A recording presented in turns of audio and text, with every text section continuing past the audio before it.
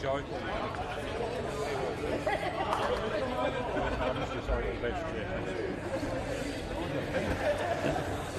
Ladies and gentlemen, welcome to Wadawurrula Bowls and Recreation Club for the final series of the inaugural 2024 Platinum Pennant Series. I'm Benny Two Shoes. I'll be your host tonight. Joining me in commentary straight away are the wonderful sports team from Bowls, New South Wales, Mr. Lee Stinson. Morning, Ben. Afternoon, everyone. Yep. Yeah, evening. Excited about this. Really pumped to see how this first match goes. And Andrew Lynn with us as well. Good evening. Welcome. Well, looking at the competition format, it's a sides format, 3 rinks of players. Each rink will play 21 ends. The 10 points on offer, not really applicable tonight, knockout. So we're straight out masterboard for the knockout stages. Dead ends are replayed, and the top 5 sides are the ones that are here for the final series, with tonight's matches about to come up on the screen for us. Exactly right. So tonight you'll see 2 games.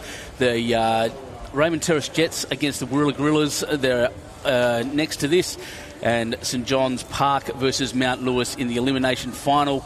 Tomorrow afternoon at 1 p.m. it kicks off with whoever wins the Jets Gorillas game against the 𝗟𝗓𝗡𝗡, who finished first, and then the minor semi-final at the bottom from, well, the loser of the first game, the qualifying final, and whoever wins tonight. So another big day tomorrow, and then the prelim and the grand final kicking off Saturday night, and then Sunday at 10 a.m, gentlemen. Going to be exciting. Absolutely, and we'll see 𝗟𝗓𝗡𝗡 in action tomorrow in that major semi as well, so looking forward to see who that matchup becomes. Yeah, all the Saints lining up now: Brianna Smith, Sam Ferguson, Ryan Bester and Sean Baker, Cameron Cooper, Dawn Heyman, Phil Clark and Ben Twist. And our feature rink tonight: Kenta Treacher, Joey Clark, Matthew Peterson and David Ferguson. And for the Lions, you see the teams coming up there on screen. Our feature rink: Josh Berry, Tyson Wilson, Steve Glasson and Nathan Wise. They'll take on that Ferguson rink. And apart from that, plenty of other stars there. Rink skipped by Scotty Thorburn with Wayne Turley, Cy Threlfall and Fred Ayoub. And the other team with Brett Spur at the helm: Benny Winther, Thor Shannon and Paddy Smith.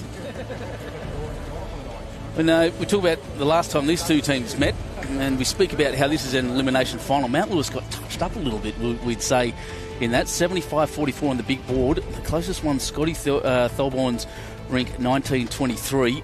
So Mount Lewis will be looking to reverse that. And as was mentioned by one of the players earlier, on this carpet at Wadawurrula, neutral venue, and it brings it back to everyone. So this is anyone's game here tonight. And the interesting thing with that lineup, Ben, on screen, you can see the Mount Lewis have changed their teams 1, 2 and 3 order, mixing around. So we've got Wise against Ferguson tonight, and Scotty Thorburn playing Sean Baker with that middle rink of Spur versus Twist to remain. So a bit of a change up for the Lions from that round 9. So they've obviously looked at who they were playing against and needed to make a couple of changes. And hence we see Nathan Wise's rink come here onto our featured rink. The players just completing, this is still their first roll-up, I think. In fact, the first trial end, yes. Yeah, we've a bit of excitement here. Look at the crowd behind us and the crowd building here at this fantastic venue at Wadawurrula Bowls and Recreation. The atmosphere, from 11 o'clock this morning, we had players rolling up, and everyone's here. When the Raymond Terrace coach rocked up, it looked like a parade of players coming through. Very exciting times here. And Benny, you were lucky to catch up with a couple of the players before the game, so I'd have a chance to see some of those interviews right now. Ladies and gentlemen, it's Benny Two Shoes here from Bowls, New South Wales, at the inaugural final series for the Platinum Pennant. I'm here with a legend of Australian bowls, Mr. Steve Glasson. How are you, mate? Benny, I'm great, thank you. I'm really looking forward to the start of the final series, kicking off here at the magnificent Wadawurrula Club tonight. So lots to look forward to and some big challenges ahead. It's really exciting. And just to start off, how have you seen the season and your team's performance? Look, it's been awesome. I think we all went in with an open mind and wasn't quite sure what to expect, really. And I think, the competition itself has exceeded expectations. It's had great following. We've got world-class players smothered all throughout the whole field, which is great, and some up-and-coming champions and that sort of thing. We've got the girls involved, which has been great. So, that inclusion side of things. So, ultimately, it's been fantastic. And as far as the Lions are concerned, we're delighted to be here in the finals. It's been a tough a tough road to get here because the teams have been so good. But, we're in it. We're a chance, and we'll see what happens. Wonderful. That's great news. And as you said, it is the inaugural season for Platinum and Pennant. And obviously, you just said, you've really enjoyed it? Oh, absolutely. I think, getting to play different people as well, it's a nice change up, and we've had, some great overseas talent come in as well, which you don't normally get the chance to play. But it's just, it's been a challenge because the competition's been so high, so elite, I guess. And it's great to see such a wonderful job with the live streaming and people really getting behind it from all over the world and following it and supporting their favourite teams, which is great. Yeah, exactly right. It is the epicentre of bowls at the moment in the world. Now, your club has finished, obviously, in the finals, and here we are. What's it going to take, do you think, to get to the big dance? Yeah, I guess percentage-wise, coming from fourth or fifth, you're going to need the bounce of the ball to get right through to the end. But you've got to be in it to win it, as I say. So, we're just, the old analogy, one game at a time. And we've got a big job to do tonight with St John's. Their legacy and their history in the game is a very proud one. So we know we're up against it tonight. But we're looking forward to that challenge. And if we can get through that one, then we'll refocus tomorrow. But one step at a time. Yeah. Wonderful, Steve. Thank you. And just speaking of individuals in your team, who have you been most impressed with? Yeah, I think from our team, probably 𝗟𝗓𝗡𝗡 has been outstanding at 2 for Scotty Tholborn. That whole rink's been outstanding the whole year. Wayne Turley's had a great year. Scotty Tholborn's had a great year. So it's really pleasing to see that. And I think, looking around some of the other teams, particularly the girls, we've struck some teams with the ladies coming in, and they've been phenomenal too. So I think it's been a great showcase of the inclusiveness of the sport, and to see, players coming out that you mightn't always feature on TV and that sort of thing coming out and sizzling. So it's been really good. Yeah, and Si obviously making the All-Star team as well is a big deal for you guys, and it's fantastic. Well, we had Wayne and Si make that team, which is great, and deservingly so, I thought. So, no, they've been outstanding. So, and to all those that made the team, well done. I mean, looking at the lineup, no one could argue with it. And I know there's a lot of challenges, but it's a great All-Star team, so well done. And they've obviously got there by producing great bowls and terrific form. Well done, Steve. Thank you very much for joining us here in the inaugural final series of the Bowls New South Wales Platinum Pennant from Warilla Bowls and Recreation Club. Go the line. So, ladies and gentlemen, with you again with 𝗟𝗡𝗩𝗘 Smith from St John's Park. Welcome. Thank you. Thank you for having me. It's a really, really exciting time. It is, and your team's been firing this year, St John's Park, big tradition, and famous uniform. Who do you think is the biggest threat to you this in the final series? Well, at this current stage, Mount Lewis is, because we are in that knockout stage. So Mount Lewis are our first ones to try and get over the line. We try and beat them tonight, and then we focus on the next game from there. Perfect. And, well, speaking of Mount Lewis, you obviously know that they're your threat, and you will have seen them during the season. Have you come with a plan? Plan is hopefully get over the top of them again. We did get them by 30 last time in the big board, so hopefully go one better and maybe do 31. No, but this time on the carpet it's anyone's game, so it brings everyone down to the same playing level. There's no elements involved, so we'll just go in there and do our best shot and see what we can do. Yeah, wonderful. And once again, as you said, it's still a die for you tonight. How will you be personally handling the pressure? Get 2 bowls close. Look, my team, Bakes as a skip is really, really chill, so he's just pretty laid back. So from the start, we just go with our plan and just try and get closer than they do, and we keep our smiles on our face and go in and hopefully win. Wonderful. And from your team, who have you been most impressed with, do you think? Who's your favourite player in your team? Favourite player in my team? Well, I'm going to have to I can't go past Bakes or Bester in my team. Bester's drive as a third, he's just, when he lines up, he's outstanding to watch, and the speed that he gets, so yeah, it's really good to watch. Yeah, he's incredible. I see him a lot at the BPL, and wonderful. Thank you so much for joining us. Good luck in your game, and thanks, ladies and gentlemen. Enjoy this whole weekend of finals from Warilla Bowls and Recreation Club. And thanks very much, Steve Glasson and 𝗟𝗓𝗡𝗡𝗡 Smith for those interviews. Fantastic insight as the players arrive, but I've got rid of the sports team of Bowls New South Wales here and brought in some far more attractive people, Mr. Carl Healy and recently crowned All-Star, Jessie Cottell. Welcome. Thank you so much. Thanks for having us. And I forgot to mention you're both from the 𝗟𝗓𝗡𝗡𝗡 too, which is why you're not out there playing tonight. Just come and watch the opposition. Yeah, thought we'd just drop by and have a look at the form and see what's going on. Also have a chat to the people on the live stream. Yeah. Yeah, pretty much. Happy to be here with you, Ben. I'm glad you're here too. Thank you very much. You've had a huge season, the 𝗟𝗓𝗡𝗡𝗡𝗡, from the start, really. In fact, you guys were looking like the power team. How have you gone about that? Did you have a plan, or were you expecting that kind of success straight away? I don't feel like you expect the success. You try hard for it. We've got a good team. yeah, I really can't say much else. We all performed really well throughout the season, so and it showed at the end of the day. So, yeah. Yeah, for me, it's about putting plans into place, going through your,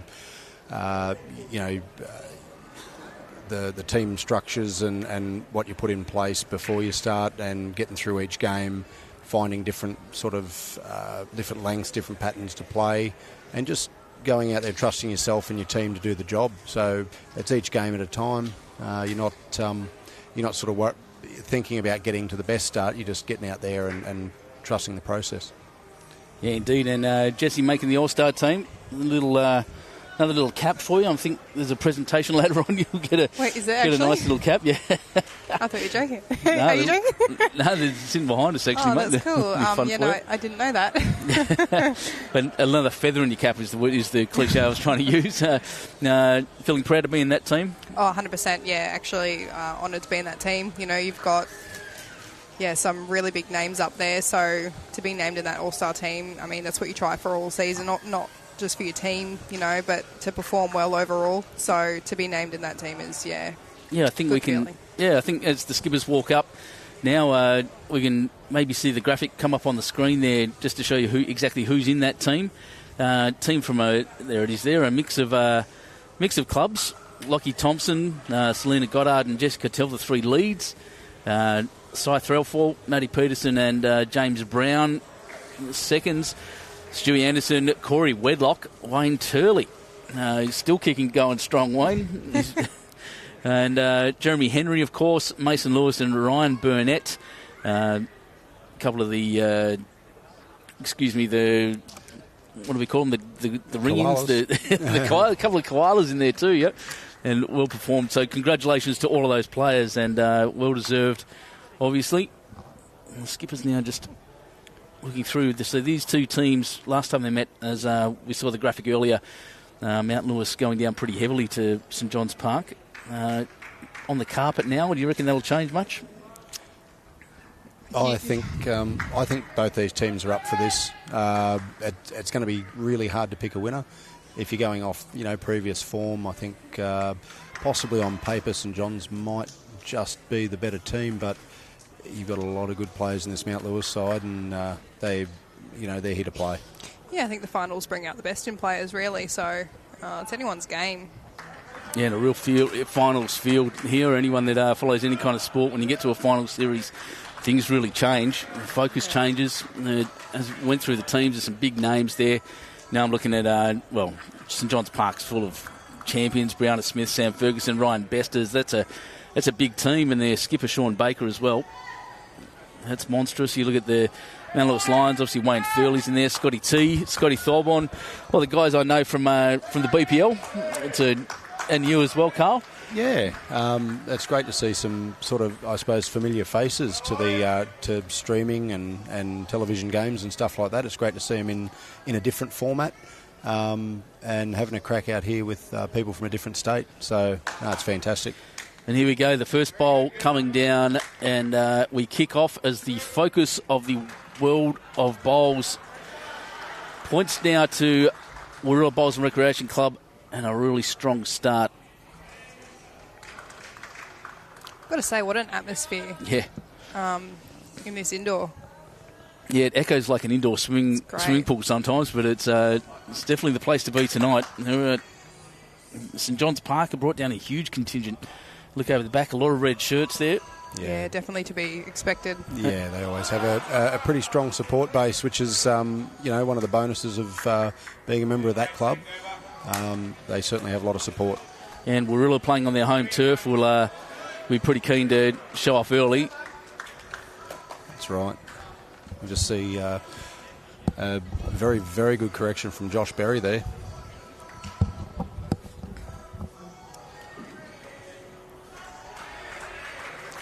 Kenta, Japanese international, didn't get to play against him at World Bowls, but he did awfully well.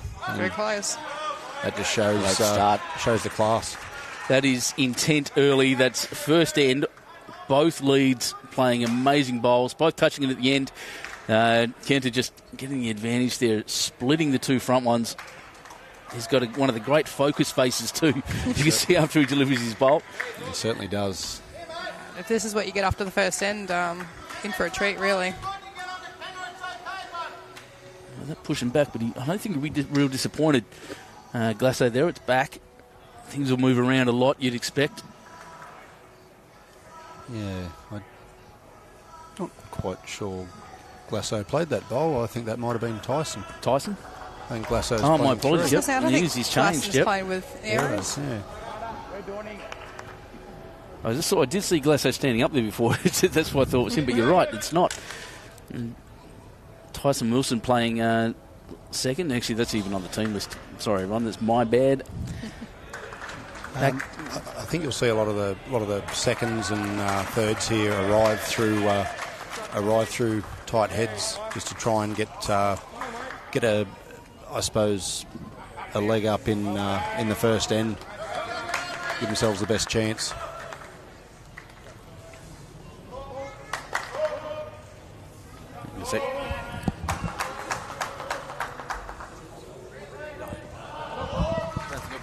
Joey Clark just trying to get another one close here. Mount Lewis holding 2 or 3 seconds. Joseph Clark, one of the pin-up boys. Yeah, very, very consistent player. He's certainly finishing in the back end of a lot of big events. Been playing a lot with a good friend of mine, Ben Twist, and he's learned a lot from him, and he's sort of, I suppose, taken him under his wing. I think everyone at St John's Park calls Joey has to call Ben Dad, stuff like that. So welcome everyone joining us on the live stream tonight. Shout out to Sandra Brewster as always. Lots of support for the Saints. Mick West says go the Lions. Dorothy Povey as always, go the Jets. Yep. Alan Bidler asking, hello Jess and Carla, you coming to the AO with a beach ball in the tent? I'm not sure what that means. Beach ball in the tent. I'm not sure what that means. I haven't got that one either. Do you know what that means? I had a Hens Light beach ball when I worked in the Aussie Open tent. Right. I used to, a few slam dunks on the people that came in and had a bit of fun kicking it around. Us in the area. Oh, jeez. Jeez, the Gorillas are up and about. You'll be able to hear them over the microphones, I'm sure. Lee Stinson next to me up and about as well, cheering and jumping around. Good on him. Go Burson, miss you already, mate. Mark Baker saying, wait till the Cabra crowd get down here. It's going to be fun too. And, 100%. Big Bull Ants crowd expected. Tomorrow afternoon at 1 o'clock when we kick off.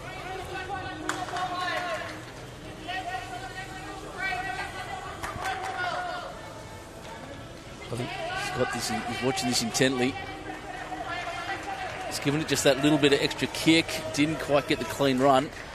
And I think that's 2 to St John's there so far.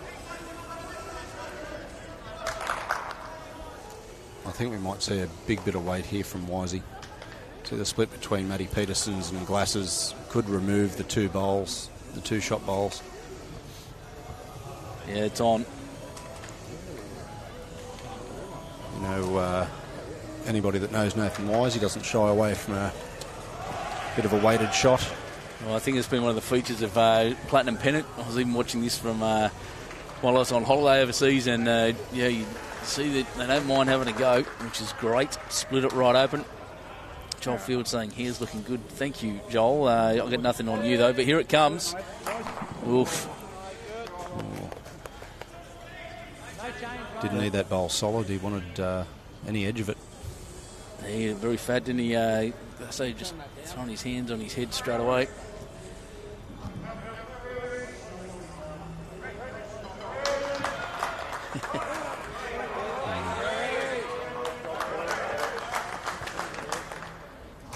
Brett Spur really locking down a 2 or a possible 3 over there against Ben Twist.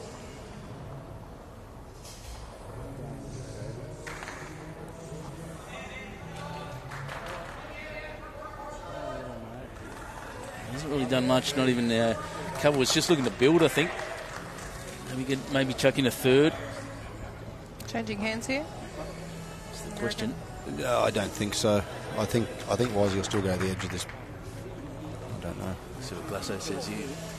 He's pointing at that, yeah. I think there's more happening on the forehand here now.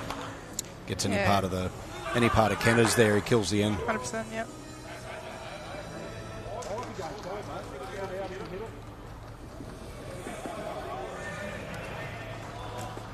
There's a perfect result on the backhand, but you could probably only see 2 inches of it, where on the forehand there's a few results. Mm-hmm. Yeah, more options, more of a percentage shot.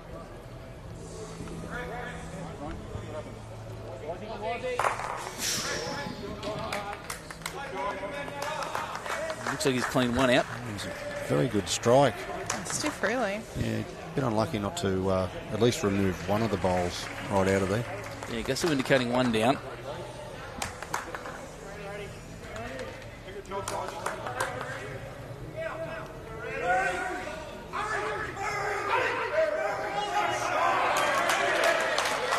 Wow. Made a few over there. I would say close to 6. Yeah, wow. Whoa. What a shot. In the middle ring. Ben Twist's got to get within 2 feet to cut it down to 2. Twisty with his customary lineup next door as well. The bigger the shot, the longer he takes on the mat, Twisty. He is the Rafa of bowls, I think. Yep. Twisty Twists, how we called. Someone was calling him down at BPL. Yep. So 1 to St John's Park on this rink.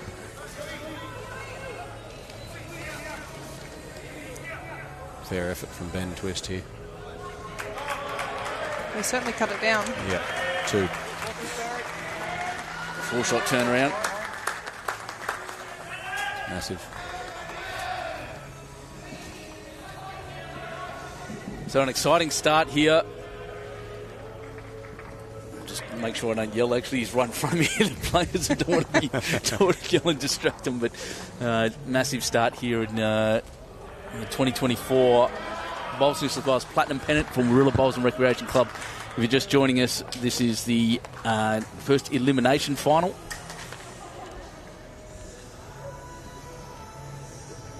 Between St John's Park and Mount Lewis.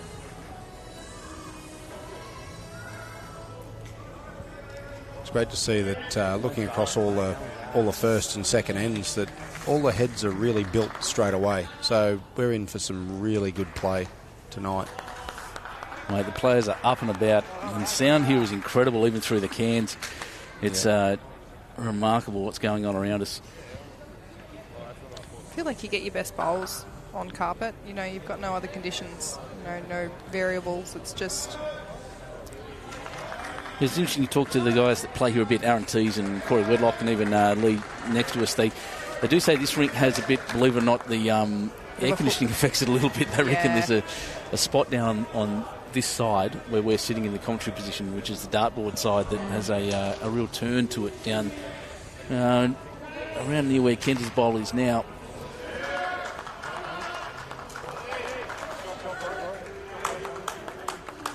Yeah, very good. Usable.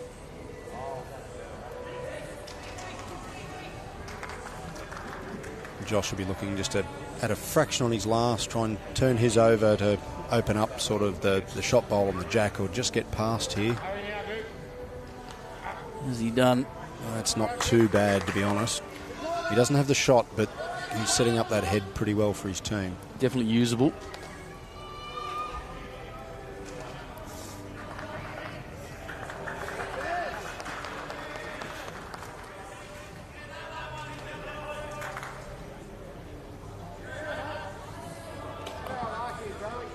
Joseph Clark. Is it one of the pin-ups, I reckon? Effort there. You'll see some form of weight here from Tyson Wilson.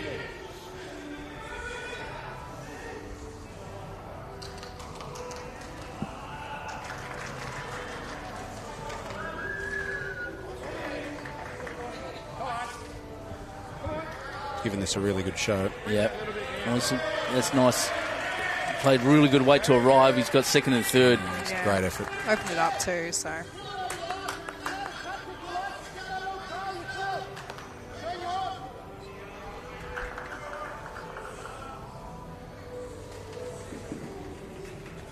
This is a case of first in, best dressed.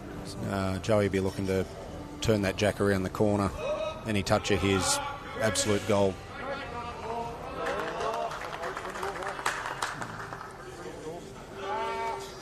I'm having trouble having come from 𝗟𝗓𝗡𝗪𝗡 watching the bowls go down on pretty wet grass greens.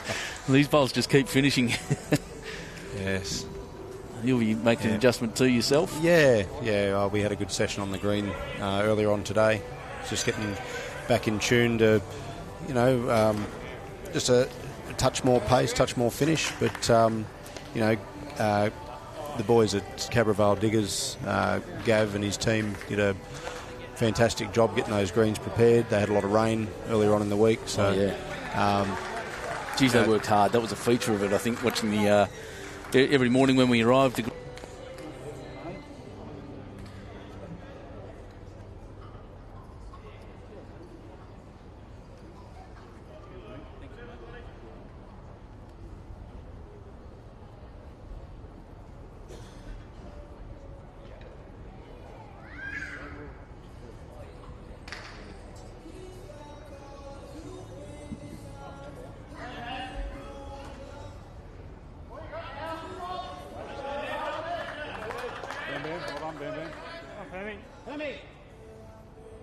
Down to the jack.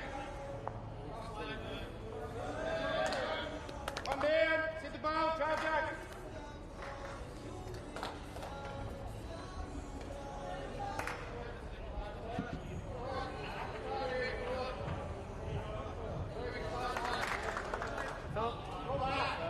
Stevie G, sprint now. Go side. Get it all. Go.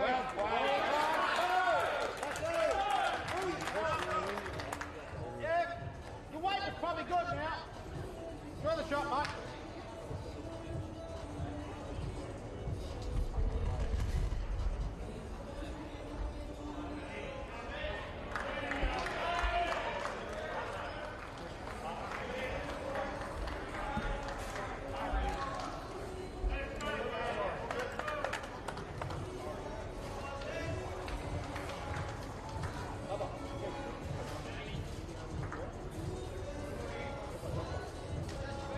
That's a brilliant ball, Brad.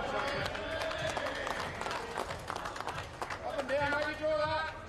Get to him.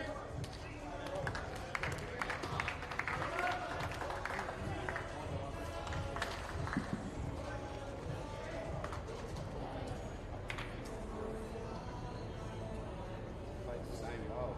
Get the hole and keep coming. Come on. All good.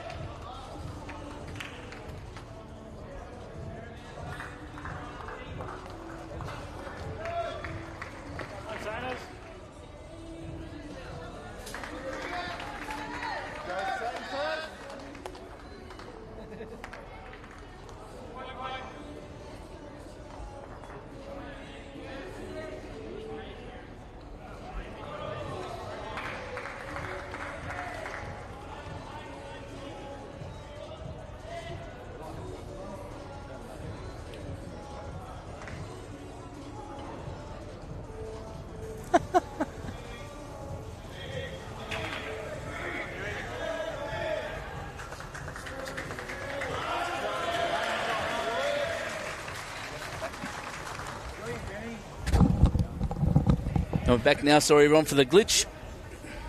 Thanks, everyone, for letting us know, in fact. It's the joys of interactive broadcasts. All the way through. Great shot. That's a great shot. Yeah. And the advantage of having Glasso's touch in the ditch as well. Yes, although it's Tough to get to. Disadvantage, sorry. there's not much of a track in on the backhand here, but knowing Nathan Wise, he will find one. Even if he clears something out. It's not a confident look up the other end.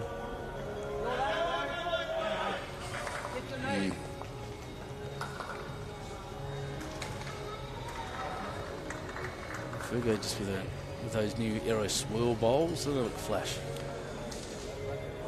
Certainly can make some interesting colour combinations. Nice looking design.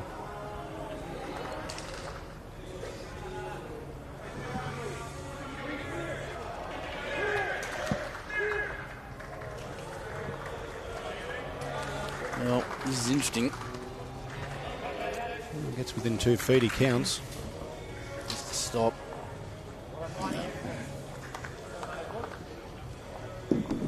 It's a tough draw to the ditch. You hear the thump of the bowl hitting the mat. Yeah. I think they might be trying to invent something here with weight. It's too much of a fine shot to try and draw it. I think, just trying to think if there was a toucher up the other end. I don't think there was, or the only toucher was Glasso's in the ditch, or maybe Kenter's, but I think Wisey might go for something here up the front. There might be an angle up there to get a bowl onto the jack for shot the ditch. Wondering how many they've got. You got the pink and purple, and then you've got Wisey as well. I think you go for the angle between maybe, through the yellow or through Josh Berry's there. And any jack movement's obviously great for Mount Lewis. I'm just looking at the... They can't remove their third shot, which is in the ditch right behind the jack. So any form of weight through, he's going to be okay. I'll see him take a run up. That's not super heavy. No, he's going to... I think he is trying to draw it. Yeah. Well, if you can get the swing with the aircon up there. It's an alt. Yeah, he backed himself to draw it. I think he was trying to draw it anyway. So, great shot by Fergo. Another one to St John's. 2, was it? Sorry, 2. Yep. I'm just looking at the big board on the other end there. It's at the bottom right-hand side of the screen. Raymond Terrace, after being down 7-1 straight up, come back to 7-8. These games in the standard Bowls New South Wales 3-rink Pennant format, the big board can shift very quickly backwards and forwards in a game of momentum. Really up and about early, screaming and yelling every shot down. Raymond Terrace, highly skilled. I won't let him get away far. No, they're full of really good thinkers in that team, and they assess danger, and they play really good shots, and they think about what can happen if they miss and what they stand to gain. Tim Twining's going to love that you called him a really good thinker, mate. I'll let him know that. I didn't see Tim in the lineup. They're all really good people, and everyone here is very experienced in the game. It's early on. You see a lot of big numbers simply because people take chances early on. So that's almost the perfect lead bowl, sitting just behind the jack, smallest possible target. That's a bowl that says beat this.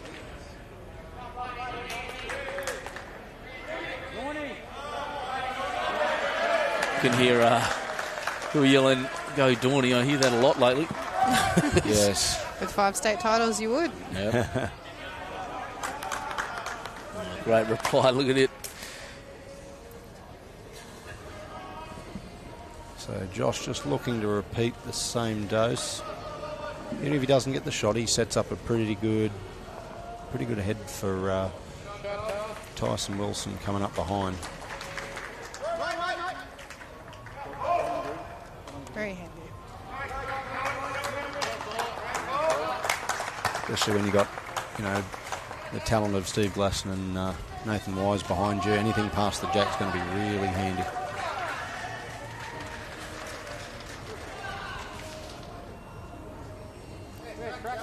Talk about raw talent a lot. A young bloke like this would have some pretty raw talent, and they're playing up against a guy that's had what you'd call, I guess, refined talent in Glasso. Jeez, he's pretty good. That's a great shot. That's really shut down a lot of results for Mount Lewis now. Joey playing,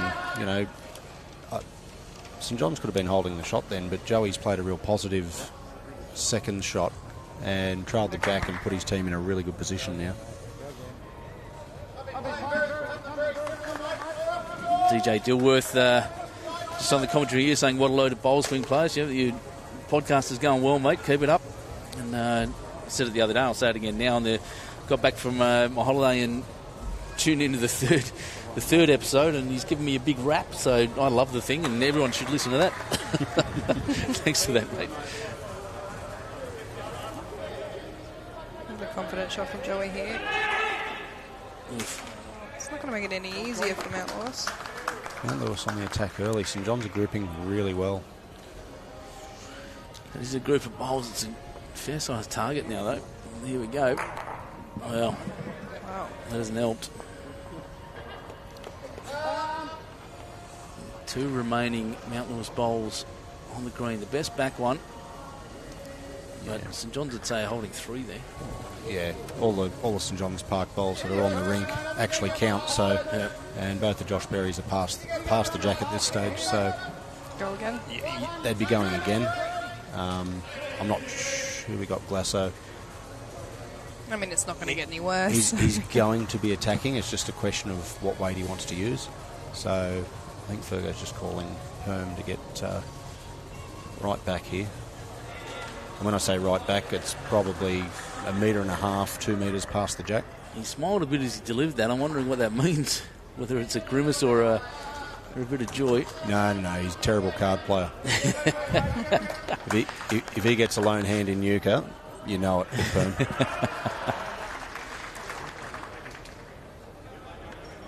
Glasso playing a fair bit of weight here. Yep. Lining up very, very middly, isn't he? Yep. He's not far away, I don't think. He'll move something. Oh, well. Still 2 at the back, so...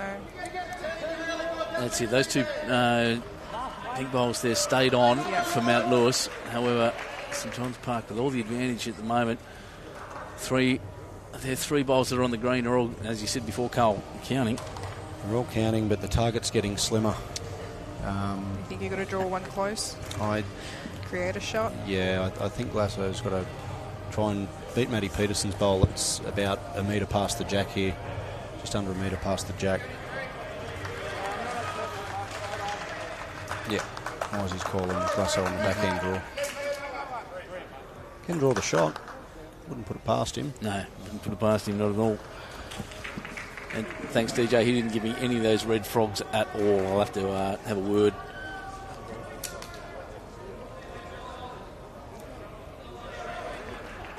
Even if... he's just... Well, it's a tough shot pulling up from that amount of weight to a precise draw. Yeah, he'll be pretty disappointed with himself because even if he got, on the draw to the 2 shot bowls, he creates a shot for Nathan and cuts it down. So, yeah, the only, as I tell a lot of I'm the coach at 𝗟𝗓𝗪𝗓, and as I tell a lot of our players, the only way you're not going to get the shot is if you're dropping short type thing. So. The coach at 𝗟𝗓𝗪𝗓. That's a pretty fair coach. Maybe I'll come and join your club. Husky's pretty good to me. It's easy when most of the players are already top level. Yeah, I've already got Aaron Wilson. Yeah, exactly. Well, he probably needs the most work from me, but I don't go near him.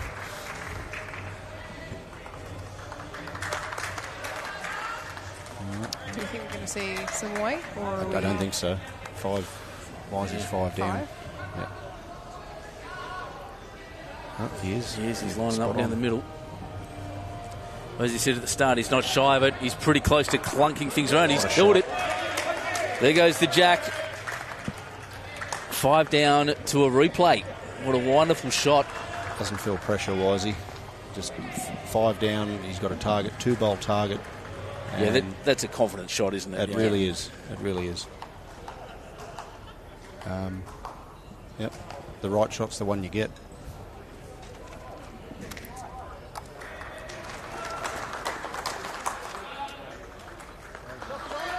One of St John's on Ben Twist's ring.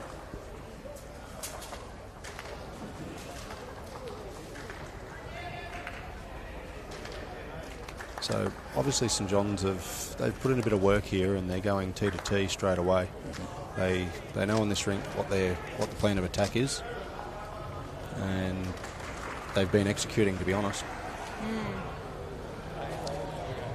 And sticking to that swinging side, ditch side, so... Yep, that'd be all in the plan. Another good start from Kenta.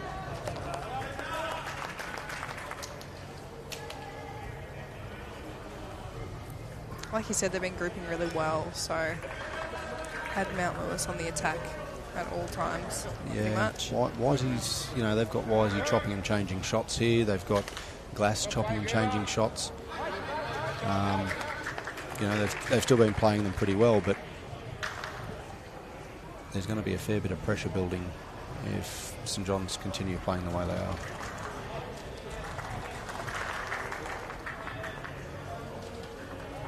Geez, that's a smooth delivery, Kenta.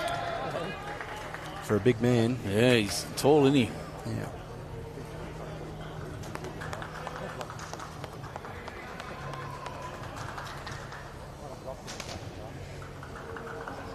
We'll have a happy skip in Dave Ferguson with those two bowls. Yeah, creating opportunities at all points. You don't have to get the shot at being a lead, but as long as you pass the jack and creating good situations for your second.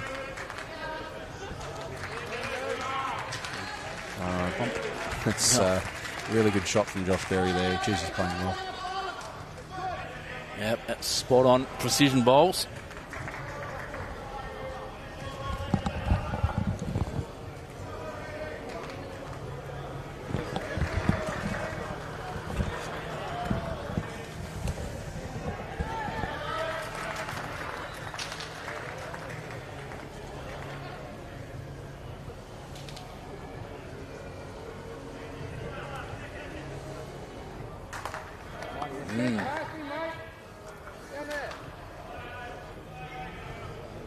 Backwards cap. Camera work's amazing. I mean, they really get up close and personal with that concentration. The concentration face is great, isn't it? Yeah. No, we love it. That I did fail to mention Spacequake Sports in the introduction. That's who is producing this at the moment. David in the background there doing a fantastic job. The three camera people, and have looked after us well this year. Yeah, their production's been second to none. It's been fantastic.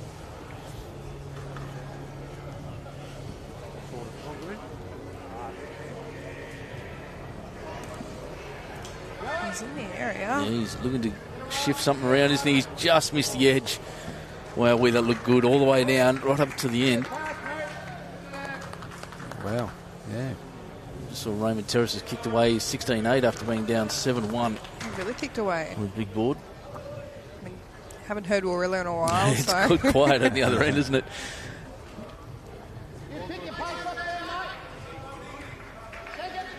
Does that stay up? Nope, that went in the hole.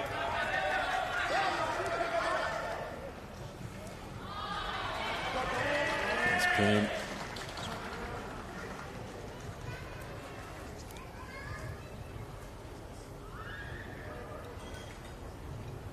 See a bit of weight here from Matty Peterson. I think Mount Lewis holding 3. Well, he's in the area. Well, St John's Park holding the next 3 now. We have one left. They got one left, Mount Lewis. Yep. So I don't think Dave would be too upset with that result. No. Fantastic shot. Josh is a toucher though, isn't he? The shot bowl is a toucher, yeah.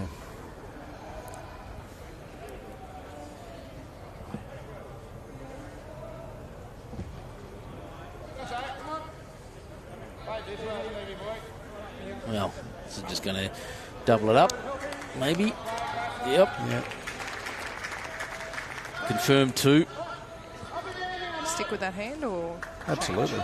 Well, you're 2 down. It's the only 2 bowls they have on the rink. So you get one of them out, leaves Mount Lewis vulnerable. You get the jack in. Say a change in hand. Yeah, you access the jack on the back end.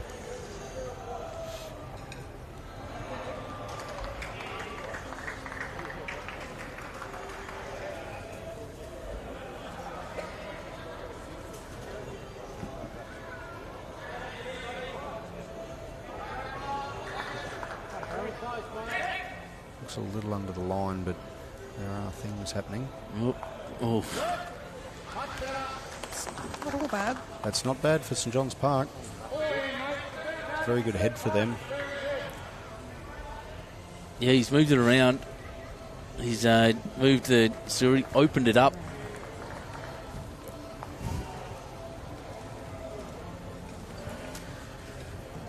Glass now just looking maybe for some cover. Yeah, certainly needs cover. So basically what they're saying is if Fergo wants to play what we say the easy weight, I suppose the firmer weight, he's only going to make one, where if he's going to play the hard weight, he can trail the jack for 4. 4, yeah. Sorry, mate, still not happening. And he's trying to get me to say things on the live stream.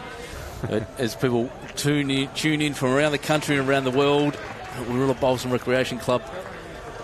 We're watching the elimination final between St John's Park and the Mount Lewis Lions, or the St John's Park Saints, Mount Lewis Lions. Winner of this through to the next game. They will play either, I don't have it up anymore, but they'll play either the Jets or the Gorillas. I'm going to back David to play this. He played a cracker down here before, trailed the jack. Quicker, Ferg. Quicker. Quicker, Ferg. He's going to gap it, I think. Oh, he's cut it down. Was 2 down, now only 1. That was close. Yeah. Still trail it for that number. You know, you set the ball, land the ball for 2, trail the jack. Yeah, see, this is the trouble when you're whacking heads all the time and you're not getting in a rhythm. Why is he just not finding the range there?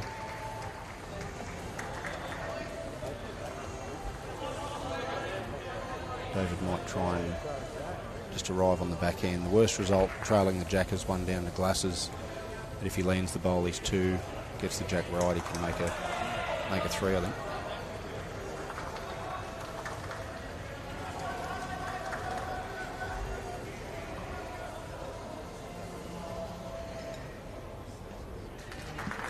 Really focused, lining up with his arm next to his body, not right in front. Great delivery. Touch high.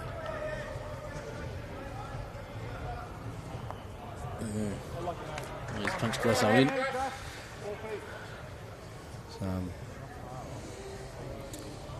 Those pink bowls look pretty damn big, so very hard to miss. If a bowl's going to get in your eye, it's that one, isn't it? Yeah, that's right. So why is he just trying to draw another shot here? Just over. Overcorrected, yeah. Still trying to find that range.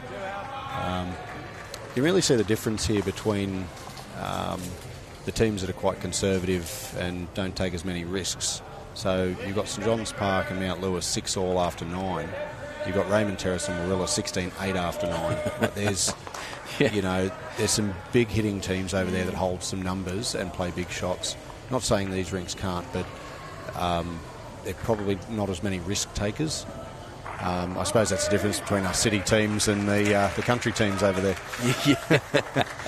Well, guys, I think you guys are about to take off, is that right? Yes, we have a team dinner tonight, so we have to take off. Yeah, exactly right. Well, enjoy your dinner, enjoy your night. Thanks so much for joining us. Thank you for having us. For this event. Carl Healy, Jessica 𝗟𝗏, well done. Thank you. Good luck tomorrow, and we'll see you then. Thanks, Ben. Go the Cabramatta Bullets. Thanks.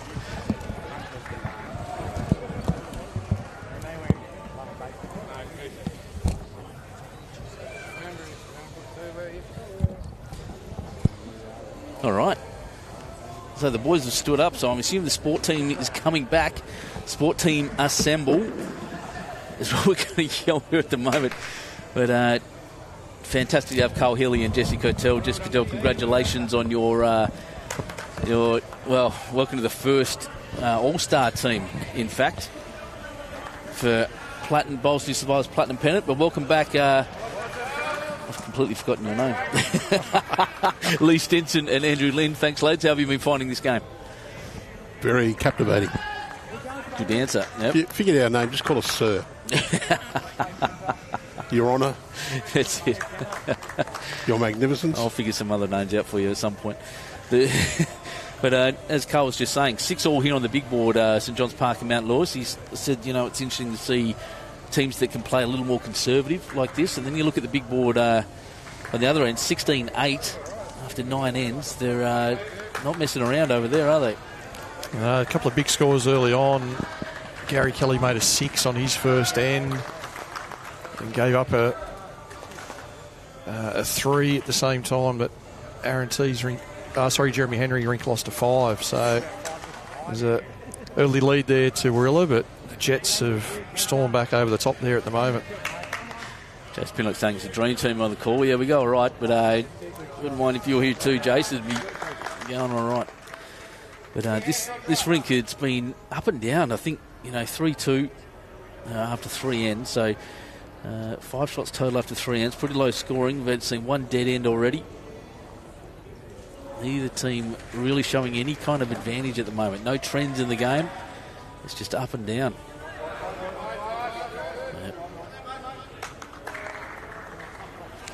They're also obeying that golden rule, get behind the head. Yeah. Building really good heads, grouping nicely. One thing, they're probably the just listening across the rinks, the thing I'm hearing the most out there is well done, Dorney. Just following on from what you did this week. And all year. Oh, well, she does know the big ring goes on the outside. Oh, there we are. She can play, yeah. Joey Clark, always just saying that one's shot. Yeah, she's won that many titles this season. She's up to now 5 state titles. It's a kind of career you wouldn't mind having, is it? 5 state titles in your whole career, and she's done it in a matter of 2 months. That's it. A couple of months, and she's still going and searching now for a medal in the Platinum Pennant in the first year of it. It's been such a good season. Excitement every weekend for this, and then now at 𝗟𝗡𝗡 Bowls and Recreation Club, the atmosphere here is enormous. If you're in and around Sydney, or down at Wollongong, or from wherever you are, this is the place to be. Come and watch a game. Enjoy the facilities here at this wonderful club. Yep, sensational Shellharbour. Second one there, Joey just pulling up at a metre short. His first one good enough for a shot, yeah.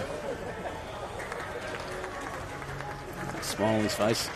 His Ferguson rink actually played here on our streaming rink at 𝗟𝗡𝗡 a couple of rounds ago, right at the very end of the season when they played East Maitland, so they brought their home fixture down here due to some wet weather in Sydney a couple of weekends ago.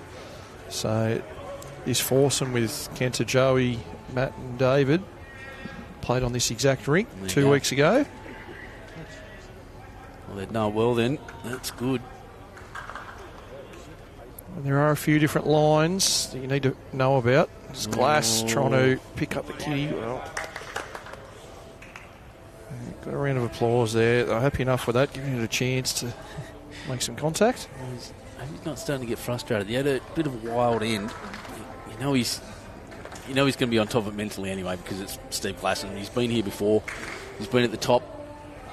But yeah, you'd like to see him.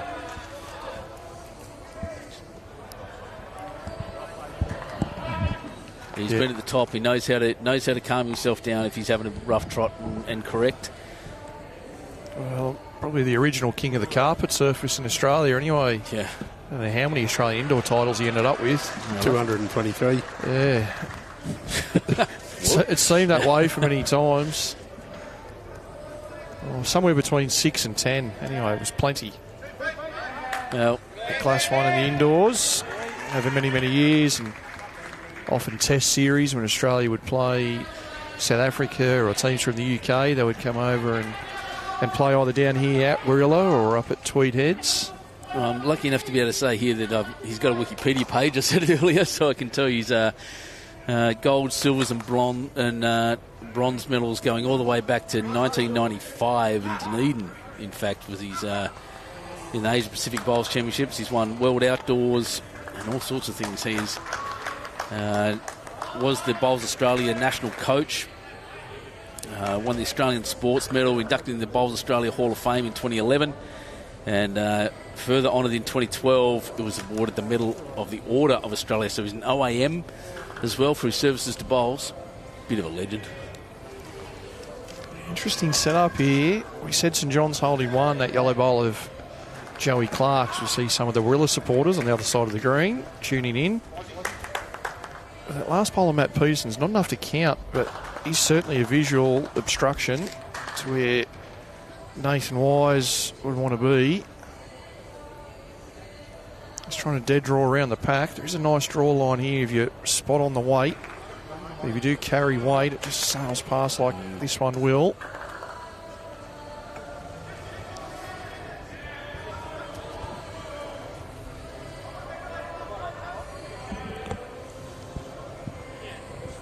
A few people on the Facebook stream asking, are we playing tomorrow? Are you playing tomorrow? Yes. I'm trying to throw the woods down the green tomorrow. Yeah, a chance to make your own Pennant finals. Lee Stinson already made his. He's already running one. 4, 5, 6 and 7 on the outdoor greens here at Warilla at 9 a.m. tomorrow before the Platinum. So get down and watch the real bowls and then come inside and watch the others. Nathan is pulling up short. You can see the guys from St John's going to have a chat. The two-coloured pink and purple of Josh Berry may be worth a few extra shots. I'm quite sure if there's an angle on to get to it. Just going to have a look here now. And Fergo just saying he had more chance to turn it in than... Yeah, I'm just not sure if you can get to enough of the bowl to get it past Kenter's one that's sitting there on the tee. It's about half a metre or so past. So, although it is worth a few, it just might not quite look good enough to try and play. So, well, that angle of the camera, you can actually see a big chunk of that bowl. So, he is lining up forehand. Yeah, he sort of needs to get to the inside half of it, though, and I think he's getting more of the outside than the inside. So, he's going to just try and draw for the second. Even a little touch around the corner is not too bad for him here. Probably not going to try and play it because if you just get a little touch, you're going to be down. Looks like it's into the pack. Oof. One to the Saints. Another one, 4-2 now on this rink. Big board here saying, well, there'll be one more to the Saints. It'll be 7-6. Close game here after 10 ends completed overall across the three rinks. Once again, it's just a who's who of bowls here at the moment. Interesting to see the players on their phones, and before anyone jumps in and asks why, they're actually using the Bowls scoring app. There are no scorecards in use. That's it. During this event. This isn't the A-League. They won't be on there betting. So very... That was controversial. Yeah, we're not going to mention other sports. Big story early today, yeah.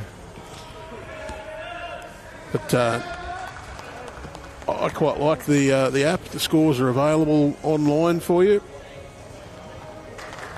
Oh, 𝗟𝗓𝗡 out here playing tomorrow as well. Well, she'll be playing against 𝗣𝗚𝗡𝗧𝗜𝗔𝗧. 4, 5, 6 and 7, all Sittos in tomorrow's finals. Playing a number of different clubs. So over on the other side of the green now, Raymond Terrace jumped out 21 shots to 11 after 16 ends completed there. Wow. 21-11 after 16. Line of those two sides, the defeated team is still in action tomorrow. It's not the case on the match you're watching here between St John's and Mount Lewis. Sudden death here. One of the features of this game as I watch Kenter bowl, this one is Kenter. He's been just absolutely dead-eye, but his opposition has been doing just as well. I think Josh Berry, but I think Kenter's just had a little bit of an advantage. He's setting up a little better, but this guy's an absolute sniper. And both happy enough with this longer jack length as well. And of course, Josh Berry, only relatively new member at Mount Lewis, taking on the bowls manager or bowls coordinator's job down there. And only a couple of seasons ago, Josh himself was a member at St John's Park and leading in their top side for many, many years for 𝗣𝗟𝗡𝗡𝗨𝗠. So, yeah, not unfamiliar with this length. It was certainly the length that Josh liked to play a lot when he was leading up over there at the Saints. A quality player. Josh won the Zone 12 singles. Any player that can do that in that strong area in Sydney is an exceptional draw shot player. That only a couple of years ago. Well, if that turtles, I didn't see it fall down. It has. That's in a pretty good position. And again, Josh's opponent, 𝗟𝗓𝗡𝗓𝗡, has won the New South Wales state singles. And international player, played for Japan. Yep, Japanese international, that's right. Played the World Cup on this surface. And folds a mean origami swan out of a paper napkin. Oh, there you go. Thank you for that. There you go. Kenta, of course, a World Championship medalist. Scored a bronze medal at the 2016 World Championships over in New Zealand. The triples discipline. And we've been a good player for a long time. He's won our champion of champions singles as well, Andrew, I believe. I think you're right. He won the 2021 or 22 state singles up at Edelong. Yep. I lose track of which I'm just getting which year that final was. I'm just getting a text message here saying, was it 𝗟𝗓𝗡𝗡𝗨𝗠, Josh and Wizo and Wisey all former Saints players? Yes, true. Steve, of course, coming to St John's. He moved down from Queensland a few years ago now. So a stalwart of all their Premier League sides, late 90s, early 2000s.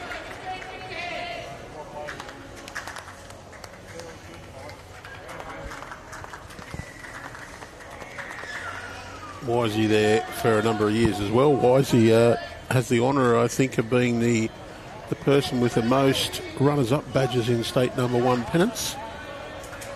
At 5 or 6. Oh, wow.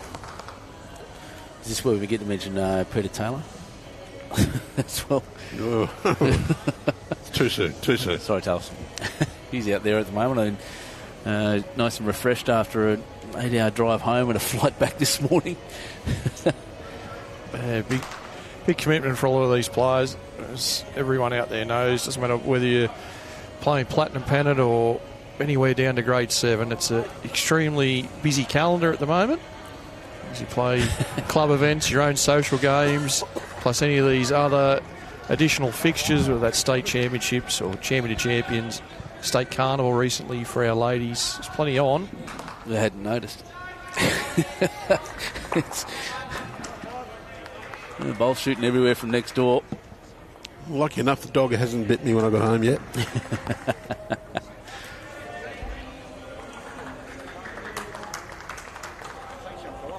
It's going on to look like Classo's got someone to handle his pick up his bowls for him. We could look after the older fellas, you know.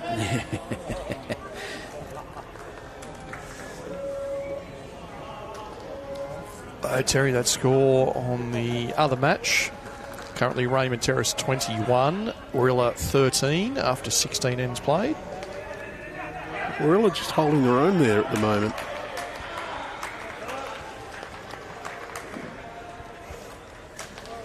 Now, keep watching the numbers rise here. Well done, everyone joining us here. Lots of interest in this Platinum Pennant. The final series obviously will be lots and lots of interest. There's the St John's players enjoying the hospitality up there. Ash Mitchell, Zippy, Tommy Webb, Zippy, Trent Craigie. Ash Mitchell, probably unlucky not to be in a Platinum side. He's one of the most successful state championship winners. He's won about 5 state championships. I think I saw Nat Lewis there sitting there as well, looking at her sister and brother-in-law playing both in the St John's team. Oh, Nat, a recent addition to St John's. And just signed only a matter of hours ago, I believe. Oh, really? Yeah. Hot off the press. I do know that their other brother Ryan will be here soon as well with his partner Tara, my niece. See those couple of good ones of Josh Berry still hanging on at the moment. Nathan just looking for a positional bowl down here wide on the forehand.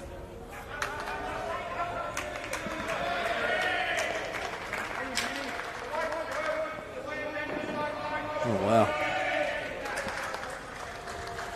There are some big shots going down. You can hear the yelling and carry on a little bit at the other end of the green, and it echoes through this place like nothing else. The atmosphere is electric here. Yeah, it's perfect for that. Yeah. These high calibre bowls. We're lucky enough in the Illawarra to have the Grade 1 Pennant played here on the indoor with a big crowd last Saturday afternoon. It was the same thing. Get that good bowls, big crowd in. Makes for great atmosphere when you're out there playing, and good for us here watching. Oh, it's brilliant here watching. It's one of the great places to watch more bowls. Gorilla Bowls and Rec. I've been studying the setup there, Andrew. Do you see anything on here for David to play? Couple down. It's all very tight. It's there is a little hole port in on the backhand side, but I don't know if he's got anything on there really.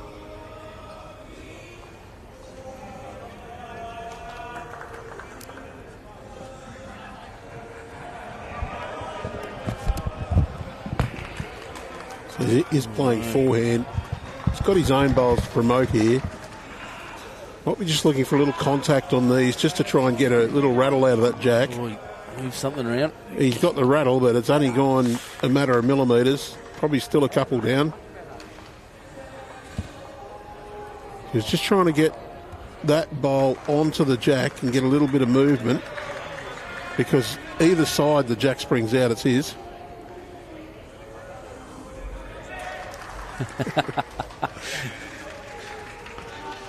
Nathan come over to have a chat with us, trying to see where the jack's positioned off our monitors.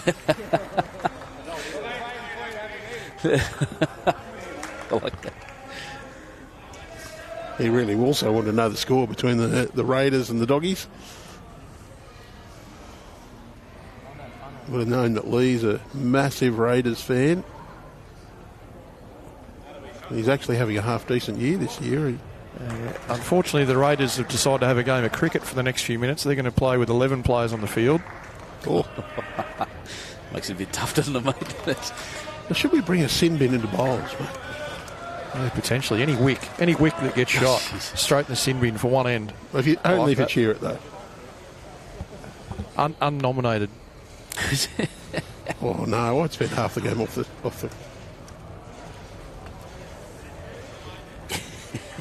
I'd like to think if there was any hip drop tackles in bowls, that'd be a sin bin. Well, it could be one tomorrow. I might hip drop glute. Try and bung the knee completely. Fergie, nice and quick on the backhand. Going to catch front. Is he? No, doesn't even get that short one. A couple here for Nathan. Not sure whether he's got even enough room to draw another here. Might be just taking whatever it is. Don't think he got that quite away as smoothly as he'd like. Yeah, Nathan's saying he's not going to play. No. Takes the two. Can we call him a big chicken? Well, evens it right up. 4-all on this rink. It makes it 10-7 on the... or 10-9, my apologies, on the big board. So still very, very close after 15 ends. Looking at the total ends on that top board will be 63 will end it. The Lions had a bit of a slow start to the season and powered into the finals and kick-started with a brilliant win over Maryland's about 2/3 mark. They was Wisey's first rink win, and they played brilliantly to take it out. Some fantastic performances that night as well. So The Lions riding the momentum. The Saints very solid all throughout the year, though. Yeah, I think that's the difference I've noticed if I look back through the stats and the results. St John's haven't had any real big blowout wins, but they have actually, believe it or not, the biggest one I think was against Mount Lewis in their last game. If we looked at that, they had a big win against them. Last time they played, 44-75, these two, 75 to St John's Park. That was at Mount Lewis as well. And I think that was the biggest win of the year. It was always, they're just consistent and build really good heads. Yeah, that's good correction. Yeah, the one change during the season with Dawn Heyman starting off playing third in this rink for David Ferguson for the first 3 weeks, I think, maybe 7 or 8 games. Dawn started off as third for David. They made the change just after a couple of mid-season losses to bring Matt Peterson across to play third in this rink with Ferguson, and Dawn jump across to play second for the Ben Twist side. It is interesting. It's not a change in players, just a change in team. The change in team makeup can create a different dynamic in a team, and you bring the strengths of one player across to match up the strengths of another, and it really can accelerate your weight as you go through. And I think that's what happened at St John's Park. Was a good move. They're here now, going strong. And sometimes it's not even about the strengths of the player. It's about the team dynamic and how people talk to each other and get along. Not that we're suggesting that the players were arguing. No, but I know what you mean. The communication between the players and things like that can be... and some players, even though they're brilliant, if you put them together, they just don't quite gel.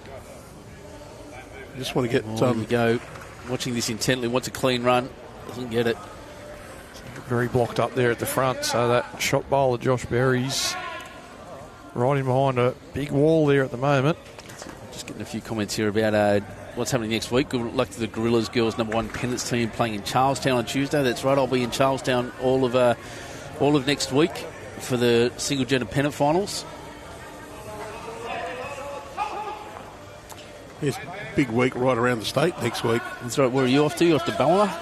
Yep, so the ones for both genders are at Charlestown, men's and the women. The twos, men at Cabramatta, women at Soldiers Point. The threes, women at Ballina, men at Belrose. The fours, the women are at Baddo Bay and the men are at Armidale City. So single gender pennants all around the state. Right now, all the focus of the bowls world here. Look at this. Yeah. Shot Joey what a promotion. Absolutely perfect. Had to give it a chance up there. Got the maximum result. His own bowl up. Trent Healy on the comments. Good luck for the final. Should be good times. Well, Trent, I'll have to fly you down one time to get in the commentary with us. For those old enough to remember Big Kev, the TV personality, Trent very much like that out on the green. On you, Trent. Playing up at Pine Rivers. Trent now. Former Canberra player. Yes. A few seasons there. Zone 5 as well. Played a few junior and under 21 rep fixtures with both Trent Healy and Carl Healy. And Australian Open triples winner, Trent, with Carl, I think. Yeah, maybe Scotty Bader might have been the third, potentially. Trent can tell us. He's not a shy and retiring sort of fella, so... Australian Open triples. It was a while back then. Yep. So Matt Peterson doesn't want to flick that jack now. Gets a big piece of it. Might have just got enough. Hold on, it's going to be close. Oh, I don't think so. I think just looking over the screen. Oh no, one down is the call for Mount Lewis. You see Fergo there going, please don't. Oh, get it bigger. Whoops. Ideally would have got the bowl there and just fell right in front of the jack. I think Glenn, can't wait to see a Charlestown teammate. It'll be great. So Glass looking to get down underneath Perm's bowl. Pretty close. Pretty well pointed. What's under it though? Well, he's just returned the favour.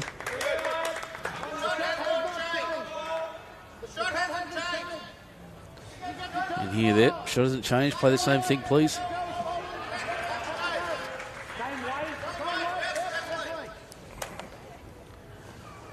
good positive call, that, isn't it? This shot that Peterson's about to play is not going to look good from his position on the mat.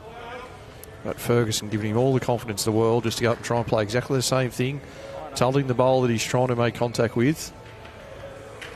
You can see there's hardly any gap there. It's not going to look good from the mat end, but like the call, didn't quite come off this time, but It's not going to look any better than now either. For the Mount Lewis guys, it's just going to be the other side of the green, I feel. Whether he can just on draw wait to turn the glass and bowl in, or try and just run up with weight just to reach the ditch. It's a very narrow bend down there, though, to try and get back to the jack.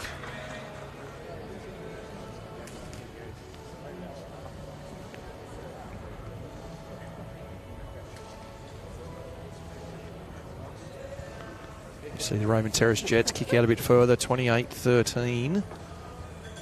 Oh, it's a 19 ends played, so still nice and early for the Gorillas to make a comeback, but that's a pretty handy lead there now for the Jets. Why is he? I think he's just underdone both. Well, the weight's not too bad. Oh, well, it's their own bowl coming forward. No cheers for that one, but just down. So St John's are down one there. That shot became a conversion. Did play that just to give it a chance, though, trying to bend back the jack. That was probably more the weight he wanted to get onto the glass and bowl, but we'll just say, Lee, that scored 28-13. That's essentially what happened last time Wirral played the Jets. The Jets won 80-43 up at the hangar. Yeah, unfortunately, I was there that night, and I saw one of the premier displays I've ever seen in a Pennant game. It was an amazing performance from the Jets that night. Just the ability to draw right to the front of the jack, barely even moving the jack at all, just drawing right to the front of it, end after end, across all three rinks. It was a special performance. They well and truly deserved that big win. The Gorillas really wanted to try and return serve here on their home green. Not the rinks that the Gorillas have played their home matches, but certainly close enough that they would have a lot more knowledge at this surface than the Jets would. But so far, after that 6 that Gary Kelly got on the opening end, things have really turned in favour of the Jets. Well, Trent's jumped on the comments and said we're right. Yes. Aussie Open triples with bait up.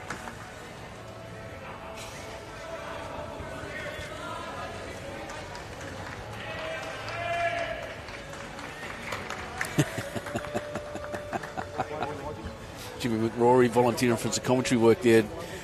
Lee? He's saying Galoot and him have great repertoire. They just grunted each other. Oh, I think he's a rapport. I think he's the word he was looking for, isn't it? In a team together. Must be too far for Jimmy to travel in tonight. 𝗟𝗓𝗡. Probably more likely too far to travel home. They need to get the courtesy bus back at the end of the evening after a couple of light drinks. So for Ferguson here, one down, just trying to find connection through that yellow bowl. Yeah. It's just going to hold off with that weight. Yeah. There's a feature of the carpet. It just doesn't let go when you put weight on. Yeah, I mentioned that when I did the stream here a few weeks ago. This rink 7, that's the widest drawing hand, the one closest to us. But you play that few metres of weight, it really holds off. It's just so hard to trust. The tighter hand, the other side, give it a little bit more grass than the other when you play weight. Yeah, closer you get to the centre line there, it really rips. Not as much coming up on this forehand. Perm having a bit of a laugh there with Steve Glasson offering to get down and measure after he'd already called it. Just a laughing. Good sportsmanship all around here, actually. Even next door, the teams are laughing with each other. They're pretty much tee to tee. Let's see if Josh takes extra grass coming down on this backhand side. Yeah, it's not too bad down there. There is that little bit you need to take down there. It seems to get a little bit wider as you get closer to the clubhouse. That's about the grass. Yeah, that'll do. Yeah, little bit tight, a little bit quick. Said he crossed.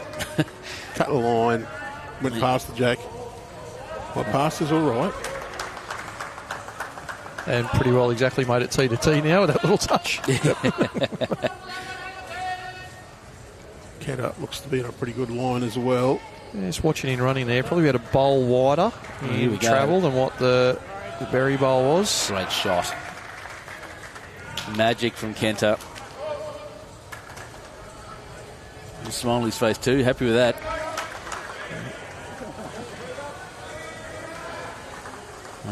Smiling assassin, 𝗟𝗓𝗡. Josh Berry, does he get past as well? Well, two good bowls, on or just behind.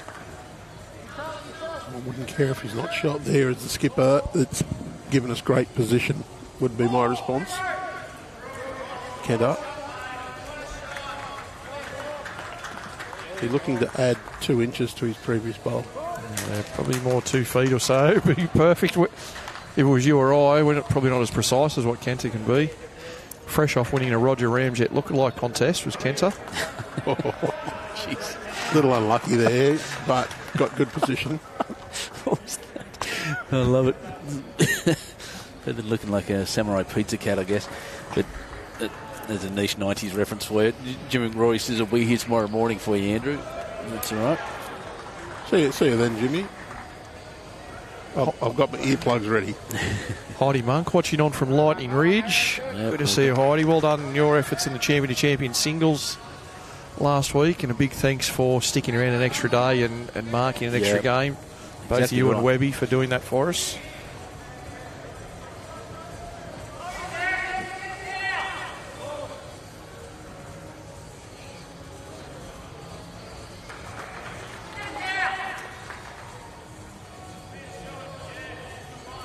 Joey Clark, he's played some pretty good bowls. Just going to pull up a little on the short side there.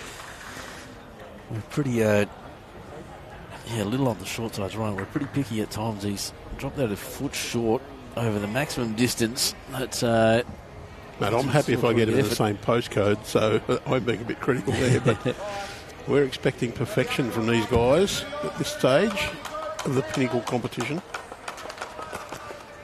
Couple of guys just checking on rink scores in our other fixture. I'll wait for Joey to let this bowl go as we're only a couple of metres away from him.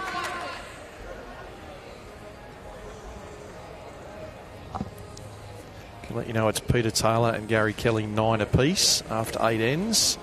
Lee Schreiner 8, leading Aaron Tees 2. That's 7 ends played there. The big difference at the moment is Matthew Bouse 15 over Jeremy Henry 3 after 7 ends. And just so you're aware as well, if you'd like to, you can follow all of this along on the BowlsLink results portal. Navigate your way to the Bowls New South Wales page. I'll just say go to results.bowlslink.com.au. You don't have to log in. You just jump in and have a look. Click on the Bowls New South Wales logo. Find the Platinum Pennant button. Click on that. And then start picking games. And you'll be able to follow the card of each of the rinks as they go through. So if you really want to closely follow that, jump on there and have a look. I just wonder if the Jets have been fired up by not having an all-star. Well, it's the comment I think I just saw there from Brody Turner. Yeah, going all right. We did not pick that, of course. It's as voted on by the players from round to round. So yeah, nothing to do with us. Yeah, they probably suffered from sharing the votes around. Yeah, like I don't know what the NRL equivalent is, but the AFL, the Brownlow medal count. Often players will take votes off each other. Yeah, absolutely. And often things like the Brownlow and the Daily M in those other sports are won by teams that maybe just make the 8 or just miss the 8. And yeah, similar thing here. A bit tongue-in-cheek probably with your comments, guys, with the All-Stars. Yeah. But yeah, just so you're fully aware and everyone knows how that was picked. At the conclusion of every single match, both clubs gave a 3, 2 and 1 vote to the best players in the opposition side. And those votes were tallied up at the office at the end of the season, and the highest 3 vote getters in each position are the ones named in the All-Star team. So I would suggest for teams like Raymond Terrace, who didn't have anyone, who finished well up, and for 𝗟𝗓𝗡, who only had a single player and finished on top of the ladder, that the lack of members in the All-Star side means, as you guys said earlier, shared the votes around amongst the group rather than having one or two standout players that potentially some of those other clubs have had. But at the same time, you have to say, look at those teams. There's no one there that doesn't deserve to be there. Oh, look at this. Great shot there. Oh, he's made two. Yeah. Lifted bowl onto Jack. And that's not going to be easy to get to now. A couple of short bowls there. The first Gslasson bowl just in front. Not going to be in an ideal position now. Although clip of the year goes to the Lee Stinson, Andrew Lynn commentary reel. 1.6 million views plus on that reel on our Facebook page. World famous, mate.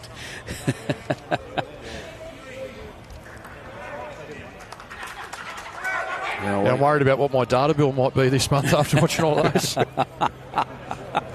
We're away. I just kept hearing myself all night. I thought I was dreaming. But just left it running all night. Lee running it all night, yes. Yeah, cracking shot there, Peterson. So we'll see what Wise comes back with.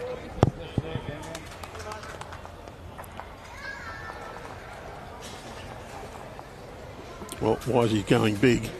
Yeah, way up through the inside of the pink bowl. Well, gets it onto the jack. Got everything. Yeah, great shot, Nathan Wise. And they'll throw him back. Gets the raise of the hat from the legendary Steve Gslasson.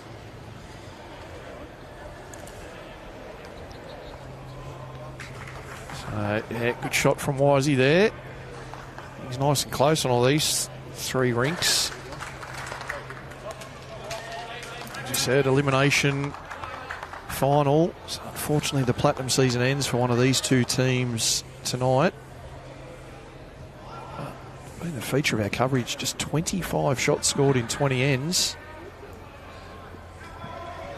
So tight, hardly anything being given away. Well, defence is sometimes, or more often than not, what wins you the game.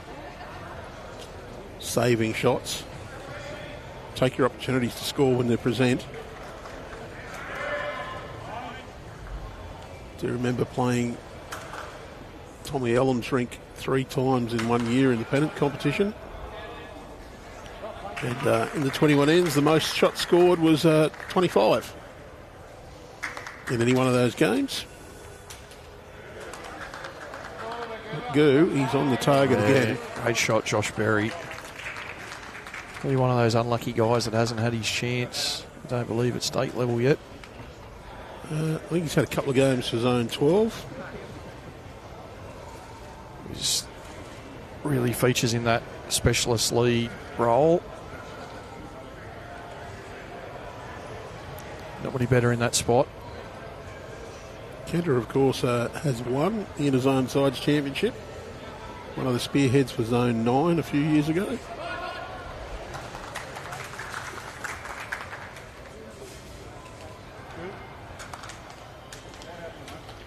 Josh Berry's pretty well down again. Oh, great line, just didn't quite send it. Force a change for Kenter.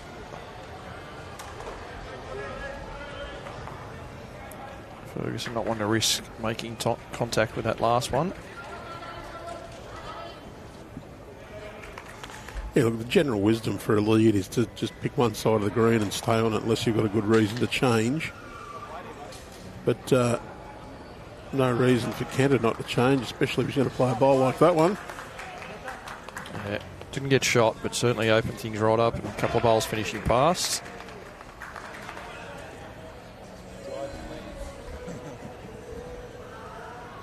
Yeah, lucky enough to be at the fantastic Warilla Bowls and Recreation Club.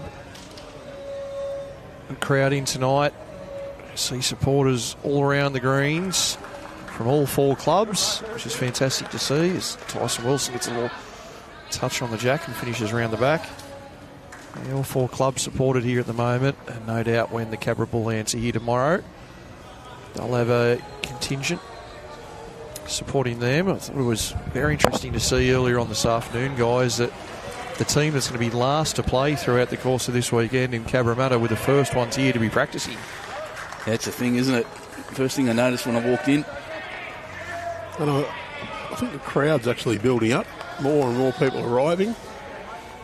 Yeah, a lot of people out there in Bowls outfits, or Bowls shirts and jackets, St John's and Mount Lewis eating dinner at the brilliant pizza place out there, and they'll have their dinner and come back out.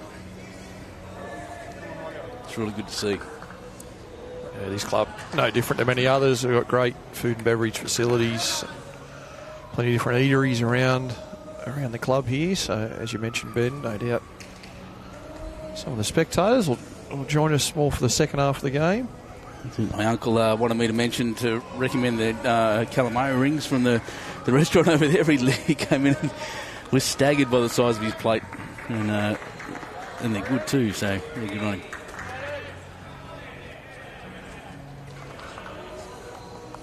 It was great too at the start of the coverage to be able to have a couple of the 𝗟𝗓𝗡 players, 𝗣𝗟𝗓𝗘, 𝗟𝗓𝗡, to be able to jump on and sort of get their insights too, Ben, into what they're sort of doing in preparation and how they think they'll be able to fare over the course of the weekend. It's brilliant.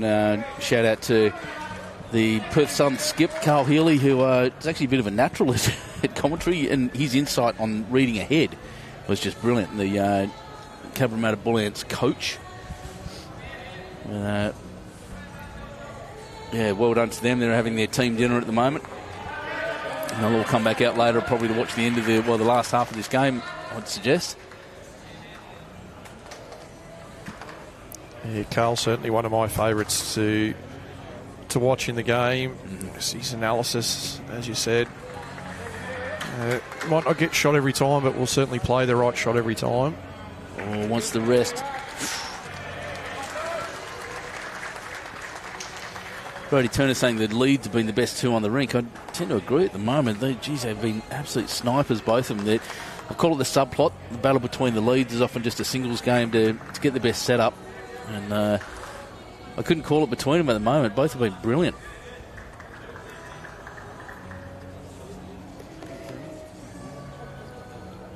Certainly have set up both have set up their team brilliantly. Danny Blackburn saying, Mr. Kenter, nicest bloke in bowls. I don't think you've got anybody argue that. He's a gentle giant, Kenter. Taller than me, so he's a giant.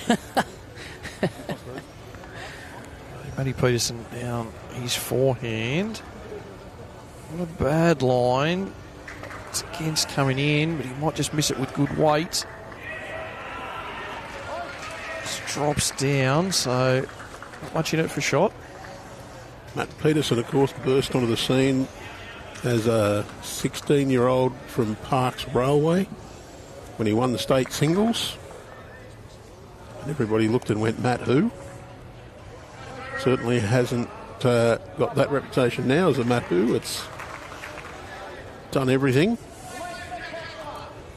Yeah, backed it up again a few years later.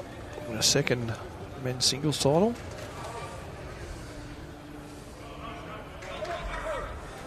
I think he's even sped up his delivery.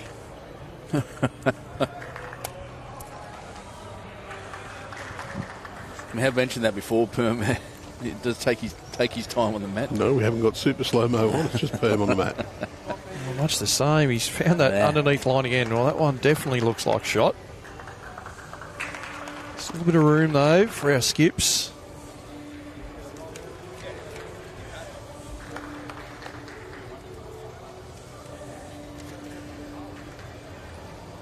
Nearing the halfway point over the other side. The Gorillas might be in a spot of bother.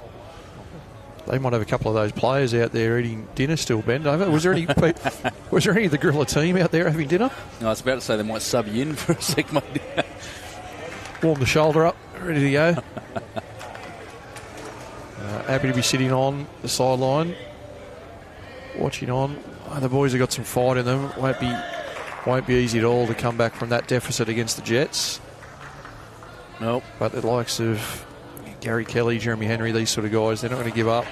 They'll certainly play for the win, and it may mean the big board gets worse in the aim of trying to get better, but they'll be going for it. What's he find here? Little touch. Will get to the shot bowl. Well, doesn't get the touch at the front. Just seem to be turning across there a little more than they expect. At longer length going down towards the clubhouse, you do need to make sure you do take that little bit more grass or carpet.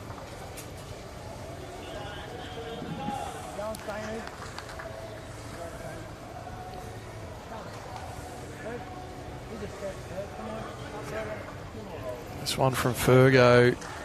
Close. It's going to be in the mix. You said Matt Peterson's last bowl shot. There's a few others only sort of half a metre or so away, each of them. Not much in it. See Nathan certainly just outside his first line at this point. Does he get to the Josh Berry bowl? Needs a clear run now. Oh, flop. Yeah. Yes, fist pump there from Glasson. Good enough. It turtled.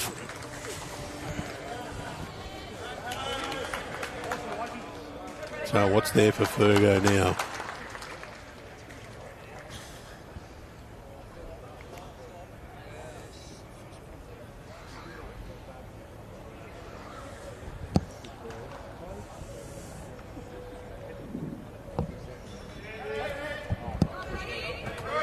Fergo lining up on the forehand. Jeez, this game's even, is it? Look down the rinks. 4-5, 4-4, 6-3. Well, Ferguson close to this. Can get. Does he get past the first one?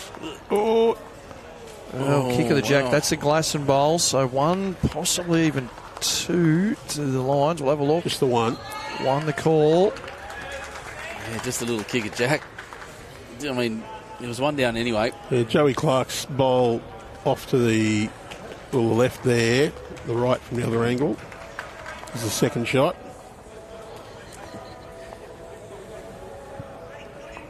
Well, so guys, this game's still close enough.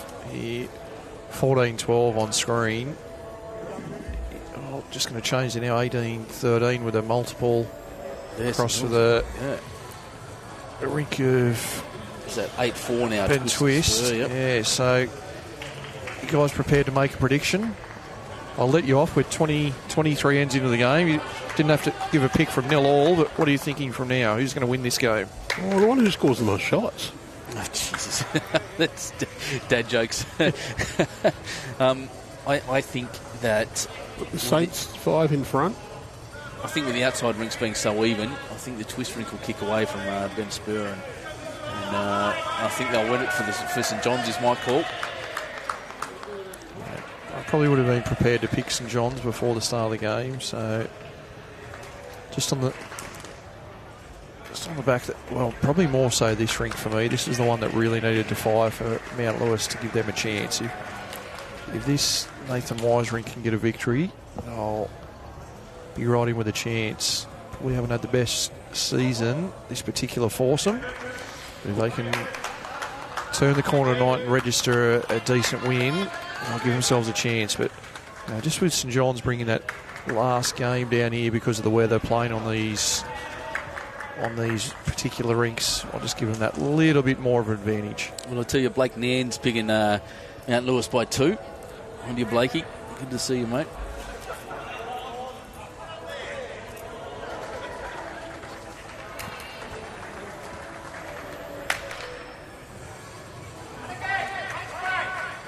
Well, it's got a little scrape in for second.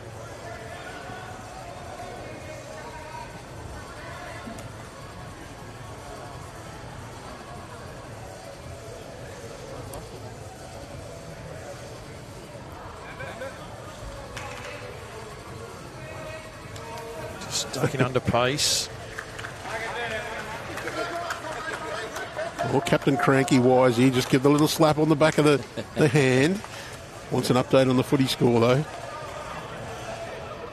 Joey Clark, forehand down to the shot. Just looking for a nice little draw. R1 down. Can turn their own bowl up.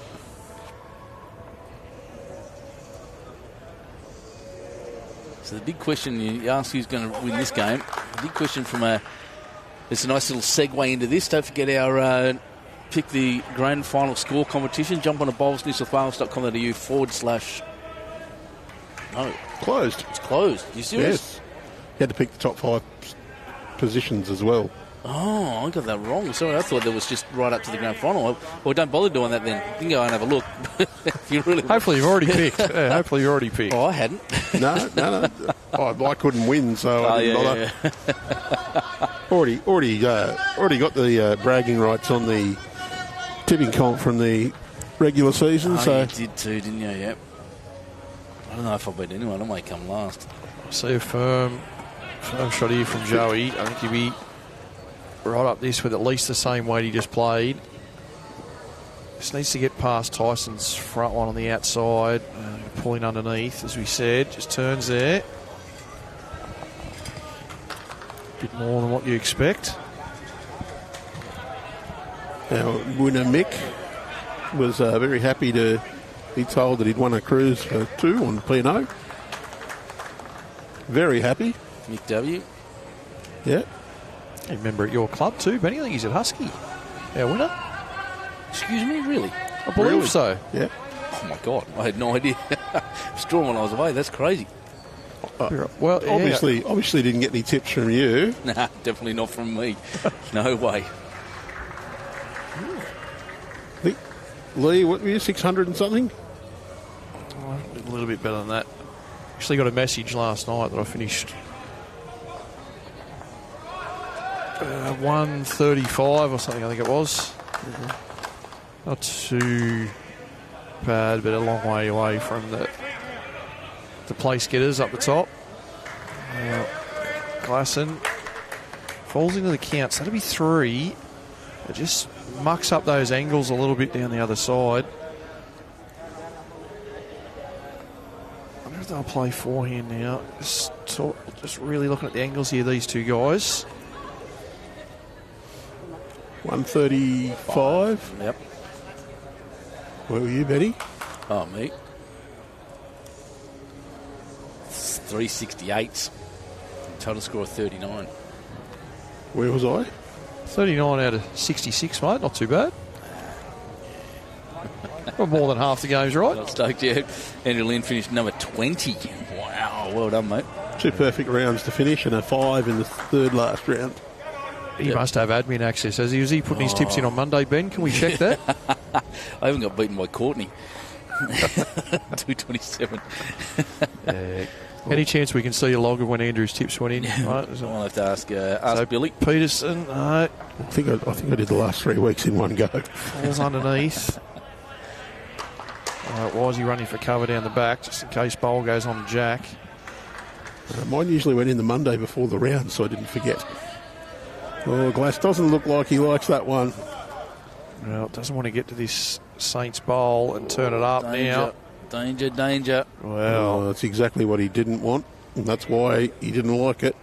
That's a big oopsie. That's a big oops. It is 1 to the Saints, but the next 5 bowls all belong to the Lions. But that look was oh gosh.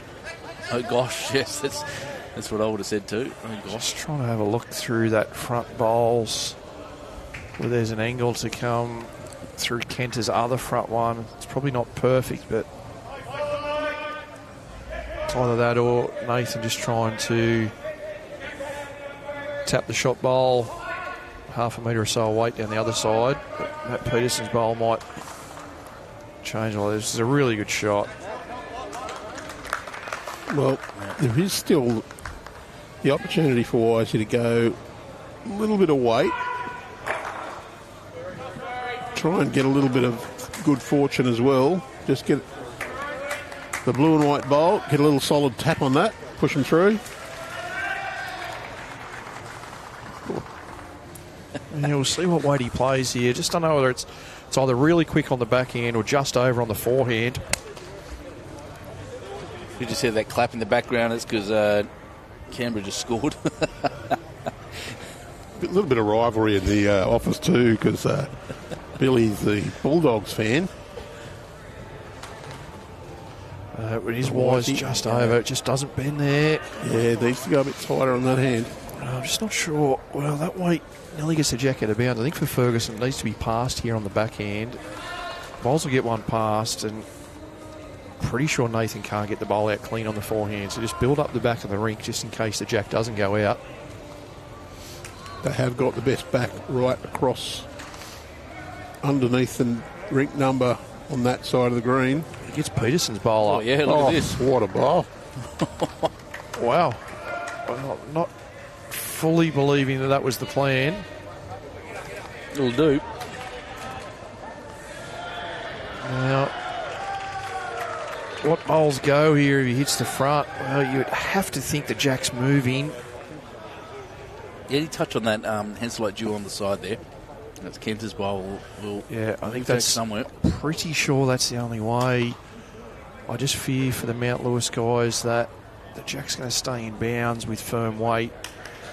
The hard thing with that two-coloured bowl, though, as well, Ben, is it's not going to get to the jack directly. It's going to touch on that red one that just moved up. So just needs a little bit more than what you expect.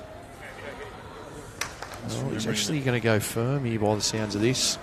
Well, I think what he's hoping to do is get a crack on that duo on the right. Just get enough piece of the jack to spring it back and hope that it stays with Josh Berry's bowl as it rolls out. I'm pretty sure it's going quite firmer than that. I heard the call, just go get it. Yep. This is, Thump. If he gets the jack, he wants it out of bounds. Close.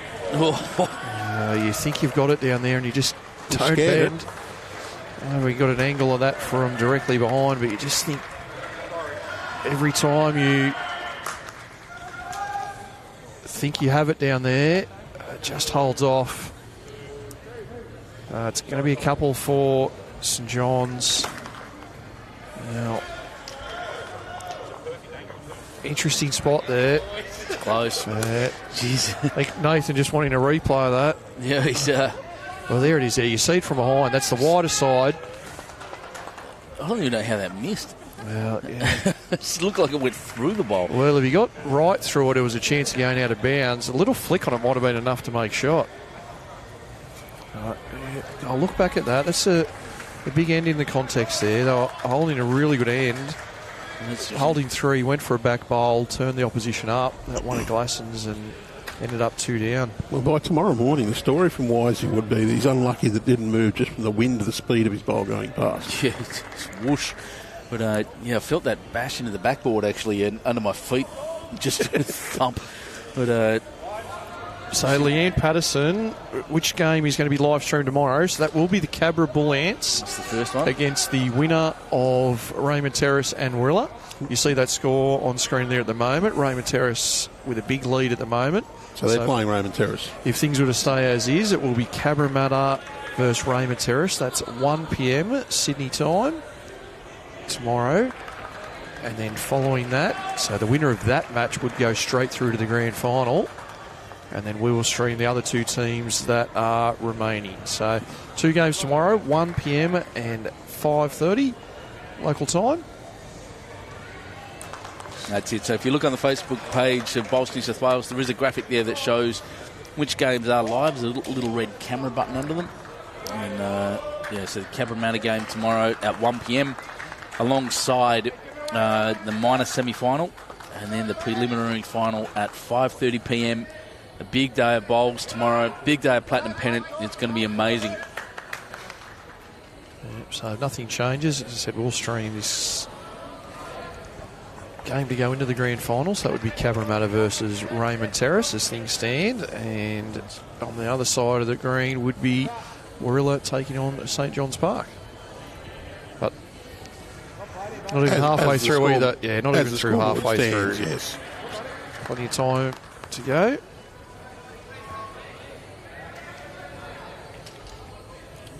And we have 6 all on this ring, 9-4 next door, 6-4 on the far ring, Baker and Thorburn. Very low-scoring games, lads. 12 shots total after 8 ends on this rink. Yeah, no one's made double figures yet across all 3 rinks. Yeah, exactly right. So we're down, what are we, 26 ends, and yeah, no single team on double figures at all. Crazy, isn't it? That's close. It doesn't get much closer. Yep, I hope everyone is having a great time watching the bowls. We certainly are. Let us know if you're having a great time watching on. Yep. Except if you're Jimmy McCrory, I don't want to know how good of a time you're having. But Vince Calabrese watching from Leamington, just like Vince. Let us know where you're watching from. Heard during the week, Ben on Thursday, I wasn't over at Cabra Vale, but you were mentioning some of the international audience that we had watching huge on during the game. I heard you talk about people from the UK and Canada, South Africa. One of the things we're attracting is a lot of people from the US. They're jumping up the leaderboard, so to speak, of the front viewers. I think don't know if it's Kate Carriage's influence, Cartwheels Kate, but I'm going to blame her anyway. But no, lots of people in there from everywhere around the world watching, and real interest. Oh, here you go, Peter Clark watching from Budapest in Hungary. Well, he's watching Joe. Yeah, that's Peter. That's Joey's dad. Joey's old man, Pete. So big fan, of course. Joey, 2-time Australian Open under-18 boys singles winner. Well, and here's what he's watching too. Look at that. Oh, geez, get up and celebrate, mate. That's awesome. Budapest. Must be breakfast time or something over there, would it be? I don't know. Be close. It's proud dad time over there if that bowl. That's for sure. Can Tyson respond? He wasn't far away with his first either. Cracking young man. Tyson Wilson just come over from South Australia. Pretty close. Bounce. Oh, didn't get the full. Good effort. Well, actually, I think he's done them a favour there. He could give them some good position and just open that path up. Glass can trundle down on that backhand side now. He's got a couple of chances. Twisty's had a little splash at the head there, so we imagine that Brett Spur's holding on the next rink.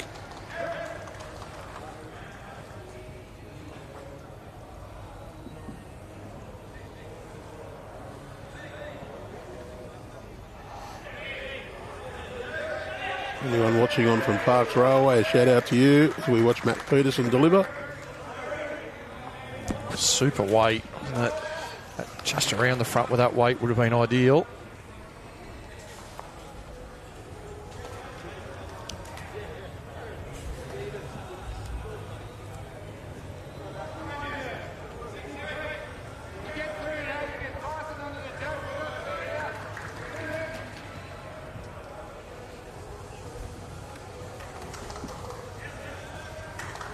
Peter Clark's got 46 people watching. Watching over in Budapest. I hope you're converting them, Pete. We might need another country to tick off the list to get Olympic status. Oh, absolutely, let's do it. Oh, Glass, not quite. I'll put in a call to Neil Dalrymple. We'll see what we can get done. World Bowls CEO. He may be watching too, by the way. Loves it. Kerry Fraser's following you there, Lee. Got the footy on the mute, yes.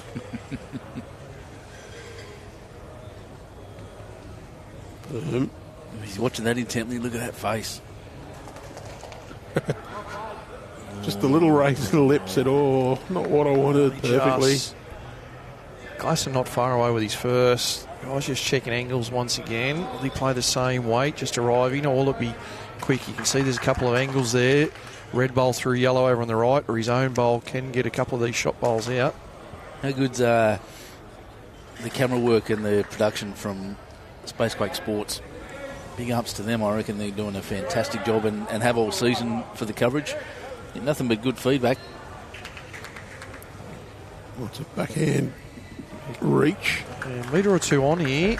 Trying to get bowl through bowl onto the jack. Here we go. It's just going to miss underneath. On that few metres of weight. Does clear a St John's bowl out and stays in that sort of catching area.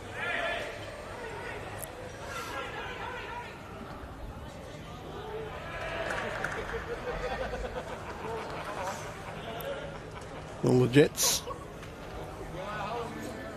they're double what Warilla are, so nearly halfway through. They've been the bogey team this year for the Gorillas, Jets.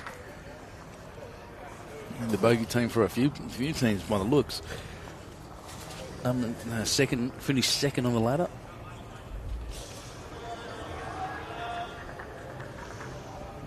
Ferguson just trying to draw right to the top of the jack here. Holding a good end, but if he can fall just in front of the jack, he may take away some of these angles that the Mount Lewis guys were trying to work with. Here we go. Jack wants to be careful on the jack. Well, that's not going to do any harm. I think Nathan will go quite firm through these front bowls. Happy enough for the jack to stay in, but play enough for it to go out. If it rattles around in the back, and I don't think we celebrated that enough. That's such a cracking shot. Well, the only thing I would say is maybe he was just slightly fortunate. If he touched the jack with that weight, it might have gone to that berry bowl at the back. So yeah, agree there. He just underline from being perfect and just overweight. Fractions though. Sort of one that can, you're within 2 inches of where you want, but it can go tragically wrong. He's not going to muck around with this one though. Yeah, that's quick. Backhand. It's going to be wide. Any results here? No. Close to back cutting that, I thought.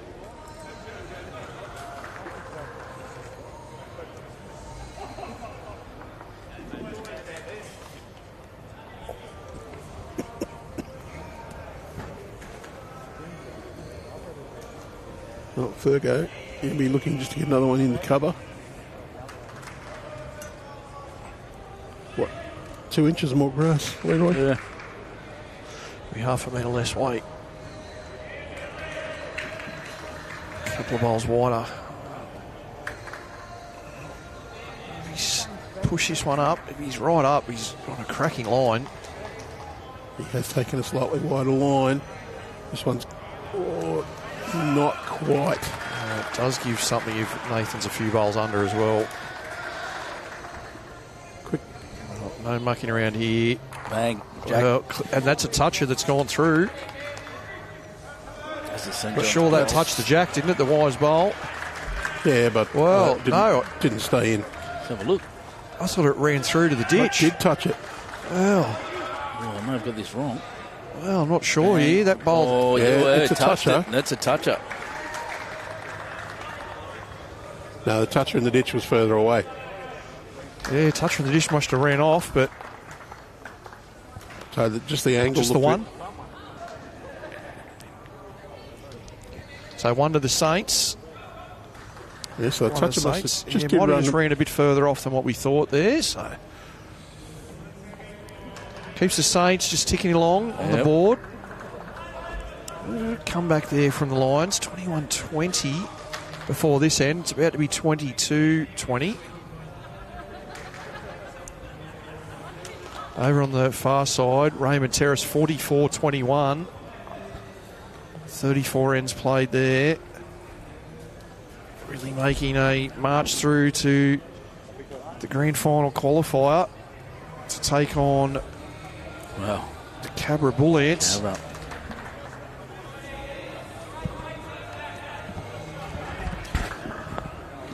So 44-21 over there. Certainly looks as though we're streaming the right game. It's shaping up to go right down to the wire. 22-20.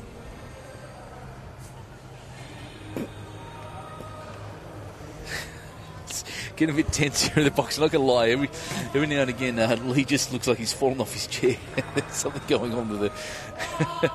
Every time he glances down on his phone. So it's a big night tonight. We're obviously trying to catch as much of this St John's Mount Lewis game. I've obviously got an interest in the Warilla Raymond Terrace game over there, being my club. But Swannies are playing as well, just so everyone knows. But there's Kenta. Right on centre. It's one of the keys to playing here on the indoor. Centre of the rink. Our grade 1 side last week were able to find centre really well. Maybe your grade 1 side should be out on the other side, not the platinum team. Yeah, well, potential for that. We might have to have 12-player change for a Warilla tomorrow. Yeah, the pretenders like Tees and Wedlock. Yeah, they're pretenders.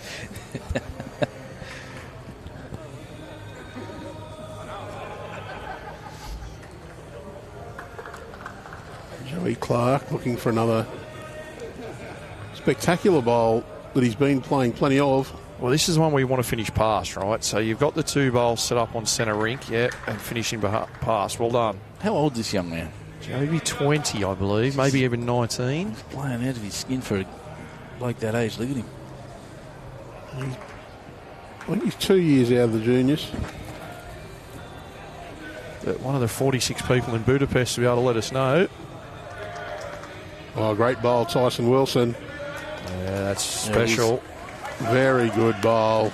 That's the shot. That would be a hot shot. Yeah, not much to play to there.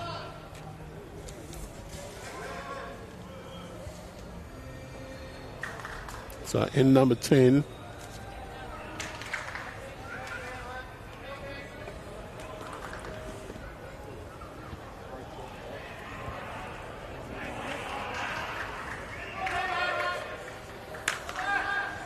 Joey, similar to his last. Just under. Oh, just short of speed. It still sets up the front of the rink.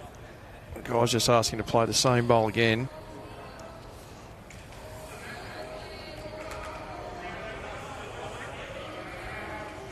He's pretty well pointed.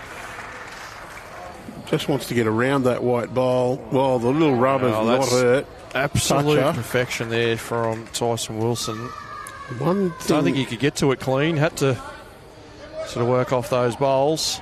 One thing he has opened that head a little bit for the Saints, though. Yeah, I don't think he had much option, though, unfortunately. It was to get another one in there was going to open things up.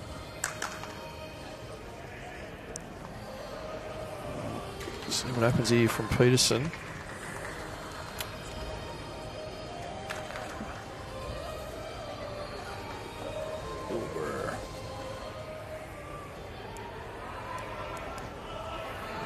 Does it make it enough? Oh, just going to fade underneath. Just under pace. That's a pretty good line.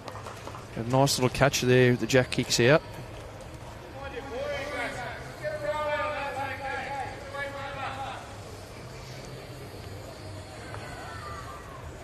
Call there to Glasson was to try and get a full roll out of the shot bowl.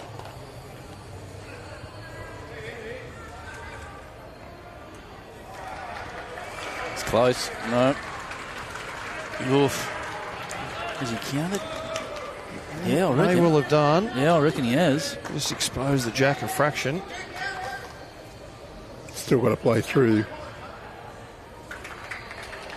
Backhand. Perm needs what? 20 centimetres more weight. Yeah, ideally, let's get a good nick on the jack, work off their own. Probably carry another metre or so up here. Does he get bowl? Does he get jack? Well, yes. Through.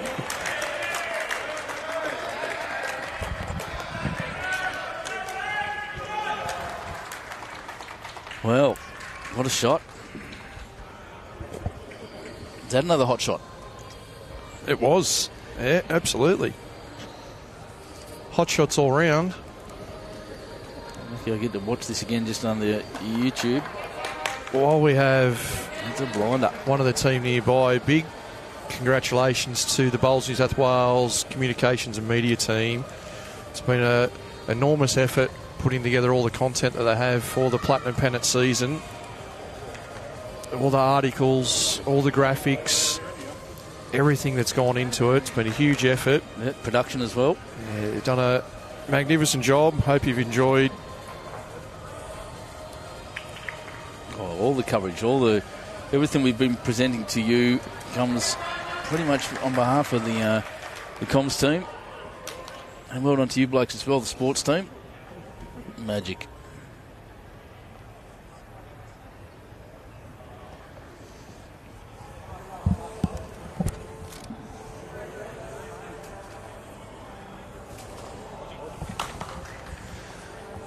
Ferguson pretty good with weight. Just missing the line there. First chance these skips have had an opportunity to look at open jack for a long time. Yeah. It's been closed heads, isn't it? Oh, he's just going to run through.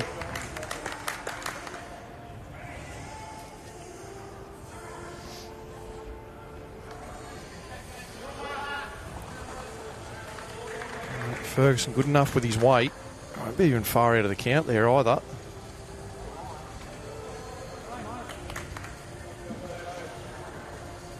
Stalking this one down. What piece of the jack does he get hold of here? Well, Jack runs on quite away on the indoor. Let's have a look at who's shot. Frightfully close. Virgo, but our live view looks very close. Yeah, I think that was the indication. You're right, David's bowl is still shot. Oh, someone get perma chalk spray. Don't like it when the boys touch the bowls. Well, he's got one of his highlighters out his high school pencil case. Chalk pen. Got to be chalk. Might have borrowed one off Joey Clark. He's not long out of school. I'm saying he's a bit of a pin-up, Joey Clark. It would be a chalk pen because the law says a toucher must be marked with chalk. Doesn't say what sort of chalk.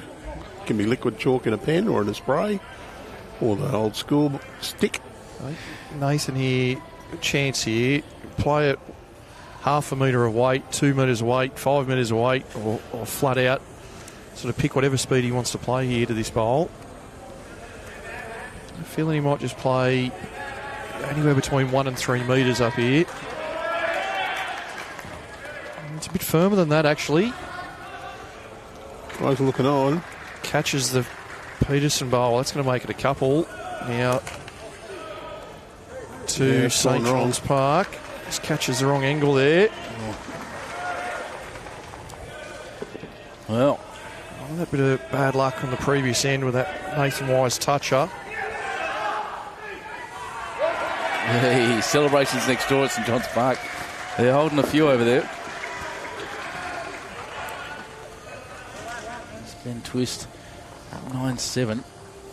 So he did get a kick away there, Ben Twist, in that middle ring. It was 8-4, I think, 8-3. Now 9-7. Close. Still no team after 31 ends has made double figures. Amazing, isn't it? Across the rink, 7-all, 9-7, 9-6. I don't think I've ever seen a Pennant game where all the rinkers are on double figures, but none of the teams have made double figures yet. I was about to say the exact same thing. This is a remarkably low-scoring game. Very even. 25-20 on the big board. Brilliant.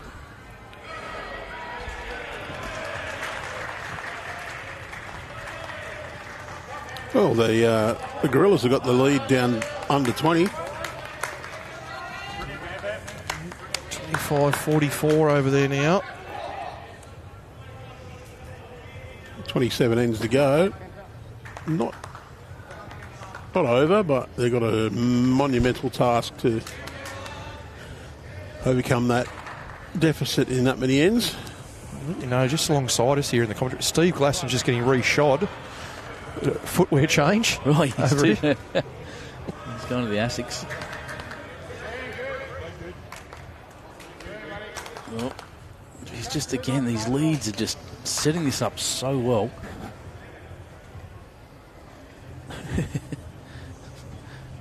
Glasso asking for a lolly or something too. He's pointing to his mouth.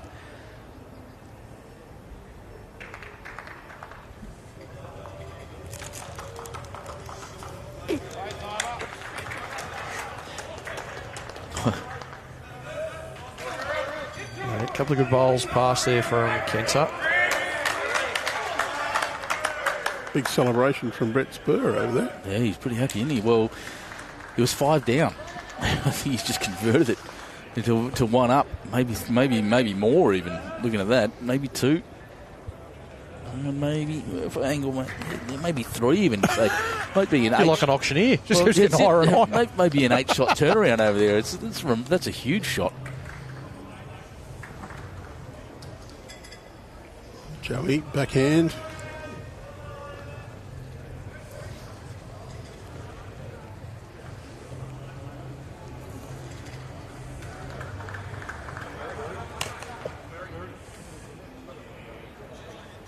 Well, this is a very good-looking shot to that point. Yeah, what a shot here from Bambi. Great shooting. Yeah. Special last few ends. Bambi.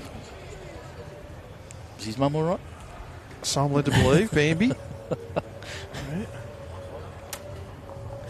can't believe I'm the only one who got that.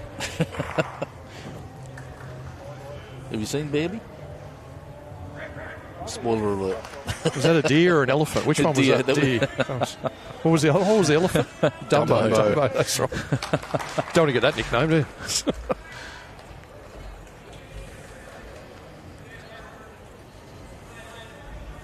My stint in the commentary box is pending at the moment. The headset could be about to go. We'll just wait and see these next couple of bowls. I'm guessing the game's just about over there as Billy storms off. Well, Ben Twist, we saw that conversion from Spur. I told you about that. Well, Twist has come back and drawn the shot. Oh, wow. So he is the first team now into double figures. There Benny it is. Twist. First team to 10. Unbelievable. 2 hours into this game.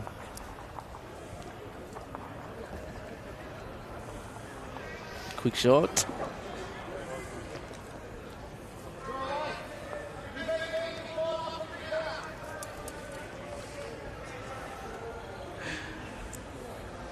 There you go.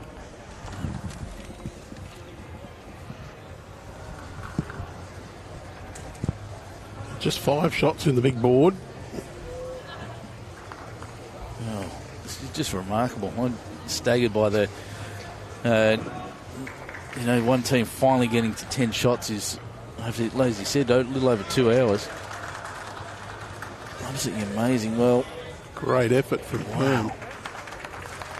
Just close to being a second shot. We've got the Bowls New South Wales CEO here. We're trying to get him into commentary, but he's shying away at the moment. Doesn't want to put us to shame. I just asked him if he's going to lose this bowl. No, just a metre over. Well, you want to hope not. It's going to make it hard for his singles game if he loses this one.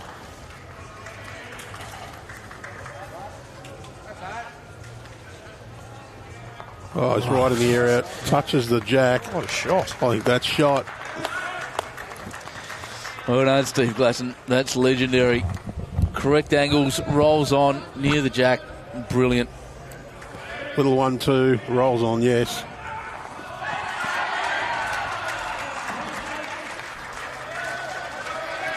Well, big cheers from the...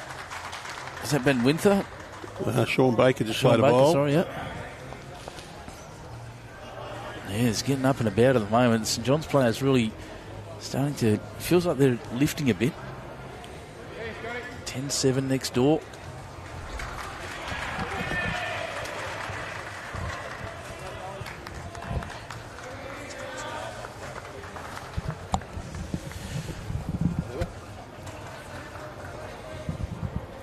Blackburn saying Lions will roar home and win by 7. This will be interesting.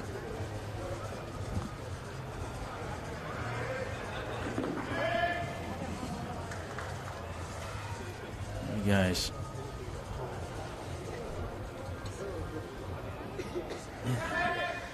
Confirm with that characteristic, wonderfully smooth delivery. His forehand. Wondering where Jack is. It's just behind Steve Glasson's pink bowl there, which will be a little target for the St John's players. They'll want to touch it and just move Jack back just a tiny little bit. When I get that last shot, still off that Fergo with a huge smile on his face. Got a reputation as a bit of a Captain Cranky, but he does. I think he's driven. That's he's just very focused. No. I do say that with the utmost of respect. Mm-hmm. He's a fierce competitor, and it just shows in his approach. But look at that smile. That's the sort of thing we love to see.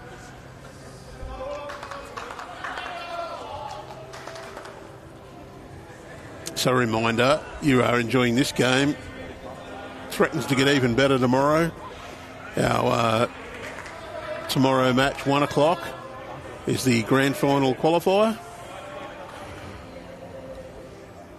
Cabramatta will play the winner of the Jets and the Gorillas here on our streaming rink. I'm correct on that one, aren't I, Benny? Yep. And of course, the loser of our stream game tonight, they say goodbye for this year. The winner takes on, at the moment, looks like they're taking on Warilla. At the moment, yeah, it's it's under 20, as you said. It's gone back to 18. Swings and roundabouts in this game. Momentum everywhere. Actually, you can see the scoreboard over there. The Gorillas have scored another 2. There's 2 more ends to go on the on-screen board. Just a little lag in the update, of course. So 16 shots in it. They've got 24 ends left, so it's still within that angle of uncertainty, should we call it? Yeah, that'll do. That's a good one, yep. It's under Junior's run rate theory. It's getting chilly in here, mate. Aircon well and truly pumping. There's a lot of people in here still. Not still. It's building, actually. It's great to see. There's a couple of vents just on this side of the green, I found. One of them's just up there. I'm going to blow away the... all the hot air coming out of us too. I was actually going to make a comment about darts players. I'm sure at some point they'll come and complain that we're taking up their space. No darts this weekend, apparently. Fergo, he'll play the forehand. Yep. Just looking for a tiny little tap on the shot bowl. Wants the jack to go back about He's under. 18 inches. Just under. He had the right weight to do it. He wants to get that jack through the hole.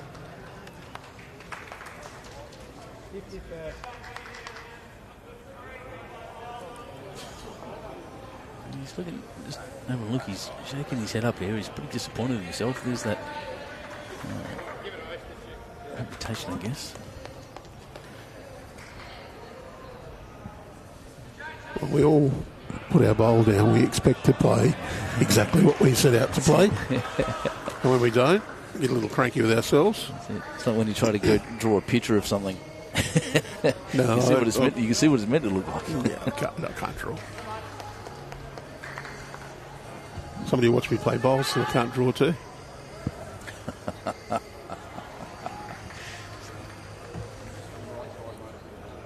Wisey.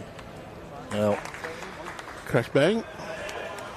he's looking for that outside bowl to punch the St John's bowl through and hopefully sit for 2, but So it is one more to there's one, yeah. the Lions. And we've still got 2 out of 3 rinks that haven't made it to 10 shots yet. After 34 shots, 34 ends total, we've only got 1 team on 10. I'm staggered by that one. That's a new one on me. I'll keep that in my memory banks.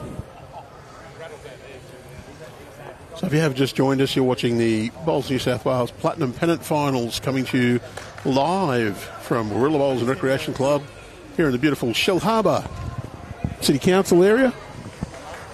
Yeah, it's going. Great people live in Shellharbour. Yeah, pretty decent people. It's a good area. We get to spend a fair amount of time here, actually, being from the south coast, and you from pretty close to us as well, mate. I'm in Shellharbour myself. There you go. I actually play for a club that's not in Shellharbour though, but we are playing here tomorrow. It's my locality. I love coming here to Warilla. The green on the indoor, I love playing on it. Yep. I find it a great cauldron, a great theatre. Very good club. Yeah, I've got some good mates here who give us good ribbing every time we play against them. I've spent a fair bit of time here too with the juniors and some of our events and a couple of world events where I've officiated. So I know a lot of people here and they're fantastic. Yeah, it's a great club. Most of them anyway. Look, if you're around, you've got a big afternoon to spend here from 1 o'clock tomorrow until pretty late. You have 2 finals in the afternoon at 1 p.m. And well, if you're from the local area, get down here 9 o'clock in the morning. You watch 4 Illawarra Zone 16 Pennant finals in the morning, 2 grand finals in the afternoon. But watch the Pennant finals, have a bite to eat here at Warilla Bowls, and come inside, watch the Platinum matches at 1 o'clock and 5:30. You have all day here and have a great bit of entertainment, a couple of lovely, refreshing lemonades. It's good pizzas for lunch and then dinner as well, because the food is spectacular. So, yeah, what a place to be. Well, Josh Berry. Another good start. Kenta. Fergo. If I'm Fergo, I'm happy with those 2 bowls. Yep.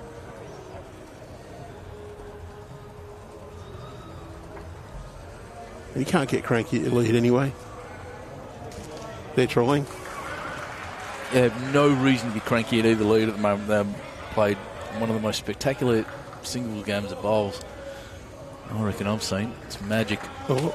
This young lad, That's a fair effort. yeah, he's doing all right as well, but they're all back. I've only got cranky at one player on my rink this year. Oh, yeah? That was me. I knew you were going to say that. Oh, Tyson. Oh, Wisey's given it one clap halfway down, urging it in. Jack. Yeah, stayed with it too. Yep. He stayed there with it. That's good. But not what they wanted, moving it closer to Kenta's bowls. But there is a shot either hand here for the Saints. And Joey, he's going to stick to the forehand side. He can push that one straight through. Just gets either side, there's a good result for them. Not looking for too much on the weight, just sort of back to the Mount Lewis bowl behind Tyson's bowl. One set.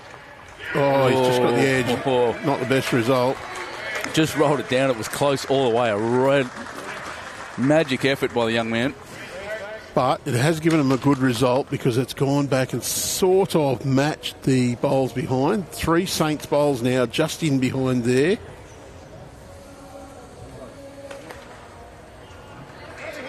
Oh, Glass, he's given that one away early.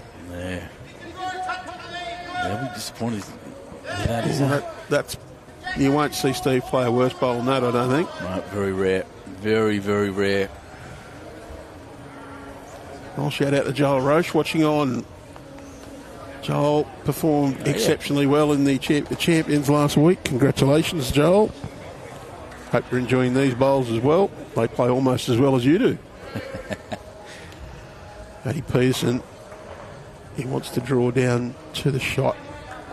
They are one down, but I reckon he can just about get shot by flopping off Kenta's bowl. Yeah, I think that's what they're aiming at. And that's just the way they're talking about it.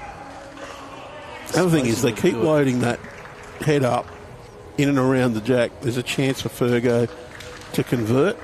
With the edge, any kind of weight down there. Well, he's only got to make contact with the shot bowl and get the jack to move. Exactly right. But Glass, that's a fantastic correction. Great home. He's got third wood out of that. Well, and it's great positional play, if nothing else. Magic. Well, the whole idea is load that head up and make sure your opponents can't score too many. Sometimes it's about just limiting the opportunities for the opponents to score. That's it. Play your percentages. Long distance chess, as it was described to me, an easy game to learn, but a hard game to master. Ones are good. Either way. Matt just underneath.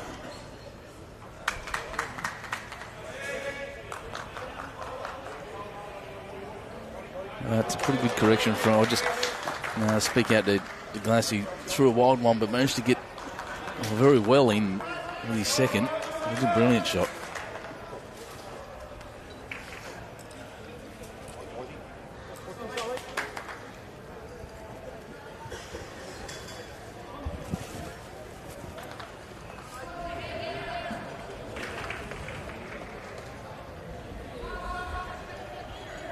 I always thought anyone was sitting here so close to the players, I'd love to call one of them over and put the headset on and talk to them for a minute. That'd be good, wouldn't it? Just don't want to interrupt their concentration. Maybe next year. Start looking at things like that. Mic one of the players up. Oh, pretty close here from Wisey, I think. Yeah, what? Just going to be past. Would have loved to have got that 𝗟𝗓𝗡𝗡𝗧 bowl flush. He's looked at me and rolled his eyes. Yeah, that's right. I think he thought he had it. Well, so did I. Watching it come down. I'm just out of my seat at the moment watching the bowls instead of the screen to see if I can pick up the way that bowls are moving down the green, but it's just true. And this is a feature of the carpet, like I said, in carrying any weight, they don't turn. Like a grass green. Wants the Glasson bowl. And has it. That's not a bad result. Yeah, what he really wanted was the yellow and green bowl in front of Jack. Has mixed it up a little bit. The big result's not really available there now for the Saints. If all those two bowls come in, they could have made 3 or 4 by a little touch.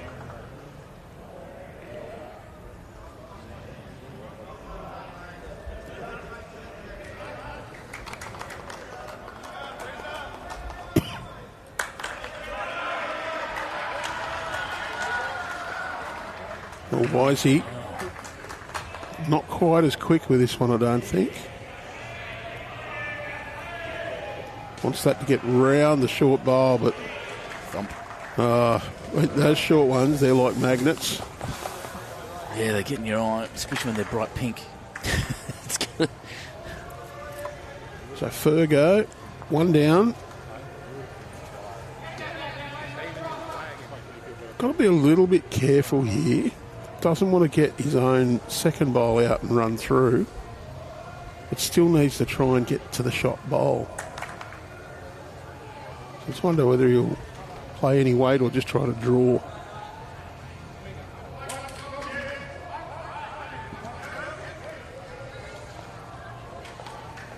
He's not going quick, that's for certain. Wants this one to swing down. That's the bowl he didn't want to move, and he's only just rolled it over. It is 1 to the Lions. Yeah, 1 to Mount Lewis. On this rink, 9-8, and still haven't reached 10, and they haven't reached it on the Baker-Thorburn rink either. He bought it 28-22. These are just amazingly low scoring. 16 shots total after 12 ends here. 18 and 17. The next 2. Amazing. Well, the Gorillas had got the lead down under 20, but it's just blown back out to 24 now. One more end on that. It appears that the Jets picked up 2 on the end that just played. It's 53-29 after 44. So I don't like the curse coming out, but tough to see the Gorillas getting back from there. Stranger things have happened, but yeah, tough.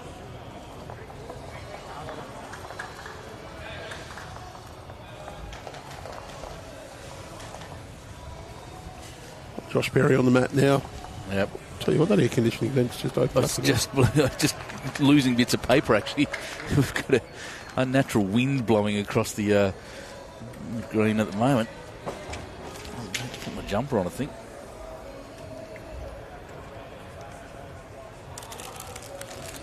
Mark Conway, if you want to chase the rink scores, jump onto the Bowls Link results portal, results.bowlslink.com.au, and you can follow on there. In fact, what I'll do is I'll do it for you. I'll just send you the link. You need to open up the individual game and then tap on the team, though, unfortunately. Yeah, we're working. There is an upgrade coming to Bowls Link that will have the overview on the page and the totals. We pointed that out. BA is undertaking that in one of the next upgrades. Not too far away, I'm told, either. Yeah, it's close. It's coming. That's it. Look forward to that. Yeah. So I'll just drop this in there. And just remember, if you are clicking on links, make sure it's from Bowls New South Wales, genuinely us. And if anyone ever asks you for a credit card, just delete that link. Don't even go near it. Don't go near it. Exactly there. We're not charging you. That's it.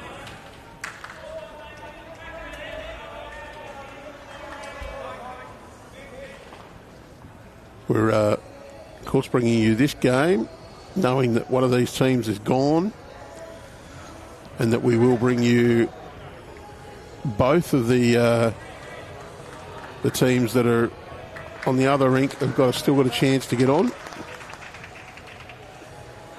So just looking at that scores over there, Raymond Tourist Jets, it's Matty Bouse over Jeremy Henry, 21-5 at the moment.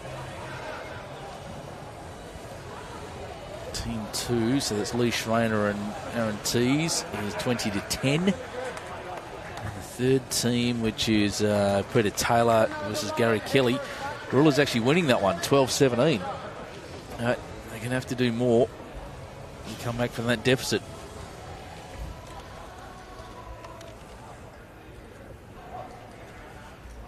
Sounds good, Mark. Thank you.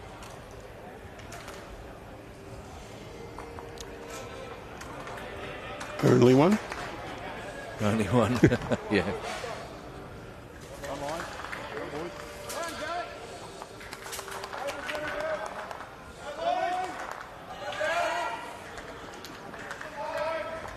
9-8 on this rink.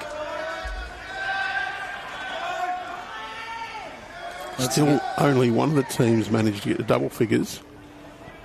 10-9 after 13 next door. 9-7 on 13 the rink after that. Once again here, the Leeds just doing the job.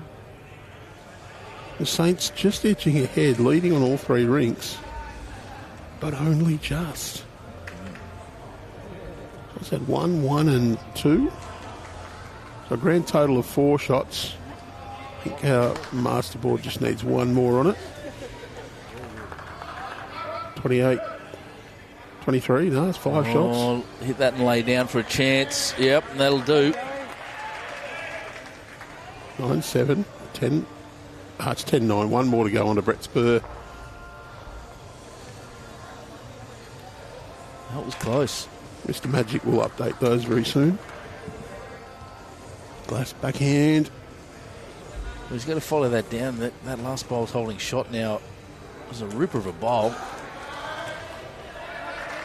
Just not quite got the speed required. Little glide, maybe. Oh, nearly. Needed a little bit more. How good is it here, mate, at this club? Absolutely loving it. The crowd's loving it. Everyone's into it.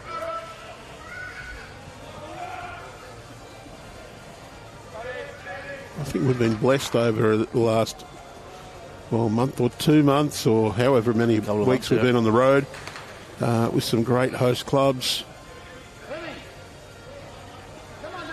Well, here we go again.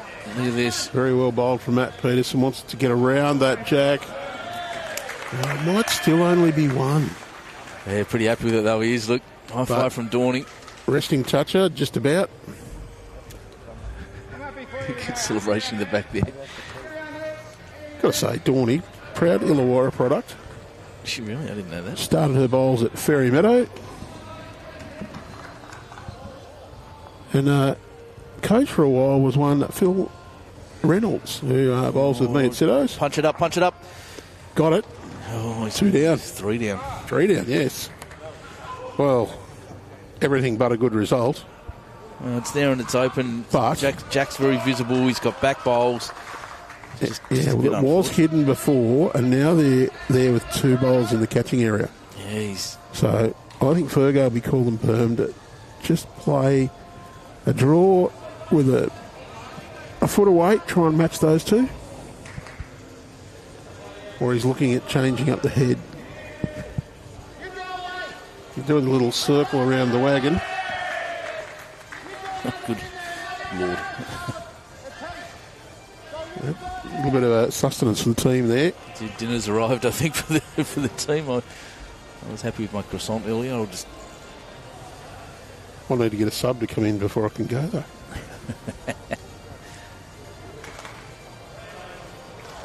Well, there's a few out there. There's a young Ryan Narona who could come and sit with us. Matty Peterson, pretty well pointed here. Wants to get this up and over. Oof. Oh, played it well. That's a ripper. There's 4. Exactly what he wanted. Well, there's looking at the gorilla. And the model of the gorilla too. Yes.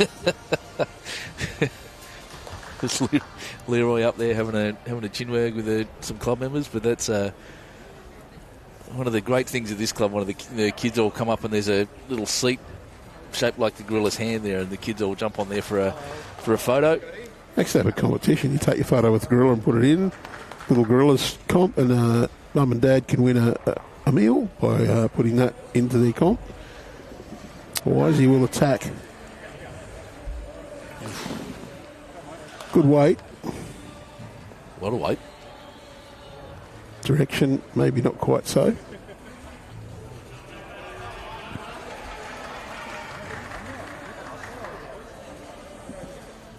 So Fergo looking to just get a little bit of cover here. He looks to be nice and wide going towards the back. That's exactly what he's done. Well, he's just gone to where Cantor was, and Wisey, no time wasted. Wants this smack on, same place. He might have just rushed his shot a bit and just pulled his arm across his body. Yeah, that's what it looked like to me. He was really quick on the mat. Knew what he wanted to play. Ran it through a bit heavy. Ran it through heavy, but I think swung around his body.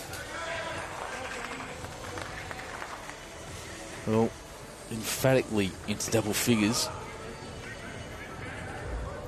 And with a shot to go. I'm just going to leave you by yourself for a sec, Betty. I want a drink of water. No worries, mate. I got this.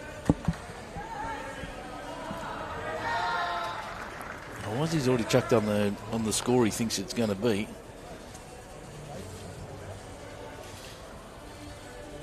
This one out wide and safe. Good weight for the shot. That's 4 to the St John's, I'd say. Let's wait. Yeah. Oh, may have been a bigger score. What's going on there? Either way, 13-8 on the board now. Yeah, it was 4.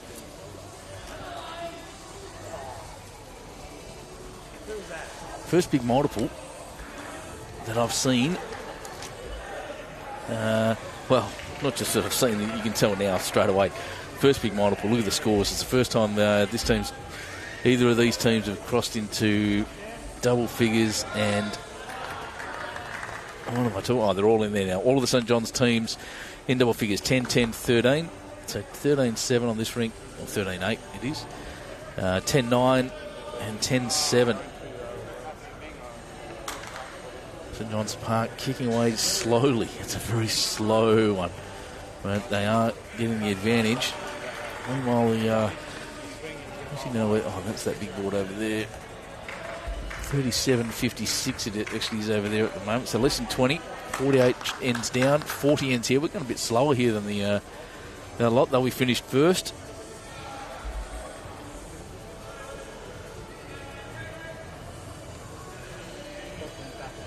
So, yeah, a big 4 for St John's Park there. Takes them into double figures. All 3 St John's teams into double figures now. Leeds once again doing very well. And welcome back, Leroy. Thanks, Benny. Just had a quick walk around the other side of the green just to try and inspire the Gorillas. I thought if they saw me there, they might lift their game a bit, so there's no chance of someone coming off the reserve bench tomorrow. We had a good view of you. The guys put a shot of the Gorilla's head and you were standing right next to it, actually, so it was... Couldn't tell the difference. That's what we said. Tim's Rilich, that's right, 4 is huge, but look at this. Look at this. Kenta Treacher, what a shot. He's played so well. He's focused. That's brilliant.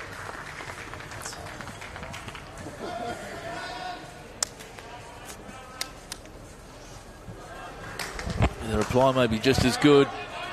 Under that for shot. Wow, they keep going. Awesome leading, isn't it? It's just ridiculous. A bit like the singles game I saw out at Dubbo between you and Jason Pinnock. This rubbish. I threw 2 wrong biases. Are you kidding? That's when I decided I need new bowls. the bowler's fault. It's it. It's the bowler's fault. Spoken like a true bowler. Yeah. That's it. Oh, look at this shot, Joey Clark. This bowl's all over the place. Mount Lewis hang on to shot. But, yeah, you mentioned a couple of scores there. Just starting to break away a little bit on the big board. Bit of separation there. Stretching the cord out. 10 the difference. It's slow, but it's inexorable. Keeps going. Score over on the far rinks. Raymond Terrace 56. Orilla 38. There's 49 ends played, so it's 18 the difference, 14 ends to go. It was Matt Bowser's rink doing the damage, 21 shots to 5 in front of Jeremy Henry. Yeah, well, I was looking at the live scores there, and I put the live score link in the live chat on Facebook there. Jump in, have a look. I'll do it on YouTube too, actually. I've neglected YouTube, and I shouldn't be. Lots of people watching there as well. Yeah, really good heads. It's just that surface here, indoor carpet. He runs 14, maybe a tick over that. And once you get your rhythm, it's destined to have good heads all the time at this level. And Tyson Wilson, does he get down to the jack? Kicks it to his own, makes a couple. This just keeps getting better and better, ladies and gentlemen. This is bowls at its best. I mentioned earlier Tyson, great young man, just made the move over from South Australia, taking up a position working at Mount Lewis. Great young man. Really looking forward to having him over here in New South Wales. Bits of paper blowing around. We're inside. Maybe that's what Rilla's done. Gone and thrown the aircon on for the last 15 ends over there, trying to make a difference. Trying to get a 20k breeze up. Cyclonic. Just going to take my headset off for a sec, mate. Put a jumper on.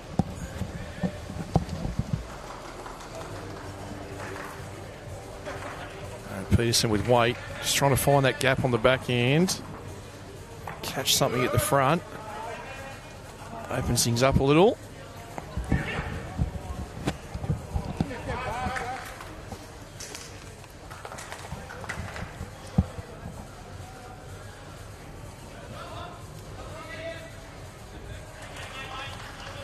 Once again, you can see Kentreach just bowled at the front there. It's not a wild one, that's just where Jack was. Yeah, that's right. It's nice and firm now. You can hear the voice of Fergo there, yelling his instructions. He just feathers this one at the front of the jack. Both bowls go out. I hope if the jack moves that it rattles all the way out of bounds. Crack. Oh, just misses the jack on the run through. That would have been a great result, but has gone back to where his first bowl finished, or near enough to it. I thought I actually thought he was going to hit that again on the way through. Yeah, it looked like it, didn't it? Been great. Still a good shot. Still nice and open. It would have been a nice hot shot, that one. He's got some space to work into, Glass. He didn't need it, and he's got pretty close. One shot at the moment to Club Mount Lewis. The Lions, great supporters of the Sydney Lions BPL team.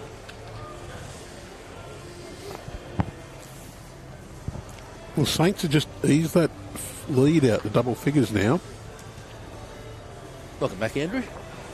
He's come back 33-24 now, an extra one to go on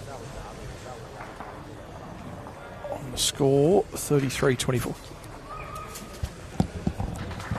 Give Benny a quick break, just going to have a quick bite to eat. All the food at the back here is nice and hot. Pretty nice too. Dave Ferguson just underweight, I feel, with this one. Almost a yard short, that one. So Wise still a bit of room. It would be the Saints' closest bowl. So that's his target, the one to try and beat. Just got to miss it. And he's got enough weight. Well, counts for now. So there's a couple and just create some awkward angles there.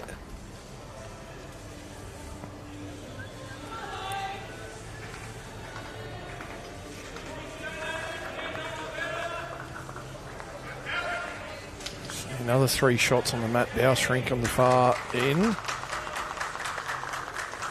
Raymond Terrace rapidly approaching the 60 mark.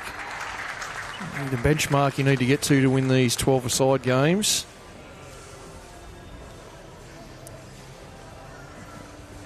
Dave Ferguson. Yard more weight than his first. We're getting through the ends a bit quicker than this end of the green as well. Certainly added the weight. Does he get the right connection now? Yes, he's got it up and over. That's right enough. Yeah, great shot, Fergo. Couple of seconds. This will be one of the quick draw from Nathan Wise here. There it is. Just missing. One to Fergo. So those big last bowls just doing the damage. Why is he known as a very good driver, but he doesn't seem to have hit any tonight. I remember one there earlier on where he killed it in going back towards the main clubhouse end.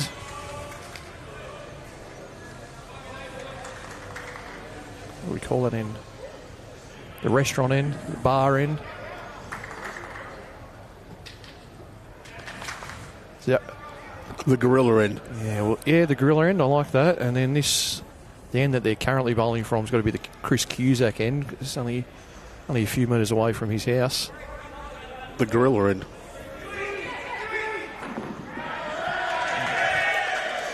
Well, we could always call it the Little Lake end and the Shell Harbour Road end.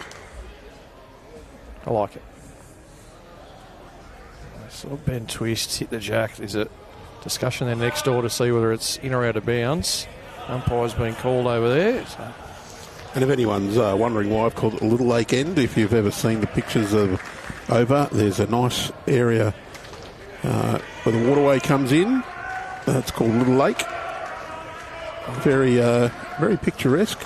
Well, just interrupt, Andrew. It's one last push here for the Gorillas. The Aaron rink has just picked up a 6. So that's back to 47.58 now. So it's their sort of last hurrah there at the moment. And Galoot's up and moving and animated. 11 ends to go over there. 52 ends played. I'll get that updated on the board for you in just a moment. 47.58. So 11 the difference with 11 ends to go. Certainly the closest the Gorillas have been for the last couple of hours. Just a reminder, the winner of that game will take on the Cabra Bull Ants tomorrow afternoon, 1 o'clock local time.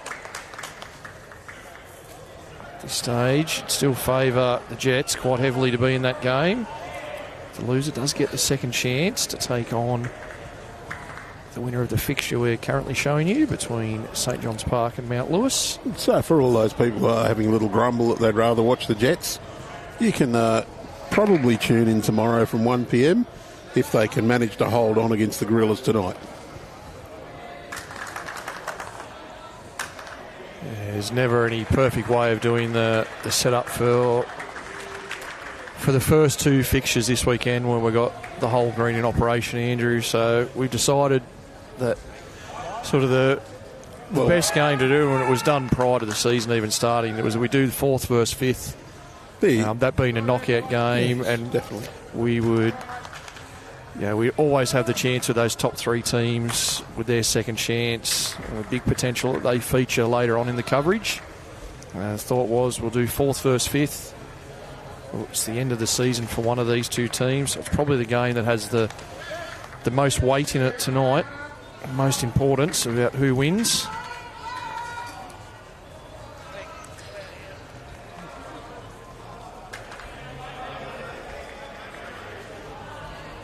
So we will get to see first and, well, the winner of 2nd and 3rd tomorrow. And then the loser of that 2nd and 3rd will back up on the live stream.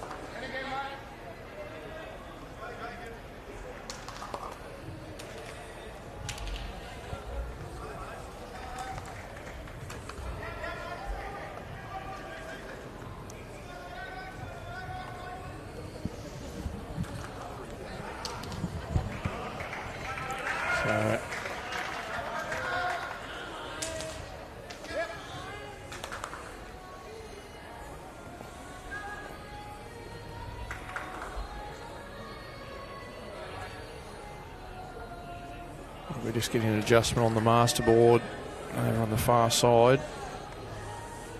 See, calculators, abacus is out, shoes and socks are off. Just trying to get that confirmed over there for us as we see Peterson down here on live action. Down at the moment, but not for long.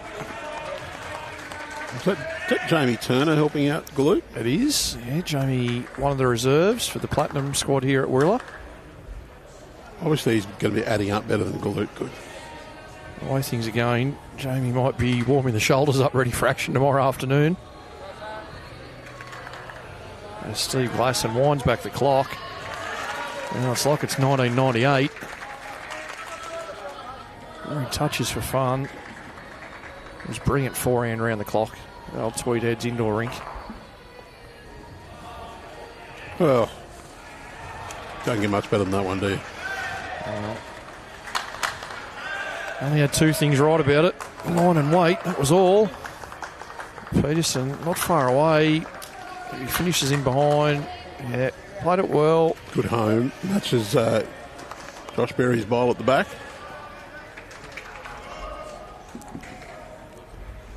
Yeah, gave it a good chance. Difficult one here for Glasson. Never easy to draw another here without improving the target for your opposition. But once again, just passed. Done that well. Missed in the right spot. Oh, that is two absolute screamers. No extra target.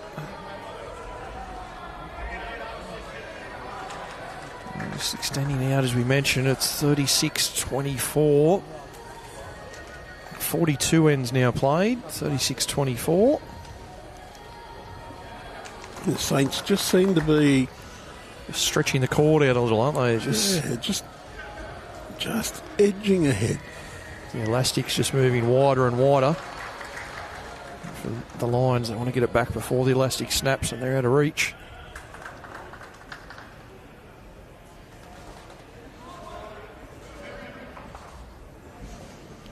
Hasn't been a wow, the Saints have really grabbed the momentum here. It's just been a gradual ease into a good position.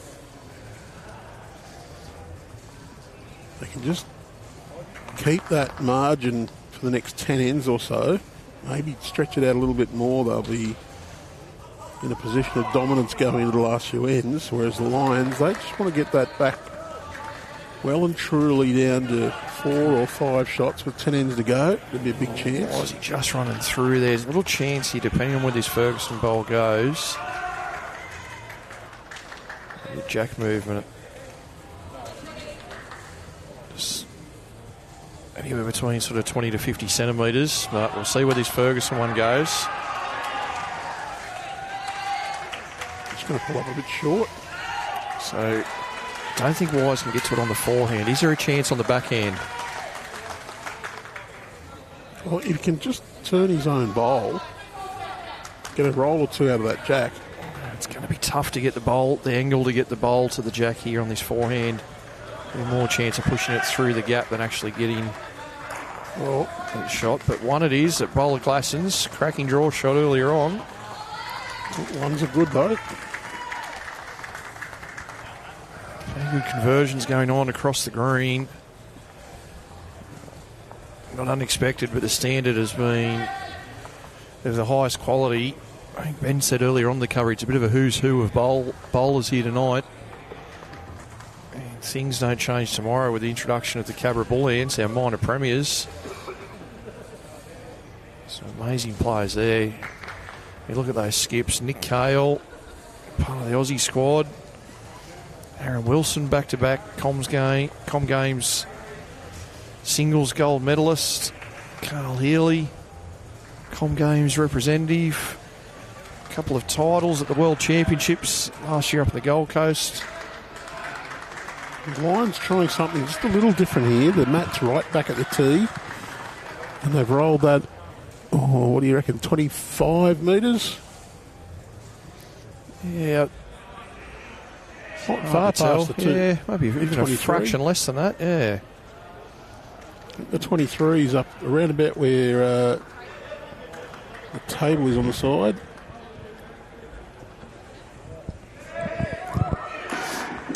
Oh, Jack's flying again on the twist rink. Shins and ankles are in danger. Thor Shannon just had to almost dive out of the way there before getting cleaned up. And you see there at the bottom of the screen, Jets have just consolidated. It was a little mini comeback from the Gorillas, but the Jets have just shut it down. Yeah, just snuck away. No big scores. Just I don't need those big numbers at the moment. Just tick the board over. It's enough for them.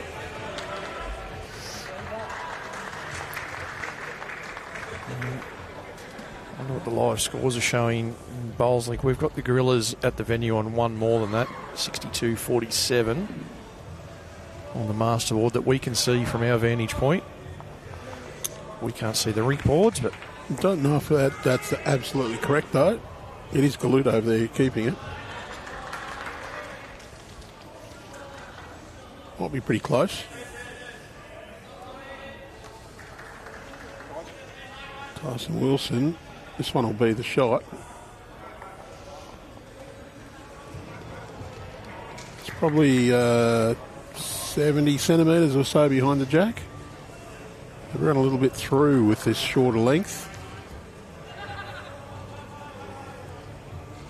Yeah, both leads just missing out. At least for the skips, they've missed the better way and been past the jack.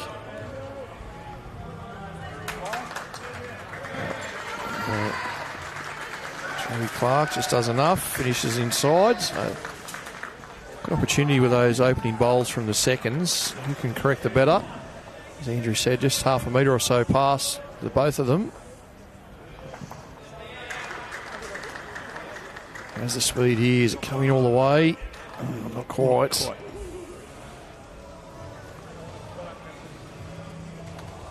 14-9, 14-7 is the score in favour of the Saints. Ferguson over Wise, Baker over Tholborn. It's 10-all between Tist and Spur. 12 shots in it.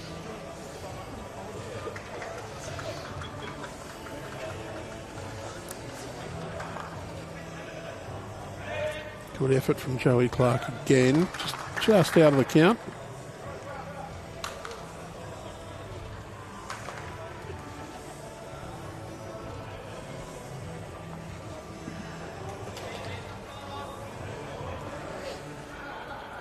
At this point, just feels like the Saints have got the momentum.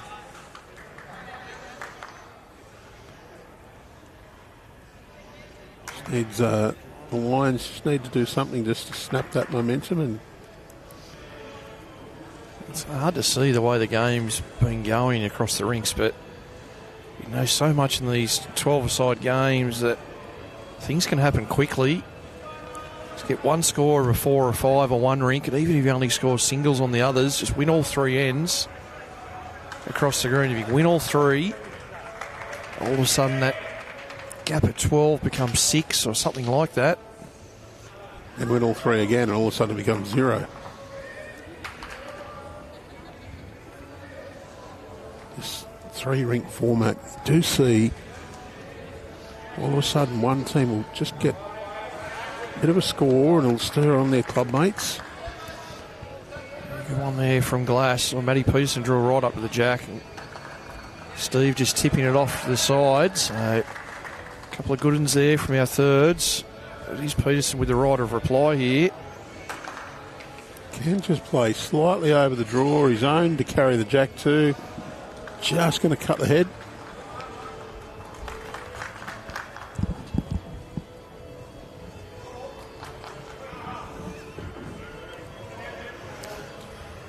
So, Lee, what will Wisey be looking for here, and what will Fergo be looking for? Wisey wants to cover, and there's a little bit of danger out on the ditch side there. All Saints, and not the TV show. Yeah, it's going to be hard. Not going to be easy for him to get to that perfect spot around those bowls. Well, what I will say, if he gets around the front one to get to that spot, he's not really sort of closing things off. So you're going to be trying to close it off by drawing a really good one on the backhand. I would have just overweighted this as he first up. Oh no, bending in nicely now. Sorry, I misread that out of the hand. Played it well. Very close. The bit of the jack that Ferguson needs to hit is still there if he wants to try and kick it out.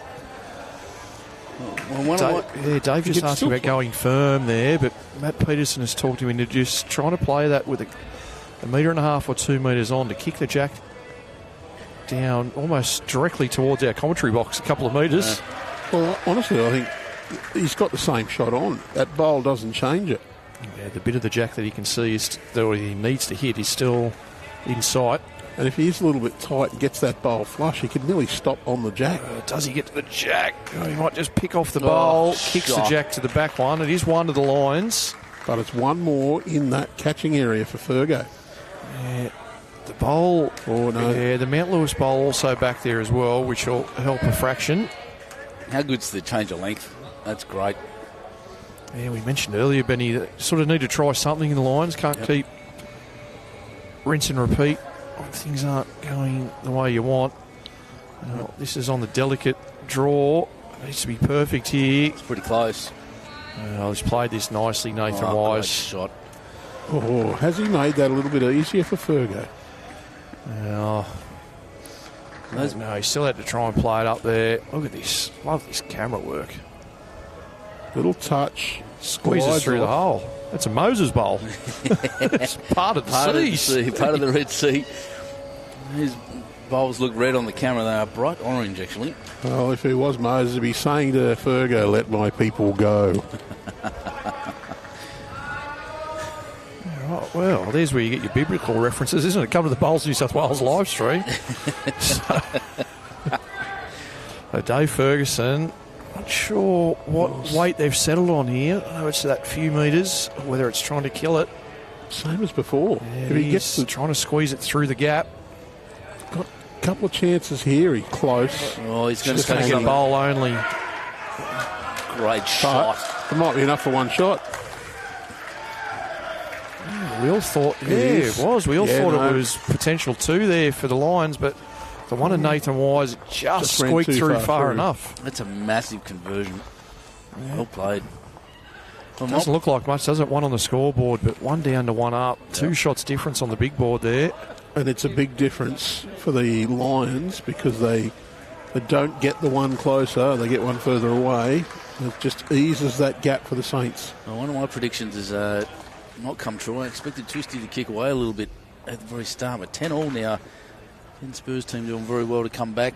Well, Ben Winther and Brett Spur have been in sensational form. They're state pairs champions and champion pairs semi-finalists. Yeah, got to the semis there. That's been the best performer Mount Lewis rink all year. So they've been the ones holding things together and securing those big board wins when the rest of the things have been battling away. Well done. Well picked up, Glenn Baxter. You're right. I've just noticed that myself. The cameraman standing on chairs over there, the ladder. They do a great job here. Spacequake Sports, our production team. They are fantastic. I wonder if Dave got the ladders. I've had little step ladders they've been standing on. They do get themselves nice and comfy. They are professionals. And one thing for sure, they don't want any of the three of us standing on those chairs for hours on end. No.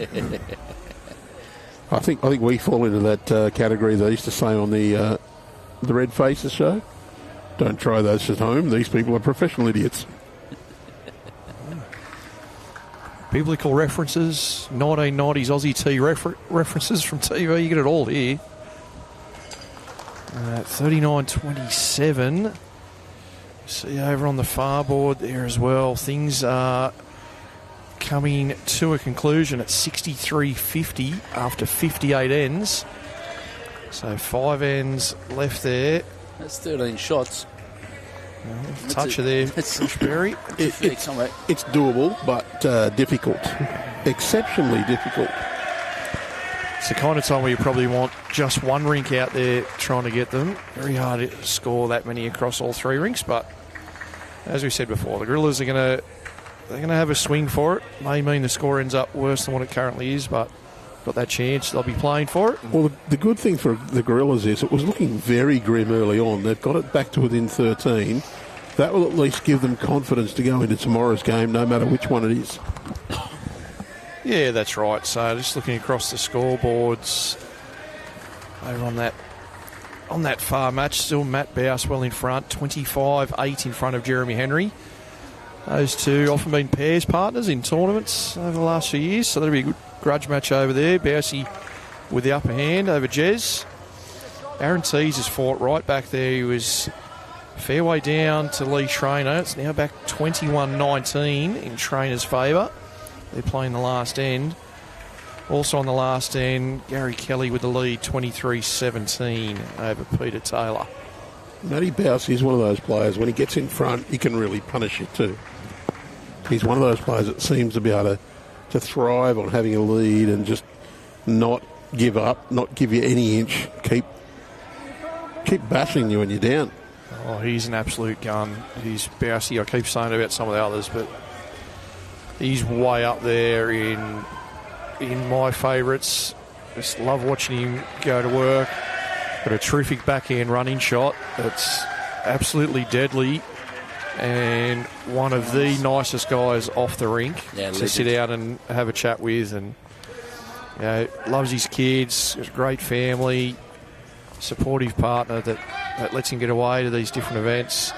Very good all-round sportsman, Matty. I don't know if he still is, but only a matter of a couple of years ago, he was still playing first-grade cricket in Newcastle, scoring hundreds.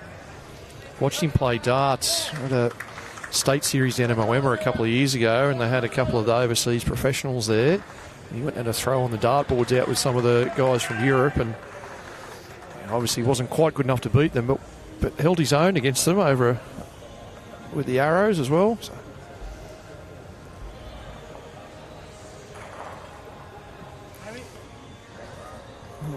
He's going to pump that up. How hard is the question? Oh, he's made a nice change there. That's the thing. Good little chip and chase there. Got position and opened it up. May not have got shot, but that is much better head for the Saints. There's the crumb.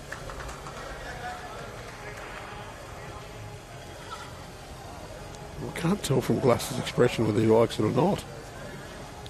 Just misses that. He might get back. Just carried a fraction too much weight. Nice shot now for the Saints, down to the shot bowl. He's waiting too early on the screen as well. Playing in Queensland now. Yeah, he said he'd never wear a maroon shirt. We have to point that out. That's right. He's one of your mates, isn't he? Yeah, Yes. He's another Mullumbimby High School product, although he didn't play bowls up there. Got to point out Freddie Ayub there. Freddie was a semi-finalist in the first ever state junior singles. Oh, please, be disappointed just leaving that short. Not making things easy though for the Lions to get in.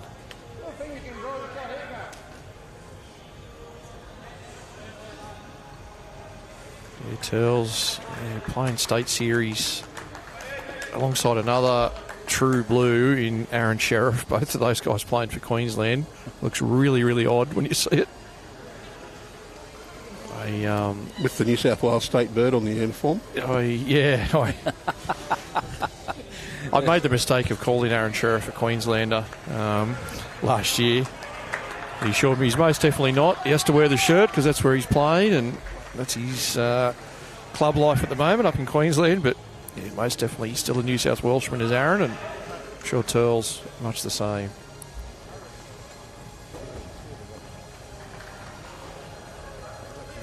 You did give him some grief about that. You and I last year, was it the seniors test? It's pretty funny. Does Ferguson get this shot? Peterson was just under the weight. Perfect one, gets right through the gap. He's not far away from this. Got it. David Ferguson. What a hot shot that is. Someone recording those? David Ferguson through the gap. Look at this, right on screen. A platinum pennant hot shot. Another bit of trivia for you boys. Wayne Turley was in the high school band. What instrument did he play? Trumpet. Close. Trombone. Same section, yes, trombone.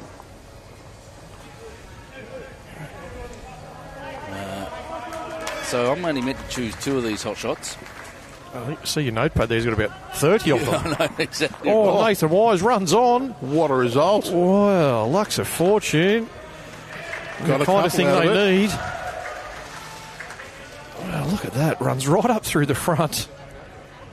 Needed Oh, some my God. connection. Get a couple of it. 11 bowls on the rink have moved, and they've made 2 shots.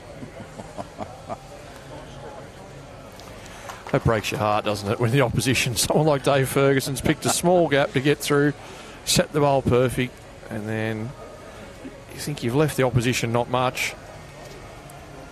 And Wisey comes ploughing through the front with plenty of weight and gets that unbelievable connection. He'd say it was a perfectly planned cannon. And well put too. Ben's paperwork goes flying again. Might have to invest in some sticky tape before the morning, before we come back tomorrow. I wish I could show you this, how windy it is inside. It's a 12-knot breeze blowing across the desk.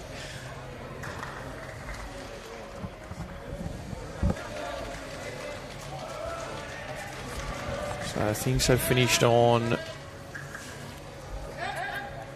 one of the rinks over on the far side. The Teasy Lee Schreiner rink. Yeah, I think it was a couple for Jeremy Henry on one rink, but Schreiner might have bounced back with a shot of his own there. So There's 11 shots between them. 53-64. 61 ends though there on the big board. That's top, getting right to the end now. I think we're all just running out of ends. It might be 60 ends, sorry. 11 the difference on 60 ends. See Fergo just finding that gap. I hope that was someone taking a photo, because I just saw a flash on the there's windows. lightning. There's big storms coming up the coast at the moment from the south. Jervis Bay just copped a little bit of it just then. I got a weather warning on my phone a second ago. Big storms. It was, he just overplayed that one, but be happy enough with that result. Well, need all the shots they can get, but there's a couple there for the Lions, so they narrow the gap ever so slightly.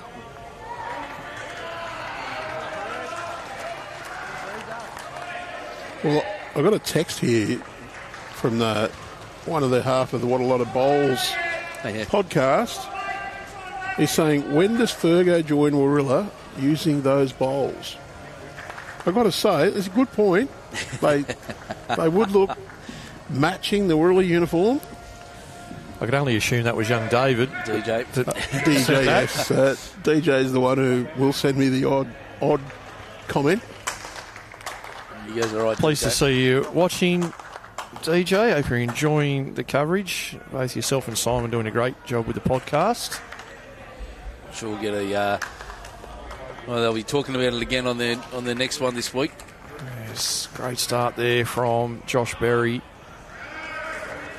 If you are listening, DJ, I'll give you a bit of a wrap. I listened this morning to your latest episode, driving down here from the bush. It was great to get the insights from both yourself and Simon about conditions back home and the clubs that you played at and how you've adapted to coming out here to Australia. I thought as a bit of a bowls tragic that I am to be able to listen into what you guys were used to playing in to what you get now. It was a really great listen. So if you haven't caught up with that or any of their other episodes, What a Load of Bowls, find that at your favourite streaming services. Yeah. Listen to I'll probably listen to the latest one on the trip northwards for the Pennants. Listened to their last one on the way back from Foster. Yep. I didn't even need an interpreter. I'll just show you that text.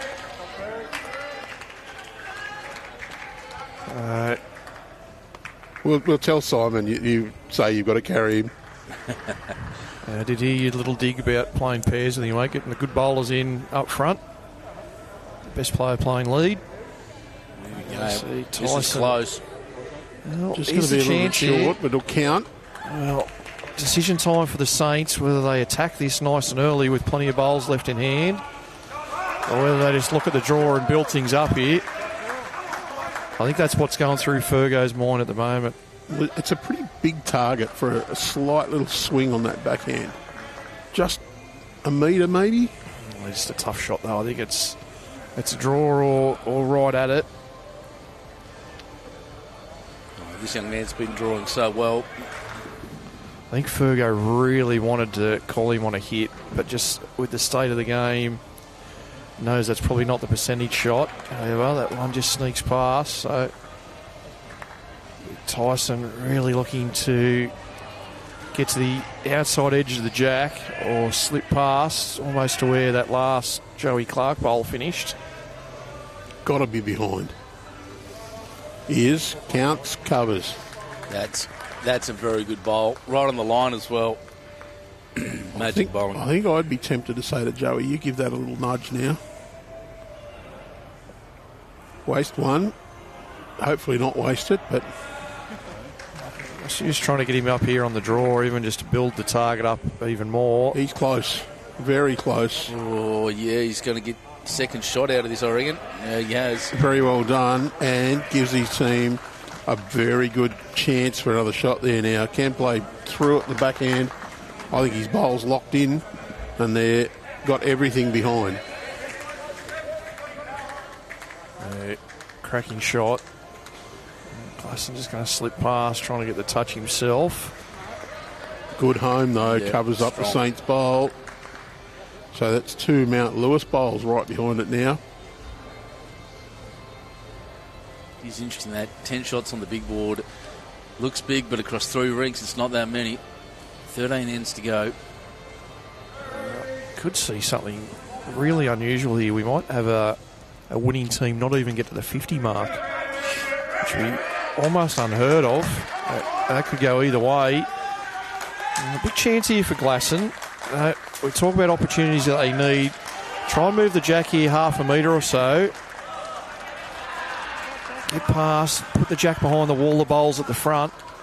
Waite wasn't too far away with his first. Looks like he's in the area. Is it going to turn enough? It's coming down to a similar Just spot. a bit too much of one. Well, But nice home. There was 3 shots on the next rink to Brett Spur. Really? So they bring things even Closer. closer there. 42-35 now, our master board. Must get in between the jack and the back bowls. I'm looking he's short. Or, well, good thing for him, though. He's made it a lot harder for Wisey to get any movement on that jack. Nathan Wise, does he take the chance here? He can get Matt Peterson's last through the other one. Try and get 2 bowls out. There's a few shots he can play, isn't there? But can he get the yellow through yellow on the forehand past the jack or even onto the edge of the jack? Yeah, that's what he's looking at there now. Yellow through yellow. Probably 4 metres away, his forehand. Either get that yellow Joseph Clark bowl past the jack or it does make contact. It probably angles down towards their own bowl. There's a bit of an error on the scoreboard there. I think the 14-11 on the far rink after 18. Oh, no, that's here. Sorry, this one. 14-11 is right. My apologies, just looking backwards. Wise not quite getting the one he wanted. Oh, not a great result either with where that bowl's finished. David, got the difficult situation here. One down, but doesn't really want to expose things too much. So I think with this one, it will be delicate, maybe draw or just over only. He has last bowl, so doesn't want to expose things. And we can let you know we have a winner in the other match. It will be the Raymond Terrace Jets recording a victory. They're 12 shots in front with just 1 end to play. They're just going to finish the last couple of bowls over there before they shake hands. So we'll see the Jets on stream tomorrow up against the Bull Ants. Looking for his own bowl up and over. Does he play a bit more than I thought there? Just got the edge of it. Well, the other thing he's done there is just exposed the jack on the draw now. Nathan will be able to go back to his backhand. and actually get back to the jack to move it. You know, even just a foot or so behind the pack.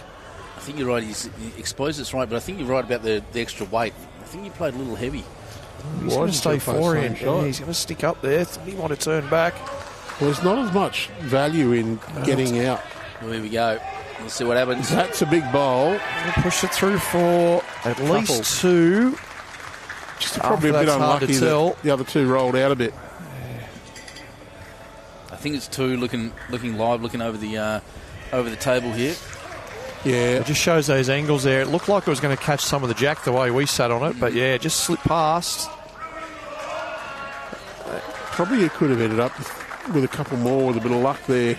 Just didn't quite get the full value. Yeah, it's a huge win for the Raymond Terrace Jets. They did it at home against the Gorillas, and now they've done it away. Got the double over the Gorillas, yeah. 66-53 by the looks of it. Oh, actually, maybe one end to go on there if they put it up. So Ferguson, couple down, 7 the difference at the moment. Back to the draw. Does he pull up in time? Not far off. Is that close? Very, very close. Oh, what a shot. David Ferguson. That's the hot shot. Oh, that'll go in the book. That's the hot shot. That's a hot shot, right? Understood. I'll make my note, but that is brilliant. Watch this. Super shot. That's the shot of the day for me so far. Well, that just takes me back to the Bowls New South Wales Christmas party. Some of the bowls like that were coming down. David Ferguson. 2 down to 1 up. It's only because I was using my right hand. I wasn't even talking about yours, Ben, to be honest. 44-35. There was an extra shot there to Sean Baker's rink as well. 10 ends to go. Back out to 9 the difference. The cord, it's not fully stretched out to the point of snapping, but Mount Lewis, they need something to happen quickly. Might have just been the one to get the Saints over the line.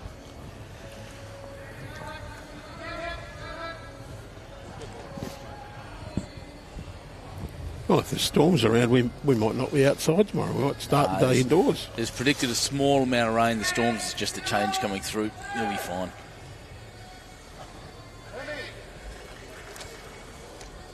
I know the rest of the Bowls New South Wales team, Andrew, are looking forward to standing under cover and watching you play out in the rain tomorrow. Yeah, I'll certainly be coming in the morning. Made out of sugar. You and Jimmy McRory. Well, the boys from Rilla are to blame for me knowing it's 9 o'clock in the morning, because we were 1 o'clock last week. I thought we were 1 o'clock again. And they said to me, all 4 Siddo sides first thing in the morning, eh? And I went, yeah, what? Magic. So very, very fortunate. Going to call it now. This is the end. This is the time for Mount Lewis.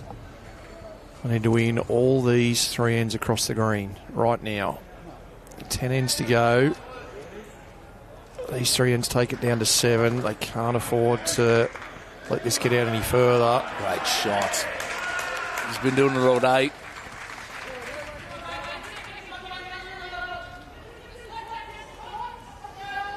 He has definitely been doing that all evening. Let's force Josh Berry down the other side. Short and tight. Happens so often when you change hands. What a game these leads have been playing. Setting it up the whole time for their teams, both sides. Hard to pick a winner if I had to find a trend. There just isn't one. 44-35 on the master board. I'll tell you, over on our feature game, all scores now in. It was 66-53. Matthew Bouse 26-11 over Jeremy Henry. Oh, he's tucked it away. Middle rink, it was Lee Schreiner 22, Aaron Tees 19. And the solitary win for the Gorillas. Gary Kelly's rink 23 shots to 18 over Peter Taylor. Oh, Tails hasn't had many losses this season, and I particularly point out at East Maitland. against the Griffins. The game they played there, I'm not sure if you guys saw that one. I was live streaming the shot. Excuse me, they were the far rink. I think they were 22-0 up at one point. The ball went up, one of the balls shot up into the club. I saw that replay actually. Yeah. It was huge. Pretty well pointed from Joey Clark. Just wants to get the inside. Two good ones. Still there for the Lions to play backhand down to the shot bowl, though.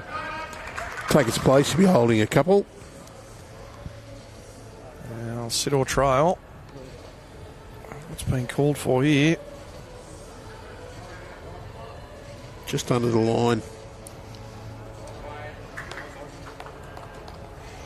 Not a bad home. Yeah, played it well. Great weight for it as well. One in the catching pen for later on.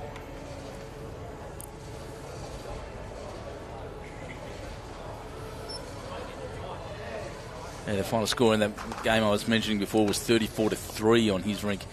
𝗣𝗘𝗡𝗡𝗨𝗠, he hasn't lost many games. Well,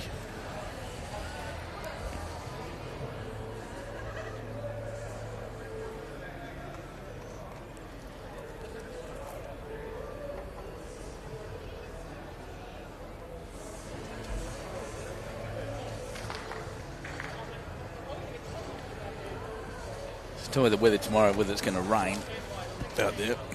I know it is showers predicted, but it's going to be cold. It's not going to get above 14 degrees. So take your jumper, Andrew. Oh, Matt Peterson, what a draw shot that is. He's pretty happy too, Permy. Same shot, though, for the Lions. The way that's finished, just down the backhand, get the inside of Joey Clark's bowl. That'll spit you straight across and into that gap.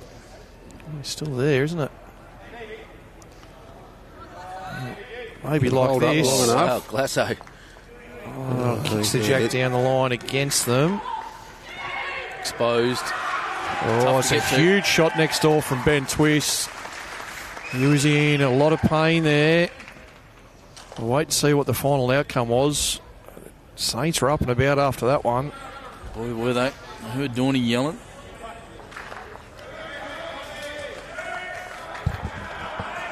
It might have just been the one, but he was in a lot of trouble there. He picked up a single, taking it away. Just stretches that cord out a little bit more, though. Yeah, it's getting close to snapping, that cord. Yeah, it's tough. 45-35. 10 shots between them. 9 ends left total between the three rinks. Each rink obviously playing 21 ends, as you said at the start. We do know our first game tomorrow morning. Raymond Terrace versus, the Cabramatta Bullants versus Raymond Terrace Jets. Tomorrow afternoon. Tomorrow afternoon. Sorry, 1 o'clock. I'm thinking about your games now. We get used to morning games, don't we? We've got 2 games in a day, but we're afternoon and evening tomorrow. That's it. I'll be here in the morning. We should set up a camera and maybe live stream your game, Andrew. What do you reckon? Haven't got a wide enough angle lens. I've got all the equipment in the car, mate. Glass just underneath the ideal line. For those of you watching on and want to see the matchups for tomorrow, I've just loaded those 2 teams into Bowls Link. So just talking on the skippers, it's Aaron Wilson to play Matthew Bowse, Nick Cahill to take on Lee Schreiner, and the rink that we will stream here tomorrow afternoon will be Carl Healy up against 𝗣𝗘𝗡𝗨𝗠. That's exciting. So that's Ian Lean, Lockie Freeman, Shannon Giddows and 𝗣𝗘𝗡𝗨𝗠. And they'll take on Mickey Phillips, Ellen Fife, Karen Murphy and Carl Healy. Get excited, ladies and gentlemen. That's going to be monstrous. Got a question. Didn't 𝗣𝗘𝗡𝗨𝗠 play Carl Healy just a couple of days ago? I don't think they played each other, did they? They nearly did in the final. No, they didn't draw each other. I don't think they met. Mozzie. They didn't draw each other. Mozzie that got good question, though. Yeah, they were both up with us at Cabramatta Diggers. David running to the back of the rink here. There's a couple of conversions. Peter beat Harley. Yeah. And Mason Lewis accounted for Carl in a tight one. Yeah, close one. Long game too. They were around the green for a long time. Well, I've had another vote for us to live stream your game there, Jason Pennant. Come down and commentate, Jace. Won't need any commentary, just mic up Jimmy McCrory. He never stops. So Wisey, as we said, this must-win time. It's underneath the line. Yeah, no result there for him. Underneath the weight, really, if you're being critical. The line was okay in the end, just underplayed the weight.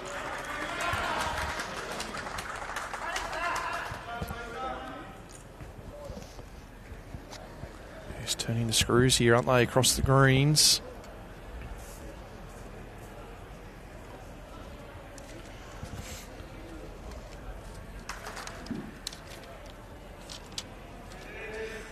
Paperwork's still flying everywhere. I'm trying to cover up my screen so I don't call off the wrong one, which I have done this season already.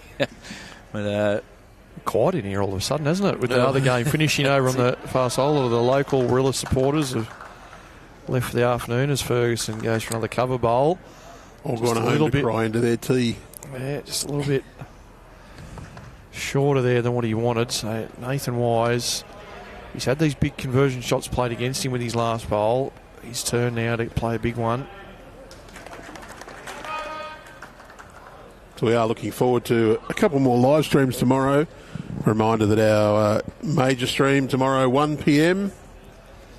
Yep. Already confirmed. That's the Bull Ants and the Jets. Well, Nathan Wise, get past the front. You're a chance here. Oh, Jack, it is. Well, gets a little piece of it. That's going to be enough. For two.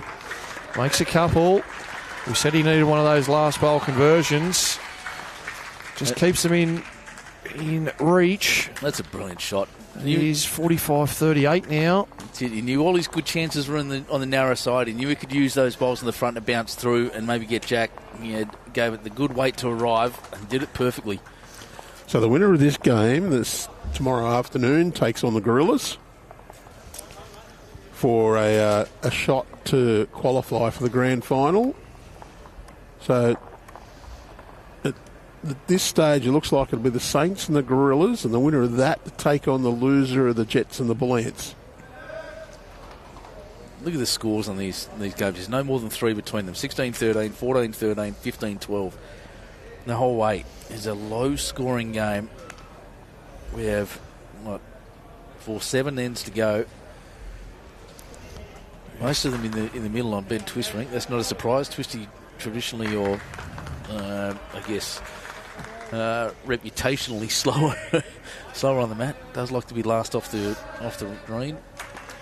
2 ends. Few dead ends there too. I think on that rink I saw the jacks flying around there earlier on. So we will transfer the coverage across if one of those other rinks is still going when this rink concludes. So you will be able to watch this right through to the end, even if this live stream rink is finished. Cantor 3 centimetres short.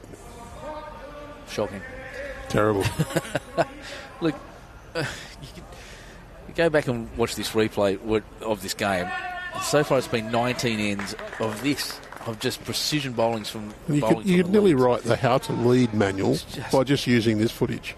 It's unbelievable.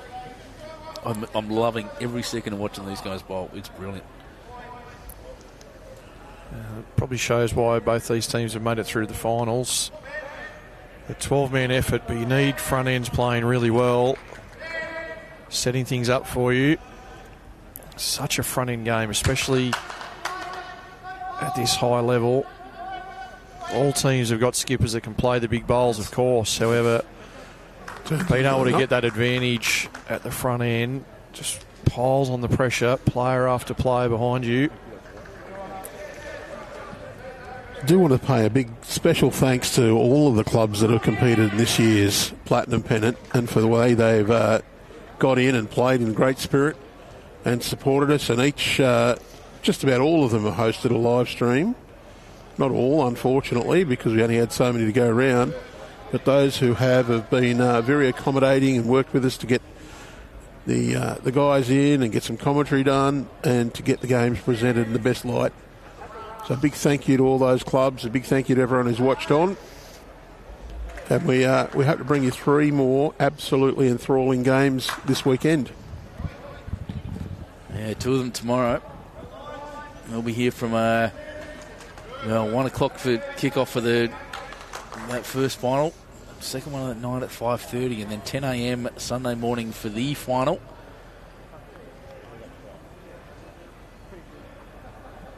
That's when the big money starts getting thrown around. 25,000, of course, to the winners. 50,000 in prize money for the event. Of course, 5,000 of that already been awarded to the 𝗟𝗓𝗡𝗡𝗨𝗠. The prize for being the minor premier. 𝗣𝗟𝗓𝗡𝗡𝗡𝗔𝗡 holding on the far rink as well. They play their final end at the moment. 𝗟𝗓𝗡𝗡𝗡𝗡 and Baker. It's a couple of shots there to the Lions with just a couple of bowls still to be played from Sean Baker. I'll give you an update as that end concludes in a moment. I just heard Fergo say not all bad, and the reason is it just blocks the path to the bowls a little bit, because there is a chance before that Mount Lewis could have picked their hand, played a metre of weight, 2 metres of weight, got a chunk of that bowl onto the blue, and the jack goes spinning back to their own. Yeah, just removing options. And they've got to try it on the back end. It's just a much harder shot. Sean Baker converts on that far rink. 1 bowl left to play each. It's now the Saints holding. Geez, they were into that too, weren't they? Up and about the Saints over there. Glasson, does he get past the front? Well, not quite, but clears the path. The middle rink, Brett Spur holding a couple. Ben Twist with 1 to play. Ben just missing with the first drive. Has another bowl to go. Just didn't quite catch how many shots it is to the Saints over on that far rink. A couple of very experienced heads there. Scotty T, Wayne Turley. Talking about the options.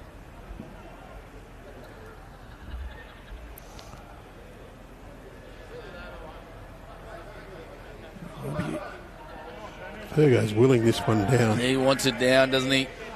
The little rock. That's a good shot. Didn't necessarily want to leave one there, but finish it, but he's close to Jack. We'll see what weight they play now. Yeah, weight to the tee, stay on the green was the call. Scotty Tholborn has missed with his attempt over there. So Sean Baker with a bowl to go and holding. Can't quite see how many at the moment, but rocks his own through. Well, there's it going around for a second shot.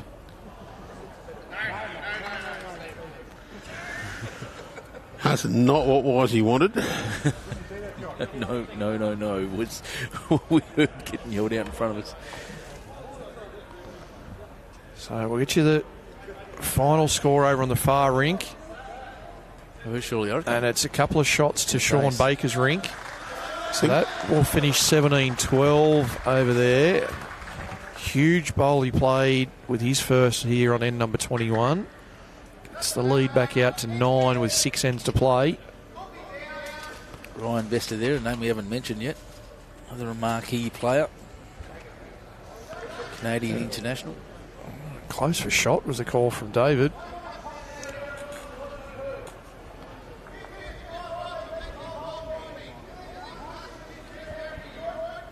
It was. He might have got shot, but his disappointment is that there was a chance to make a multiple there. That bowl from Glasses has been turned in, just locked in the Saints bowls. It was a nice chance for a little split to move them both out. At this point, what are they? Still 9 down, 6 ends to go. They need multiples. They can't do it by singles. So chasing a little bit is the hard point right now. Well, 9 in 6, it's right on Junior's run rate theory. Yep. Reckons once you get to 1.5 an end, you're in a little bit of bother. It's not gone until you need more than 8 an end, but... Well, they're going to improve on it on the middle rink. Brett Spur drawing for a 3 at the moment. And I think he's just about done enough here. He has. Oh, very close to it. So, gets the little fist pump from his teammate.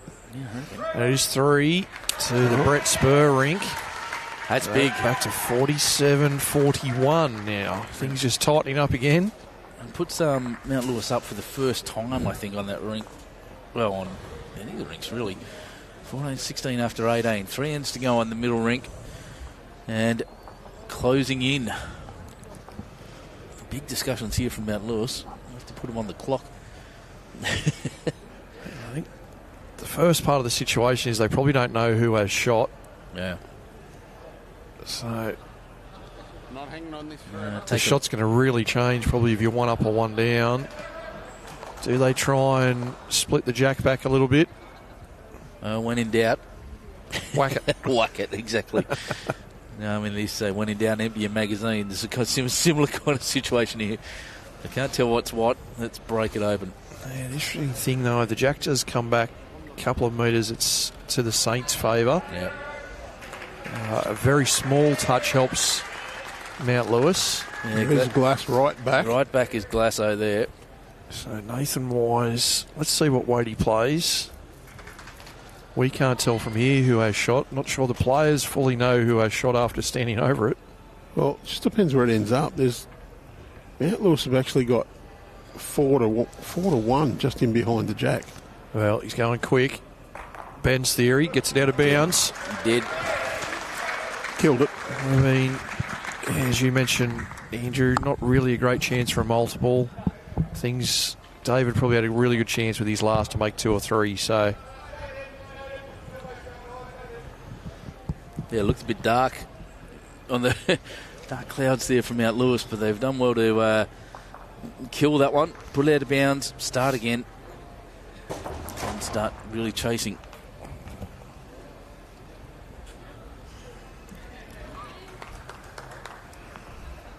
We've lost our co-commentator for a moment, Ben. Yeah, not sure what happened there. He just dumped his headset and ran, but that's all right. Not sure if the team in the production studio are listening, but might be a great chance if they can to throw up the All-Star team. I'll put them under pressure around the corner there, but if they have got that graphic ready to load up, now's a great time. Yeah, a bit of a thing. We got six shots in it, 58th end, 5 ends to go. The Baker-Thorburn end rink is done. Went down by 5. And this has been close the whole way. St John's up just a little, but most of the time, almost the whole time.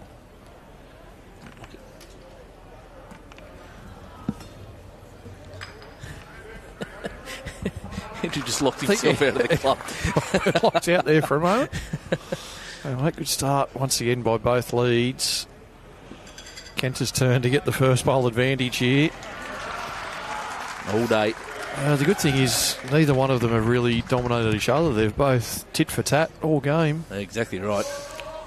You couldn't pick a winner out of those two this game. No, it would have been a great singles game to watch. I know a singles game, which I just did see the winner of, and that was the exit door beat you in the game of singles. Yeah, there was just a cold breeze coming in here, setting off the asthma, so I thought I'd shut the outside one and yep. Whoops. The inside one shut on me. Stuck in the airlock. Thinking I'm going to have to go a long way around. A couple of goodies here from both players, really. Kent is going to drop his right behind the jack. It's just great bowling. It really is. Takes away that jack high angle. Tyson just got that draw up as well. Load the head. Here it comes, right down to the jack. Little toucher. Well, great shot, Tyson Wilson. His skip will be happy with that when he gets back in.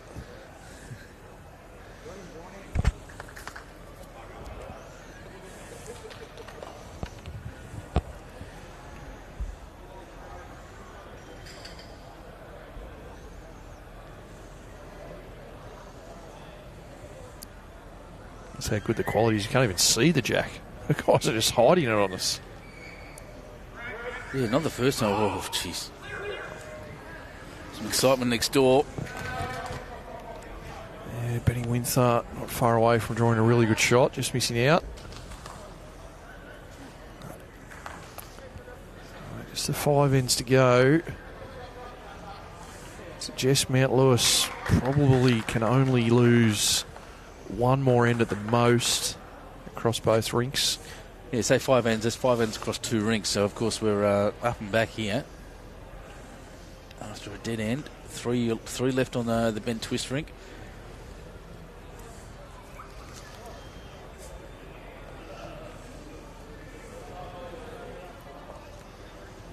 Joey just a little shorter pace there. You can see that's a great angle. Thanks to the team for getting that side-on angle. So there's a chance there of just playing Tyson's bowl to the Saints bowl. Turning that one past Jack, a little toucher himself.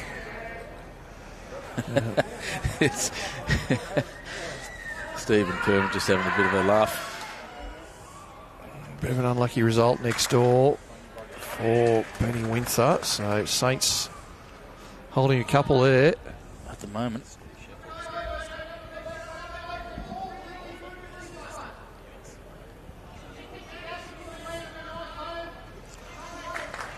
I've got a couple of questions that come through on the live stream. What happens if the big board's drawn and it's one rink win each, and, well, the rink wins don't matter?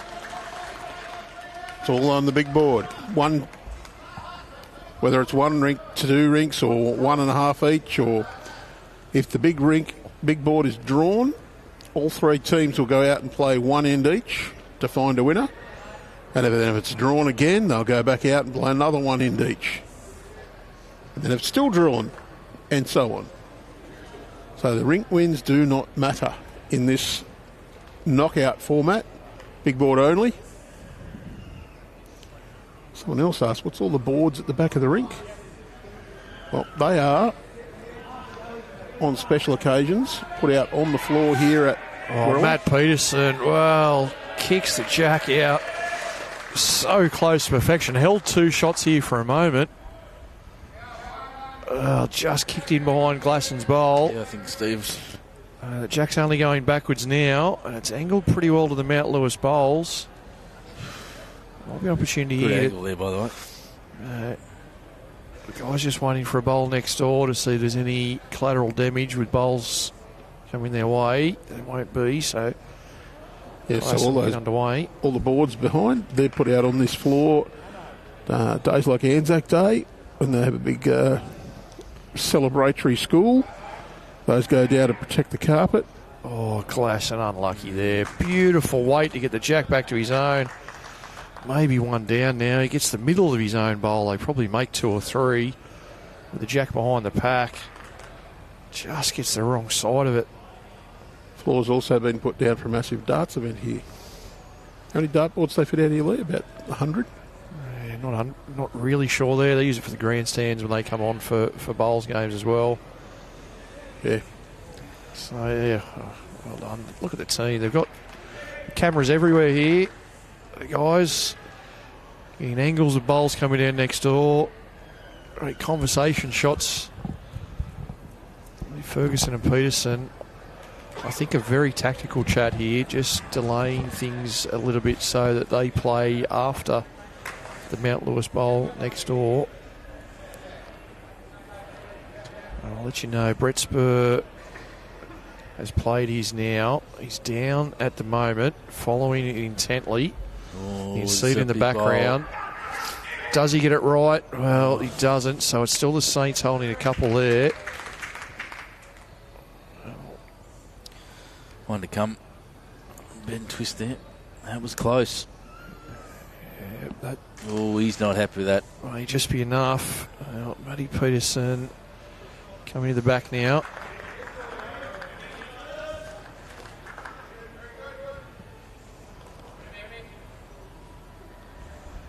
A twist drawing for an extra one.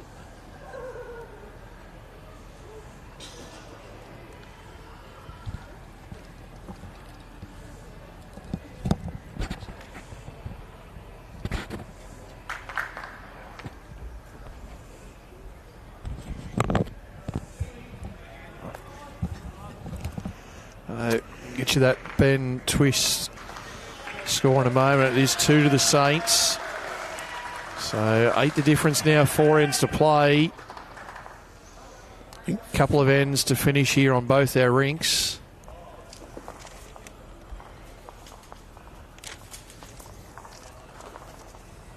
I think Wisey might have been trying to get contact on his own bowl. Try and just roll it onto the jack and make a multiple. It's really hard to get that correct angle there. So they bowled Steve Glasson. It was sitting right on the jack and angled back to those 2 Mount Lewis bowls behind. Glasson almost played it perfect, but just kicked the bowl down right on the edge of it. Didn't get the angle back. Is at the point, though, where Wisey probably does need to try and do something. Oh, absolutely. You've got to try and get it. Does it hold on with weight? Even the front through it, potentially. Not quite. I just wonder whether the Saints held or not after that pink bowl dropped down earlier on. Might be some firm shots about to be played across these last few ends as the Lions hunt the big score or the dead end, one of those two options. Next door it's Cameron Cooper with almost a front toucher with his first bowl. 8 shots, 4 ends to go. We're past the 1.5 shot per end rule. Well, rule. Theory. John Lindsay, will the Jets be streamed tomorrow? First game, mate. 1 o'clock tomorrow afternoon. It'll be Peter Taylor's rink, John, that will be up against Carl Healy's rink from Cabramatta.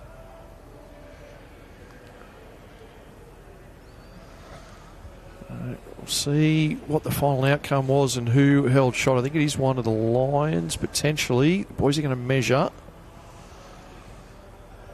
Indications from all the players are that it's one of the Lions. So it'll be 49-42.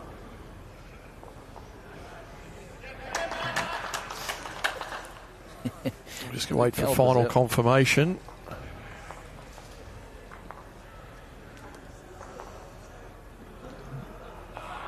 Yeah, it is. Bit of banter happening out there as well about the measure. So we're 16-14 here on this rink. But more importantly, 49-42. Final end on this rink. Pretty close to that. The same thing next door. So we said Mount Lewis a few minutes ago could only lose one more end. They did lose that end on the Brett Spur rink, so they need to run the table from here. 49-42. 7 shots in 3 ends, and they could all come back out and play one more end. That would be exciting. Very exciting for anyone that's not cheering on the Saints.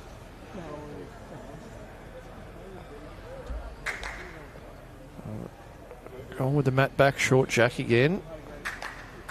Good start from Josh.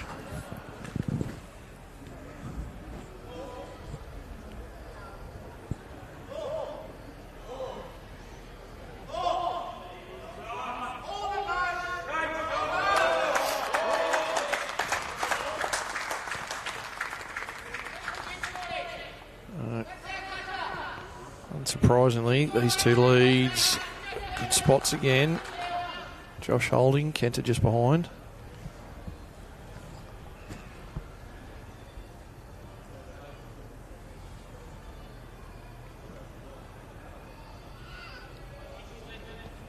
Looks a little wide. Just going to run in behind. Yep. Only a fraction wide.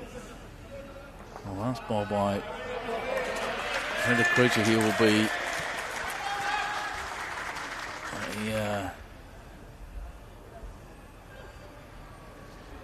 if this is close, this will finish up an amazing game by both leads.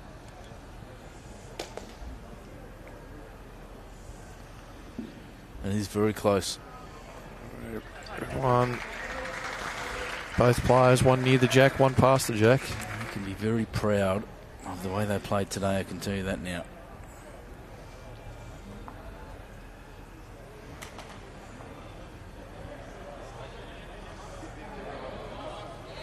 Oh, look at that shot. Yeah, good one there. Tyson Wilson back to his own.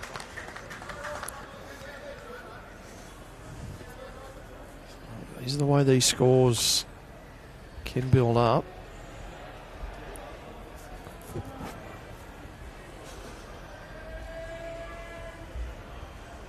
It's not often when the jack doesn't move. It's often when it gets trailed in behind a pack of bowls and other team doesn't have clear access to it. So important for Joey to get somewhere near it. Well, gets the run off the front.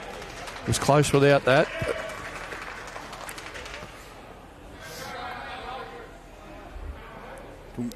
And again, had every chance there to play just over, play a narrow line. Everything there to work off. Yeah, got the optimal result. Well, this may make things tough. So the Saints now with first, third and fourth. That's our head next door. See some really tight bowls in there as well. There's the Saints holding on that rink. The Ben Twist team holding shot.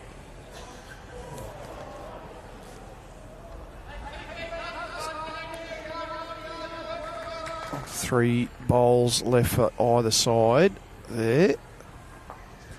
It's Joey Clark turns opposition bowl but drops in front of the angle to the shot bowl.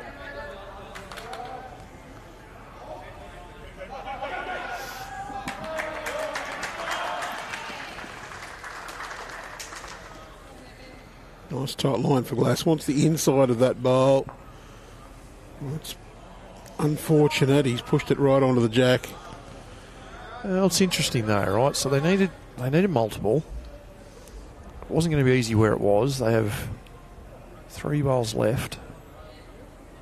Sorry, two bowls left there. They may be able to.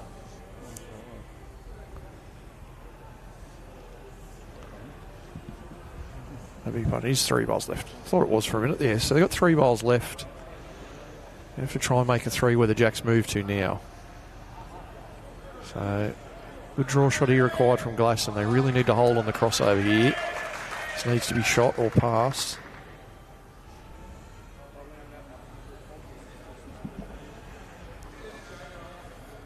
Steve down on this slightly wider backhand. Needs to hold past these front pack.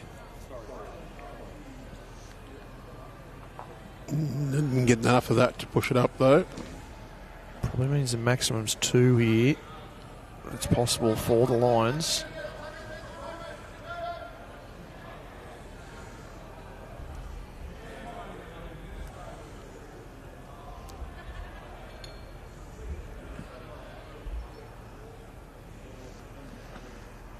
Well, it's one for Peterson.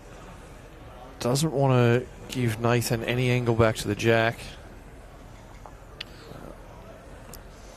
So the most that Nathan Wise can get is two.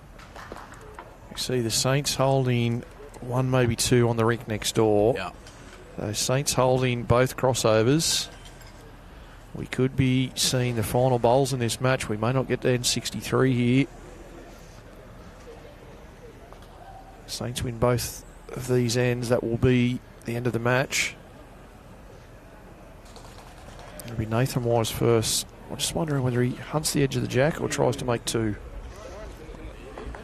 Thought so. Yeah, got the information he's going to go the edge of the jack. I love the way he said that too. I'm trying to kill it, David. I love this game. Well, he's got the weight for it. Well, clear some bowls out. Didn't really pair any of his own up down the back. It's a lot of Saints bowls went past. Saints with first and third. They own a collection at the back of the rink as well. There's one Nathan Wise bowl right at the back of the rink.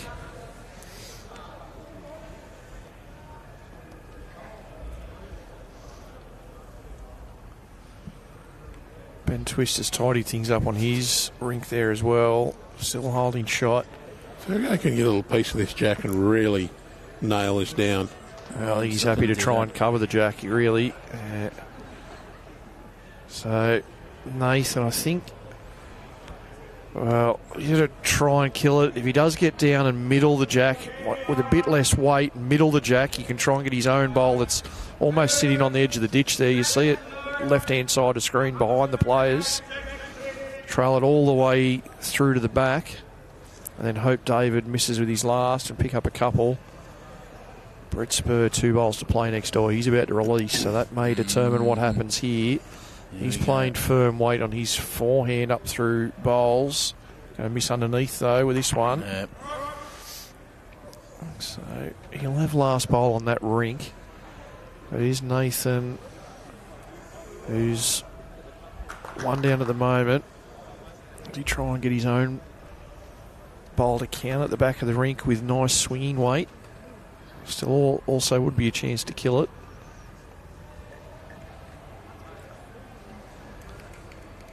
%, sure he's made up his mind yet. It's interesting, really indecisive. He's got a couple of things. Maybe he's watching next door. Definitely is. I think he's going to...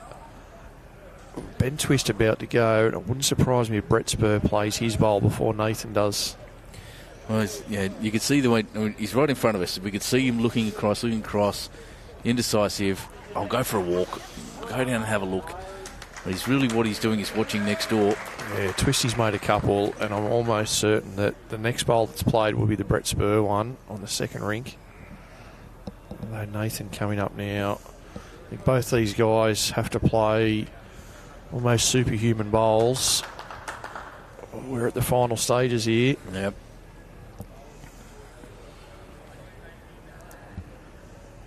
Let's see what happens. Who's going to go first? Is it Nathan or Brett?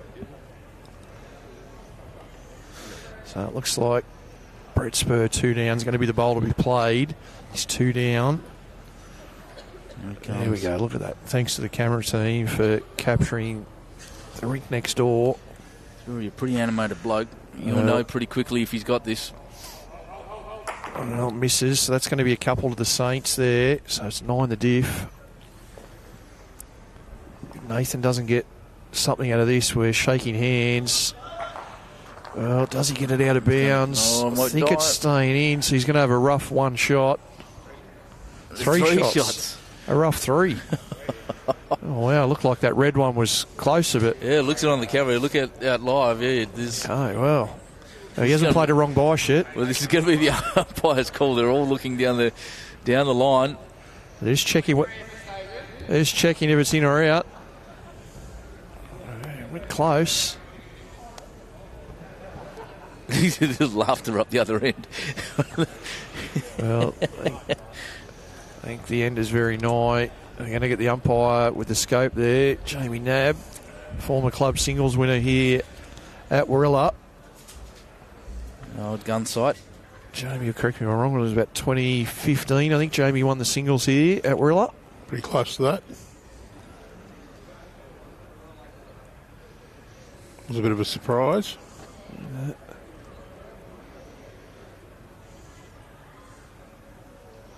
It's an odd technique, but effective. Yeah, it's a gun sight. Use the gun sight. It's got it's out. Line drawn. Out of bounds. Dead end. Boundary scope. You line it up with the base of the other peg. Get the gun sight right down the middle. Very accurate. My preferred piece of equipment for back out of bounds. Don't like the mirror? Line of sight is effective. I did learn to do it originally using the old mirror and square. Haven't used the line of sight of that much, but I have used it a couple of times. I do like the boundary scope. Well, that probably means this will be the last. Probably means this will be the last rink finished. Not by much though. We'll have a good result. Knowledge of the result. We probably won't have to move next door. Well, 9 shots required, 2 ends to play. 2 bowls being played on the other rink, so.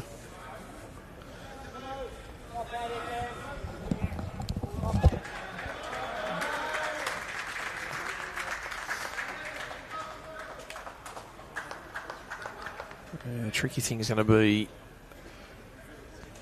as much as that scoreboard pressure, it will be David Ferguson with the last bowl to be played on this rink. Big advantage. So if they are in trouble and look like, potentially losing it, well, for the Lions' sake, they hope that David has to play his last. A couple just in front. Well, if you are going to get a score, they're the kind of angled bowls at the front that you don't mind seeing. You just now need to be first around those bowls and build up that little pack that you can score with. It might be just a little bit too far for counting where the jack currently is, but gives you an option for another area.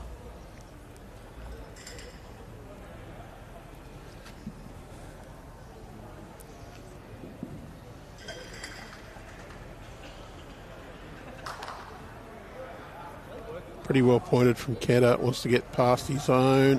Well, does make it a bit harder for Mount Lewis, though.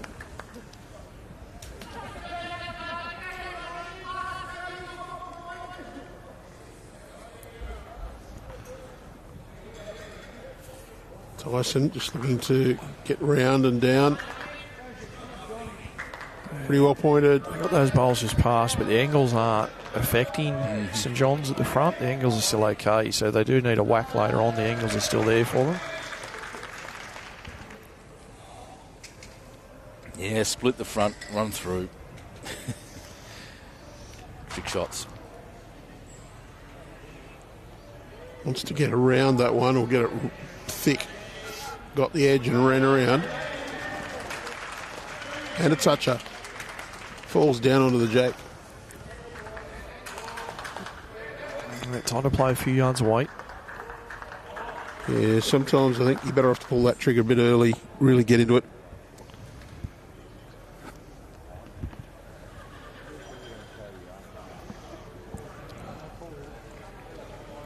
Not far away though.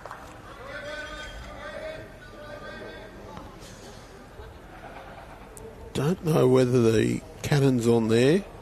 Plant the 𝗟𝗓𝗡𝗡𝗧 bowl onto Josh Berry's. Not to the jack, but there is a chance, though, that they can get another bowl through the jack and get it down the line. So Joey just trying to get to a spot here.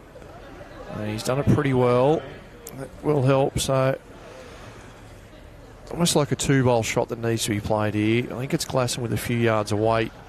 You may be able to get the other bowler Kenters on centre line just to get the right angle on the jack to kick it straight back to your own, or at least open up that shot for an easy trail with the next. So that will be the plan. Almost like a two-bowl shot here. Make it easier with this one and then try and get it with the one after.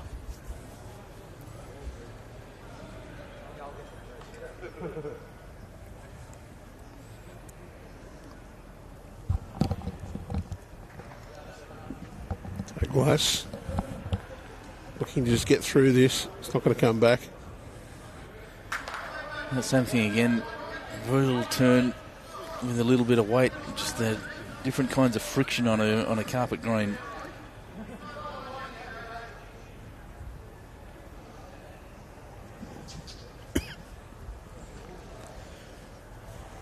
Really low scoring, close affair this game has been. 51-42 after 61 ends. You know, in a game of Pennant is a remarkably low score. Well, the start of the broadcast, Lee said 60's your aim. You get the 60, usually win. Don't think we'll see the score of 60 this time. Well, it would have been right. Yes, definitely. But the big thing here is the 42. The other side, 42 is not going to be enough to win you a game of Pennants. Glass has got the split. Here's that two-bowl shot. Okay, so now they've got the chance of the Berry bowl onto the jack. Well, at the moment, though, if St John's don't put another one in there, is there a shot to get rid of that closest Saints bowl? Not really, without extra jack movement. So the danger at the moment is the jack going to be able to meet up down to the sort of yellowy green speckle of Tyson Wilson. Oh, it's through the hole. Gapped it. He can potentially just sit that bowl out with soft weight and then get the little run onto the jack. Ideally, though, it's the Josh Berry bowl. So there's the head next door.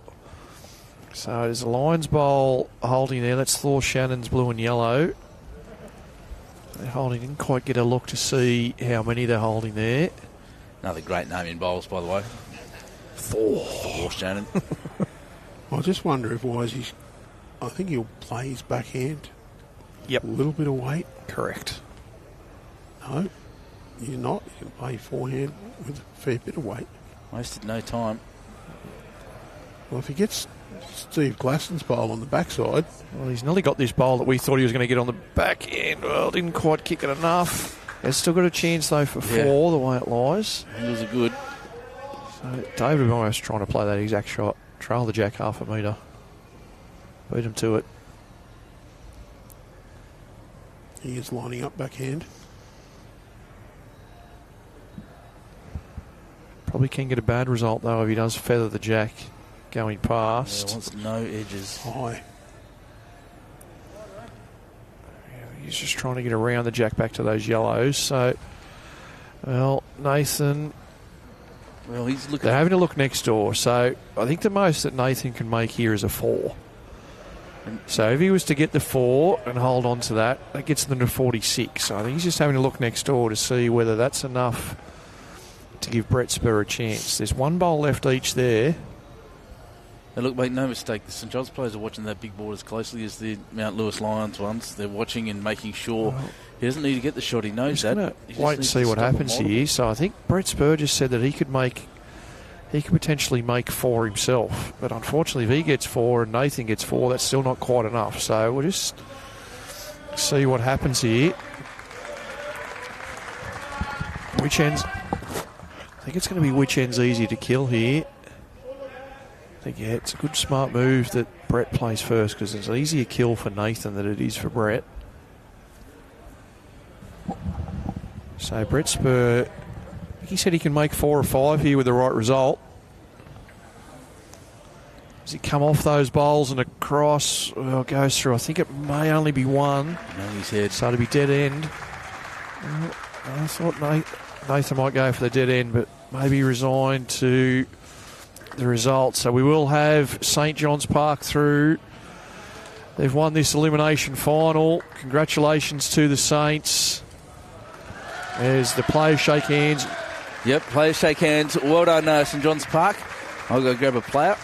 We're going to have a Saints victory. So final score to be confirmed there.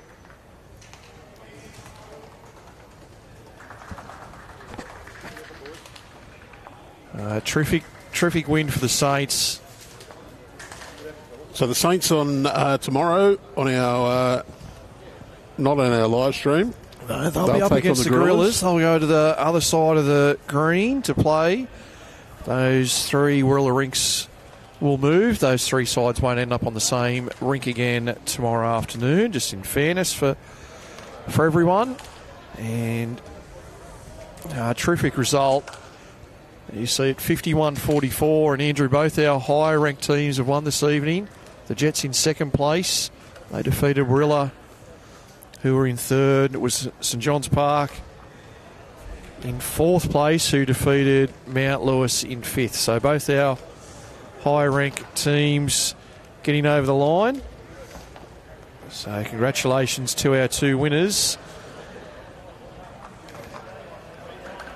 We look forward. We're back on at 1 o'clock tomorrow, and we'll see Ben's hovering around the rinks. Won't be too far away, and we'll hand over to Ben, who's got and hang on those in Budapest. Keep an eye on this. Ben, over to you. Oh, thank you very much. What a game we just witnessed between St John's Park and Mount Lewis Lions.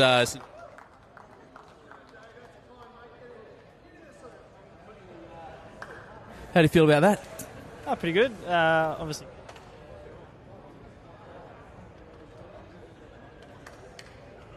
And 3 to go, hopefully. So.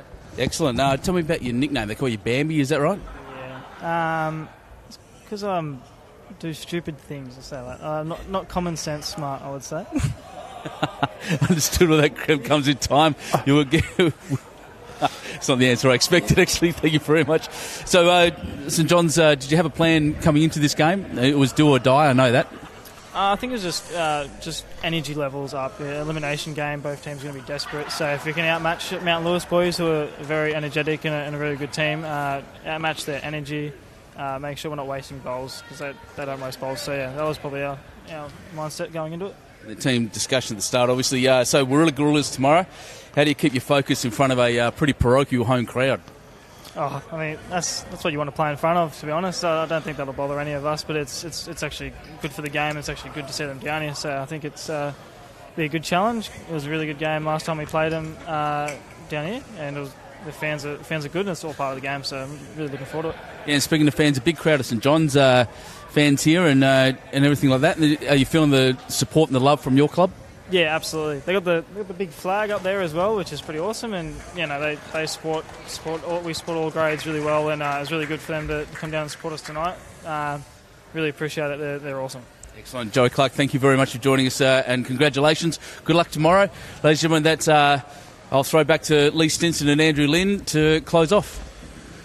Thanks, Ben, and thanks to Joey for joining us. I think Joey's been hassled by his teammates, might be getting a fine for running late to the team meeting, but big thanks to Joey for joining us. And as we said, Andrew, we had both our higher ranked teams winning tonight and probably went according to script, I guess. So don't forget to join us tomorrow from 12:45. Our stream will start.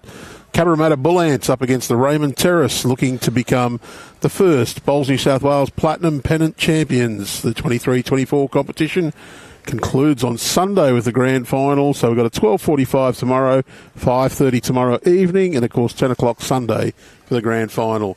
Look forward to your company then, and other than that, thank you and good night.